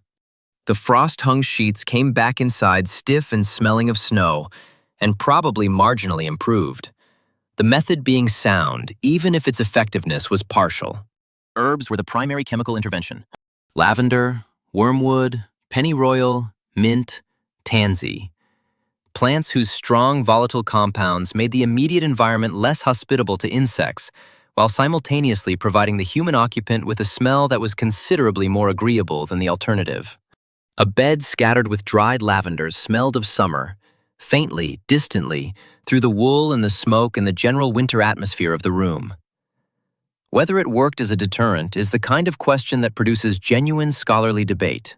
Whether it made the bed smell better is not in question. Sometimes, the psychological effect of an improvement is itself the improvement. A 1379 entry in a Parisian physician's notes describes an ointment compounded from vinegar, salt, and crushed garlic, applied to the scalp to address the lice situation with the directness of someone who has decided that subtlety has had its chance. The smell of this preparation on application would have been striking. Its antimicrobial properties were real. Whether it worked as described is uncertain. Whether the person applying it to their scalp at bedtime had a strong incentive to believe it worked is not. The wealthy were not exempt. They were adjacent to exemption, in the same way that they were adjacent to warmth. Closer than most, still not quite there. A 14th century duchess, a woman with resources sufficient to address most of the problems that money can address, wrote about her linen with the exasperated resignation of someone who has tried everything. My linen walks at night, though I lie still. The phrase has survived 7 centuries because it describes the experience with an accuracy that is both specific and universal. The linen moves. The occupant has not moved. The reason for the discrepancy is understood and unwelcome. She was surrounded by servants whose duties included the maintenance of her bedding. She had access to the best available linens, the most fragrant herbs, the most thorough laundering processes. She still had the problem. This is perhaps the most democratizing fact in the entire history of medieval sleep. The cold could be pushed back with enough fur and enough servants and enough feathers.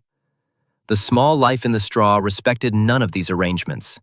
An Italian monk traveling through northern monasteries wrote, with a dry comedy that reads as entirely deliberate, that the lice kept better vigil than the brothers, that while the monks struggled against sleep during the night offices, their small companions maintained uninterrupted wakefulness and activity throughout. The comparison was unflattering to both parties in different ways.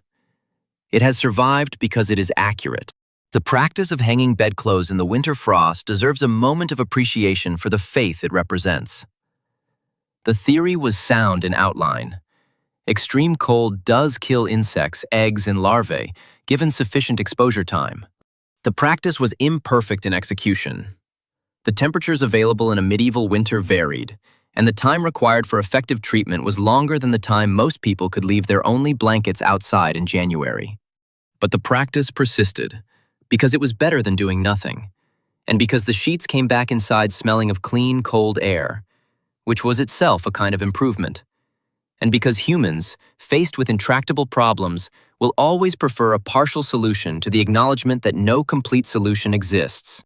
The sheets came in stiff and faintly gleaming with frost, and were held briefly near the fire to warm before use, and for a few minutes before the room's general biology reasserted itself, they smelled of winter air and cold and the very faint promise of clean.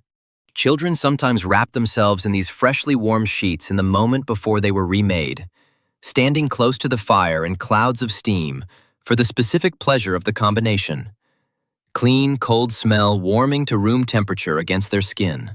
This is mentioned in household records with the matter-of-fact tenderness of observations that nobody thought to note as special, which means it was ordinary, which means it happened constantly, which means there were children in medieval winters experiencing simple, fleeting happiness in warm sheets. And this seems worth knowing. An archaeological discovery in northern France found a preserved medieval bed, the straw filling still present, examined later under magnification, that contained traces of mint and tansy woven deliberately through the material. Someone had taken the time to do this. Someone had gathered the herbs, dried them, mixed them through the straw by hand, with the full understanding that the result would not be perfect and the full intention of making it better. The herbs were still there, centuries later, identifiable by their chemistry even after everything else had changed. The person who put them there did not leave a name, did not leave a record, left only mint and tansy in a straw mattress in northern France, which is a kind of record after all. Evidence of someone who cared about the small quality of their own sleep, who took the available action, who understood that imperfect solutions are still solutions, and that tending to the details of daily life is not a minor thing, but the thing itself. You pull the blanket tighter, feeling the rough wool against your face, the smell of it, smoke, herbs, the particular wool smell that is its own thing entirely, filling your nose. The itch has subsided. The fire has been rebuilt to a quiet authority. The room breathes around you with the slow, collective rhythm of a place where people are asleep. The small creatures of the night continue their patient commerce in the straw beneath you. This is not a problem that will be solved before morning. It is not, on reflection, the most important thing happening in this room right now. The most important things are the warmth and the fire and the sound of sleeping people, and the herbs in the bedding doing what they can, which is not enough and is also what is available, which puts them in good company with most of the solutions that got people through medieval winters. The room is quiet. The fire breathes. You close your eyes, and sleep comes back for you with the patience of something that was always going to return. The night continues its ancient, lively, imperfect work. The fire is smaller tonight, not because less wood was put on it, but because there is less wood to put on it. The distinction matters. A smaller fire chosen is a different thing from a smaller fire arrived at, and by this point in the winter, deep into the cold months, the days still short, the stores that seemed adequate in November now telling a different story. Most of the fires in most of the cottages in this village are the second kind, not reduced, depleted. Winter in the medieval world did not reach its worst point at the beginning. Its worst point came near the end, which is one of its more effective design features. The first frost arrived when the harvest was still recent, the stores still full, the memory of autumn's abundance close enough to provide genuine comfort. People entered winter with resources. They crossed it by consuming them.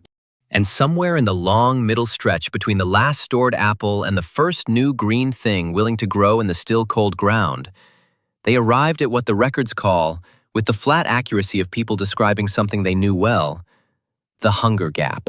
This is where we are now. Parish records and poorhouse accounts from across medieval Europe describe the late winter months with a consistency that suggests the experience was universal enough to require no special explanation when writing it down. Work had stopped. The fields frozen. The building season paused. The outdoor labor that occupied most of a working life rendered impossible by the season. Food stores were running low in the specific way of things that were supposed to last until spring, and were not quite going to. The careful arithmetic of the autumn, when the harvest was weighed and the winter estimated, had met the reality of the winter and found itself slightly short. People responded by sleeping more. Not as a luxury. Sleep was never a luxury in this world, but as a conservation strategy as instinctive and effective as any other. A sleeping body burns fewer calories than a waking one. A household that rises later and retires earlier passes more of the short winter day in the warmth of collective bedding, rather than the cold of a room where activity would require fuel to sustain it. The long sleep of late winter was the body's own response to the hunger gap, written into biology long before anyone needed to understand it consciously. A manor court record from the period describes something that parish priests knew, and village councils organized, and individual families enacted without being asked. When the frost became genuinely unbearable, households combined. Families that had spent the early winter in their separate cottages moved together into one, the largest available, or the warmest, or simply the one whose occupants could be persuaded to accept the addition. They took turns lying closest to the hearth. They shared what remained of their wood. They shared body heat with the unceremonious practicality of people for whom pride was a warm weather luxury. The village priest's journal entry is one of the quieter documents in the historical record. He visited, in the course of his winter duties, a widow who had run out of firewood. He found her sitting with her hands folded in her lap beneath the edge of her apron, her breath rising before her in steady, visible puffs, the hearth cold. She was not in crisis in any acute sense. She was simply waiting for morning to make something else possible, for a neighbor to notice, for whatever came next. Her breath rising and her hands folded, and the cold doing what cold does when nothing is stopping it. The priest recorded this. He did not record what he did next, which may be the most human moment in the entire account. The hunger gap required its own psychology as well as its own physical management. A folk belief recorded in rural Germany warned against speaking too loudly or too bitterly of the cold, against giving voice to the full weight of what you were enduring, because complaint was said to summon the winter mother, a spirit who moved through the seasons stealing warmth from those who failed to bear it quietly. The belief is practical as much as superstitious. A community of people who have all run low cannot afford to amplify one another's despair. The winter mother was a way of explaining why stoicism was required, dressed in the language of consequence rather than instruction. You endured quietly because complaining invited worse. The result was the same. Communities that got through the worst part of winter by not performing its worst part at each other. Families stuffed their clothing with straw on the coldest nights, a detail recorded in Scottish accounts with the brief matter-of-factness of something noted because it was true, not because it was remarkable. Extra insulation where insulation was needed, improvised from whatever was at hand. Children wore the same garments for weeks at a time, layers accumulating rather than being replaced, their shapes under the bundled fabric suggesting bundles more than people, their faces red from cold and bright with the particular energy that cold produces in children who have not yet learned to resent it. The bread that sat near the fire told the story plainly. By deep winter, the bread was hard, baked from the last of the flour, dense and heavy, kept near the hearth because proximity to heat was the only thing that made it possible to eat without injury to the teeth. It softened slightly overnight. In the morning, it was broken apart carefully, each piece measured and considered, the portions reflecting the family's arithmetic about how many days remained until something changed. Bread in summer was food. Bread in late winter was a calculation. And yet the accounts from this period are not, in their texture, simply documents of suffering.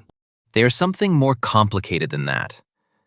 Records of people who were enduring something difficult and knew it, but who had also been enduring difficult things their entire lives and had developed, through that sustained practice, a capacity for finding what was still good within the difficult. The Breton priest who wrote that the snow fades and the heart grows lighter, though the bowl is not yet full, was not being naive. He was describing something real, the way that hope and hardship occupy the same space without canceling each other out. The way that a person whose bowl is not yet full can still feel their heart lighten when the snow begins to retreat. The bowl being empty and the heart being lighter are not contradictions. They are just both true at once, which is how most of life works, and which medieval people, who had less insulation between themselves and reality than we do in most respects, understood with a directness we have largely outsourced to better-fed seasons. In noble kitchens, the late winter had its own version of the same constraint. The lavish stores of autumn, the salted meats, the dried fruits, the spiced preserves, had dwindled to what remained, which was less interesting and required more imagination than what had preceded it. A steward's account from a Burgundian household lists, in late February, a delivery of fresh herbs from the south, acquired at considerable expense, and recorded with the specificity of something remarkable. Small green leaves, arriving in the gray cold of late winter from somewhere where things were growing again. The kitchen staff who received them would have known immediately what they were worth.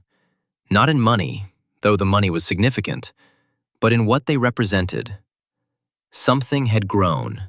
Something was green. The world had not, in fact, stopped.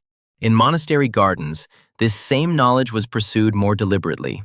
Monks built frames over early seedlings, covered tender plants with straw or glass to protect them from frost, coaxed the first green growth from cold soil with the focused attention of people who understood both the theology and the practicality of what they were doing. A chronicler at Westminster Abbey wrote that to see the first sprigs of parsley is to remember that God keeps time. The parsley was real. The theological observation was real. The relief of seeing something green in February was real. These three things were not separate experiences. A custom recorded in rural Germany involved cutting a small length of green ivy, preserved somewhere, kept alive through the cold months in a sheltered spot, and hanging it inside the house when the first signs of thaw appeared. They called it the promise branch. It went above the hearth, where the warmth would reach it, and stayed there until the garden outside had green things growing without assistance. It was a placeholder, a reminder, a small physical object that said, "This is coming back. It always comes back.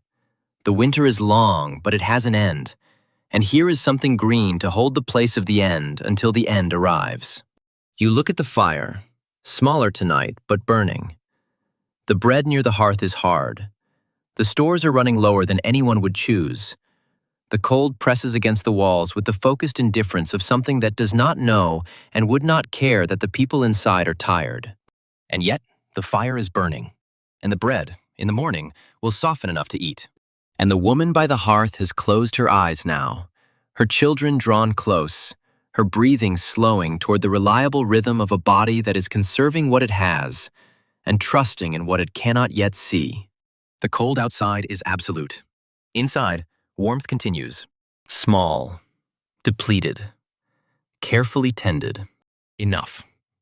The fire has gone down to its overnight breathing. Low, steady, more ember than flame, casting the room in a light that is closer to suggestion than illumination. The shadows have grown long and settled into their positions with the comfortable permanence of things that belong here. The cold is present but contained, held back from the bed by layers of wool and the body heat of people who have done this enough times to know how it works. And yet, there is one more thing to do before sleep. There is always one more thing to do before sleep in this world, and it has nothing to do with the fire or the blankets or the heated stone at the foot of the bed. It is smaller than any of those things, and in some ways more important than all of them combined. It is the act of making the invisible world aware that this space is claimed, that someone is here, that the dark has been informed of its limits. You reach under the edge of the pillow and feel the small object placed there before nightfall. A scrap of parchment, stiff and slightly rough under your fingers, inscribed with lines from a psalm in a hand that is careful rather than elegant. The writing of someone for whom this was worth getting right. You don't read it. You don't need to read it. Its presence is the point. It is there, and you are here, and the two facts together constitute a kind of argument against whatever moves in the dark. Every home had its version of this. The specifics varied by region, by faith, by the particular inheritance of local tradition that shaped what people reached for when they needed to feel protected. Above the headboard, a crucifix. Not decorative, though it was that too, but functional in the way that everything in a medieval household was functional, serving the purpose of marking the sleeping space as belonging to someone with a claim on divine attention. On the doorframe, chalk marks. The initials of the three magi, written each winter by whoever in the household had the task, renewed each year because the chalk faded and the need did not. A traveling friar recorded the practice in the villages he passed through, the chalk marks fresh on winter doors, the letters precise and deliberate, each one a small act of faith performed in cold air by someone who wanted the night to know that this house was not undefended. Whether the friar approved of the custom is unclear from his account. He recorded it. The recording suggests he found it worth noting, which suggests it was genuinely present and genuinely consistent across the communities he visited. Beneath pillows there were pouches of salt, which had protective properties in the folk tradition that ran alongside the Christian one like a parallel river, sometimes merging with it, sometimes diverging, always present. There were sprigs of rosemary tied with red thread, red for reasons that various traditions explain differently, the color itself carrying some quality of protection that the explanations were trying to describe. There were small crosses carved from wood, smooth from handling, held in the hand before sleep, and then placed beneath the pillow or on the small shelf above the bed that existed in many households specifically for this purpose. An English charm, recorded in the 14th century and almost certainly older than its recording, began with 4 words that were also 4 names: Matthew, Mark, Luke, and John. The verse that followed asked these 4 to bless the bed, to guard the corners of the sleeping space, to stand between the sleeper and whatever moved in the night. It was recited quietly, from memory, the words worn smooth by repetition into something closer to breath than speech. Parents said it with children before they slept. Old people said it alone.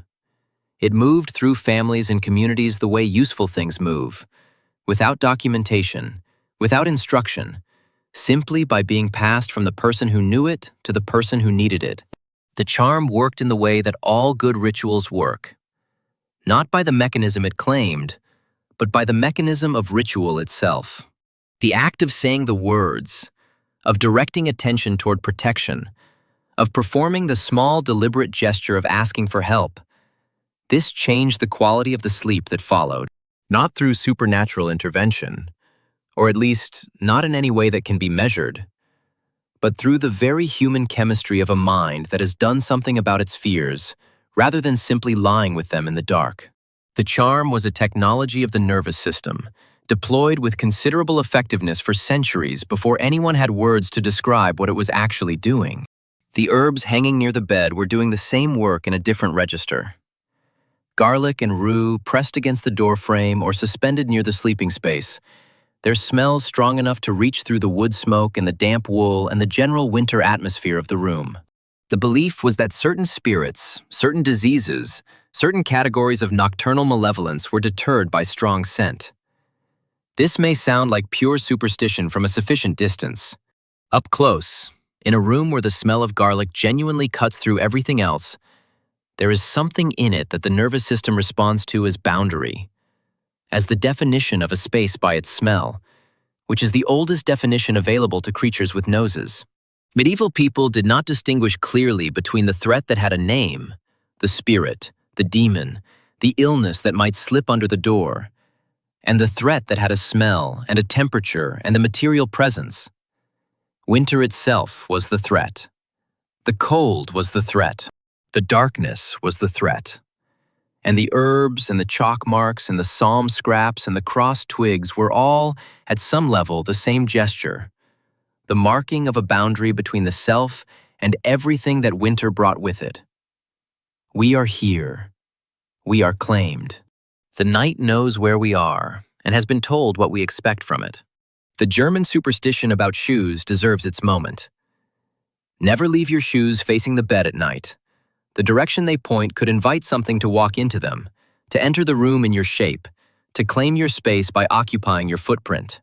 The solution was to turn them upside down at bedtime, or to place them facing the door, or to remove them to another room entirely. The superstition is specific enough to suggest real anxiety and practical enough to have generated a real behavioral response. People turned their shoes over every night. The gesture was small and entirely achievable and addressed, however symbolically, the feeling that the night needed managing. What is striking about all of these practices is that they were not performed by frightened, irrational people. They were performed by people who lived in close proximity to genuine darkness. Not the metaphorical darkness of mood or circumstance, but the actual, physical, total darkness of a room where the fire had burned out and there was no other source of light, and who had developed over generations a set of practices that made that darkness livable. The fear was real. The response was practical. The two things together produced a way of getting through the night that worked, reliably, across centuries and countries and social classes. In the poorest households, where even a candle was an expense calculated against other expenses, the final ritual before sleep was simply voices. The family prayed aloud together, not formally, not liturgically, but in the plain language of people saying what they needed. Keep us this night from frost and fright. The rhyme was not accidental. Rhythm carries through the dark better than prose. It is easier to remember. It can be said quietly, barely above a breath, and still be said. It can be passed to children before they understand the words, so that the words are present before the need for them arrives. The archaeologists who find the tiny crosses scratched above medieval beds worked into the plaster with a nail or the point of a knife by someone kneeling on the mattress, working in low light, making marks that no one else would necessarily see. These archaeologists are, without overstating it, finding the oldest conversation in human history. The conversation with the dark. The insistence that the dark has limits. The small, stubbornly repeated claim that the space where we sleep belongs to us and not to whatever is outside it. The crosses are crude. They are hasty. They are entirely sincere.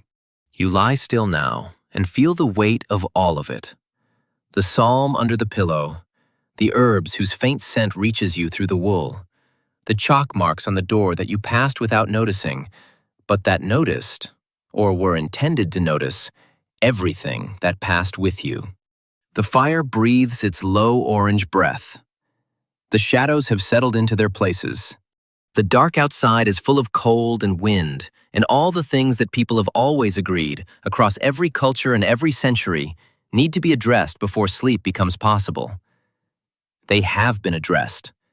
The bed has been claimed. The night has been informed. You breathe out slowly, feeling the breath leave your body and dissipate into the room's dark air. The charm runs quietly through you, worn smooth by use. Bless the bed that I lie on. 4 corners to my bed. Keep me safe until the light. The fire gives it small, reliable warmth. The night holds its ancient position outside the walls. And here, in this carefully marked, gently protected, thoroughly human space, you close your eyes. The dark receives you without difficulty. It always does. The first thing is the cold. Before light, before sound, before any thought that has enough structure to be called a thought, the cold. It has been here all night, held at the edges of the room by the fire and the blankets and the accumulated warmth of sleeping bodies. But the fire has gone out, and the bodies have given everything they have to give, and the cold has been patient. It is always patient. You surface from sleep into an air that bites at the exposed parts of your face with the specific sharpness of early morning cold, which is different from midnight cold in the way that a decision is different from a drift. Midnight cold happens to you. Dawn cold is the cold that waits. It has been calculating the moment when the fire's last ember finally surrenders and the room's temperature begins its slide toward the temperature outside. And it has been right about when that moment would come. And now here it is, announced by the sting on your cheekbones and the fog of your first breath rising in the half-dark. The hearth is where your attention goes before you are fully awake. Not consciously. The body simply knows. It sends the eyes there first, before they have been properly opened, looking for the thing that matters most in this moment, which is whether there is anything left to work with. There is. Usually there is. The medieval hearth, well managed through the night, retained heat long past the point at which it appeared to have given up. Beneath the gray crust of ash that covered the hearth surface, embers persisted. Small, deep, red as garnets, breathing with a minimal regularity that was easy to miss and essential to find. The ash that covered them was not the hearth's failure. It was its insulation. The ash held the heat in. The morning task was not to start something new, but to find what had been preserved and give it the conditions to return. You kneel on the cold stones beside the hearth, the chill coming up through your knees immediately and specifically. You take the iron poker and move it through the ash with the slow care of someone doing something that requires patience rather than force. Gray ash shifts and falls. Beneath it, a crackle. A thread of orange appears, then steadies, then grows slightly in response to the attention. You lean closer and breathe across the ember. A long, controlled exhalation, careful not to scatter the ash but to move just enough air to encourage what is there. The ember accepts this. It brightens slightly. It is not yet a fire. It is the memory of a fire, and it needs tending toward becoming one again. The act of rekindling was the first act of every medieval day, performed before prayer, before speech, before any other task demanded attention. Household manuals and monastic rules and farming guides from across the period all confirm this priority. The fire had to live before anything else could. Without it, the morning was impossible in the immediate physical sense. No warmth, no cooked food, no heated water, no light beyond whatever gray illumination came through the shutters. The fire was not a feature of the day. It was the condition under which the day could exist. A merchant's wife in the 1400s wrote of waking to find the water in the cup beside her bed frozen solid. A skin of ice across the surface, thick enough that she broke it with the back of her spoon before she could drink. She described doing this and then laughing quietly to herself. She said the cold has manners enough to knock before it enters. The observation is so precisely the right thing to say about that moment. The rueful recognition of something that has happened again despite your best arrangements, and the choice to find it funny rather than grim. That it has survived 600 years on the basis of being true. It was cold enough to freeze water in a cup that had been beside a sleeping person all night. This is the thermal reality the rekindling was working against. In manor houses and castle estates, the morning was marked by a particular sound. The soft, repeated scraping of servants moving through corridors, attending to windows and door frames. Ice formed on the inside of wooden frames overnight, as the moisture in the room's air met the cold radiating through the wood from outside, and froze in the gap. Servants moved through the building each morning with cloths dipped in oil, wiping the ice away, working the oil into the wood to slow the process, preventing the repeated freeze and thaw from splitting the frames. It was careful work. It was daily work. It was one of the invisible maintenance tasks that kept a large stone building functioning through winter, noticed by no one when done well, and immediately apparent when left undone. In the monastery in northern England, whose record survived into modern archives, the monks broke ice inside the cloister fountain each morning with hammers. The fountain was not decorative. It was functional. Water for the community's daily needs. And it froze each night without fail, and required each morning the same response. The chronicler who noted this described the sound of the hammers on the ice as resembling bells rung for a Sunday, which is the observation of someone who had learned to find beauty in the sounds that necessity produced. The bells of the hammer striking ice in the cold morning air. The fountain releasing its water again. Another day beginning, announced by the same percussion it always was. Some households maintained a superstition about the morning ash that was practical enough to have survived on its merits regardless of its supernatural framing. The ashes from the previous night's fire were not to be swept out before sunrise. To do so, the belief held, was to sweep out the house's warmth with them. To discard the heat that the ash still held, the memory of warmth that the fire had deposited in the gray powder overnight. The ash was left in place until the new fire was established, until the heat of the present had taken over from the heat of the past, at which point the old ash could be removed without loss. The practical logic is sound. Fresh ash does retain heat. A hearth swept bare and cold is harder to start than one that still holds the warmth of the previous fire. Whether the ash contains something protective in a spiritual sense is a different question. Whether the practice of leaving it until morning was correct as thermal management is not. The Traveler's Journal from 1385, written by a man who was moving through the French countryside in January and had strong feelings about what he experienced, contains an observation that has been cited in enough subsequent scholarship to suggest it resonated. He described the sound of snow sliding from rooftops at sunrise as the breath of the house. The sound is real. The soft, continuous release of accumulated snow as the first warmth of a winter sun touches the thatch or tile. The snow sliding in sheets or small avalanches. The rooftop exhaling its overnight weight. He heard it every morning of his winter journey, in every village he passed through. And by the end of the journey, he had decided it was the most honest sound he knew.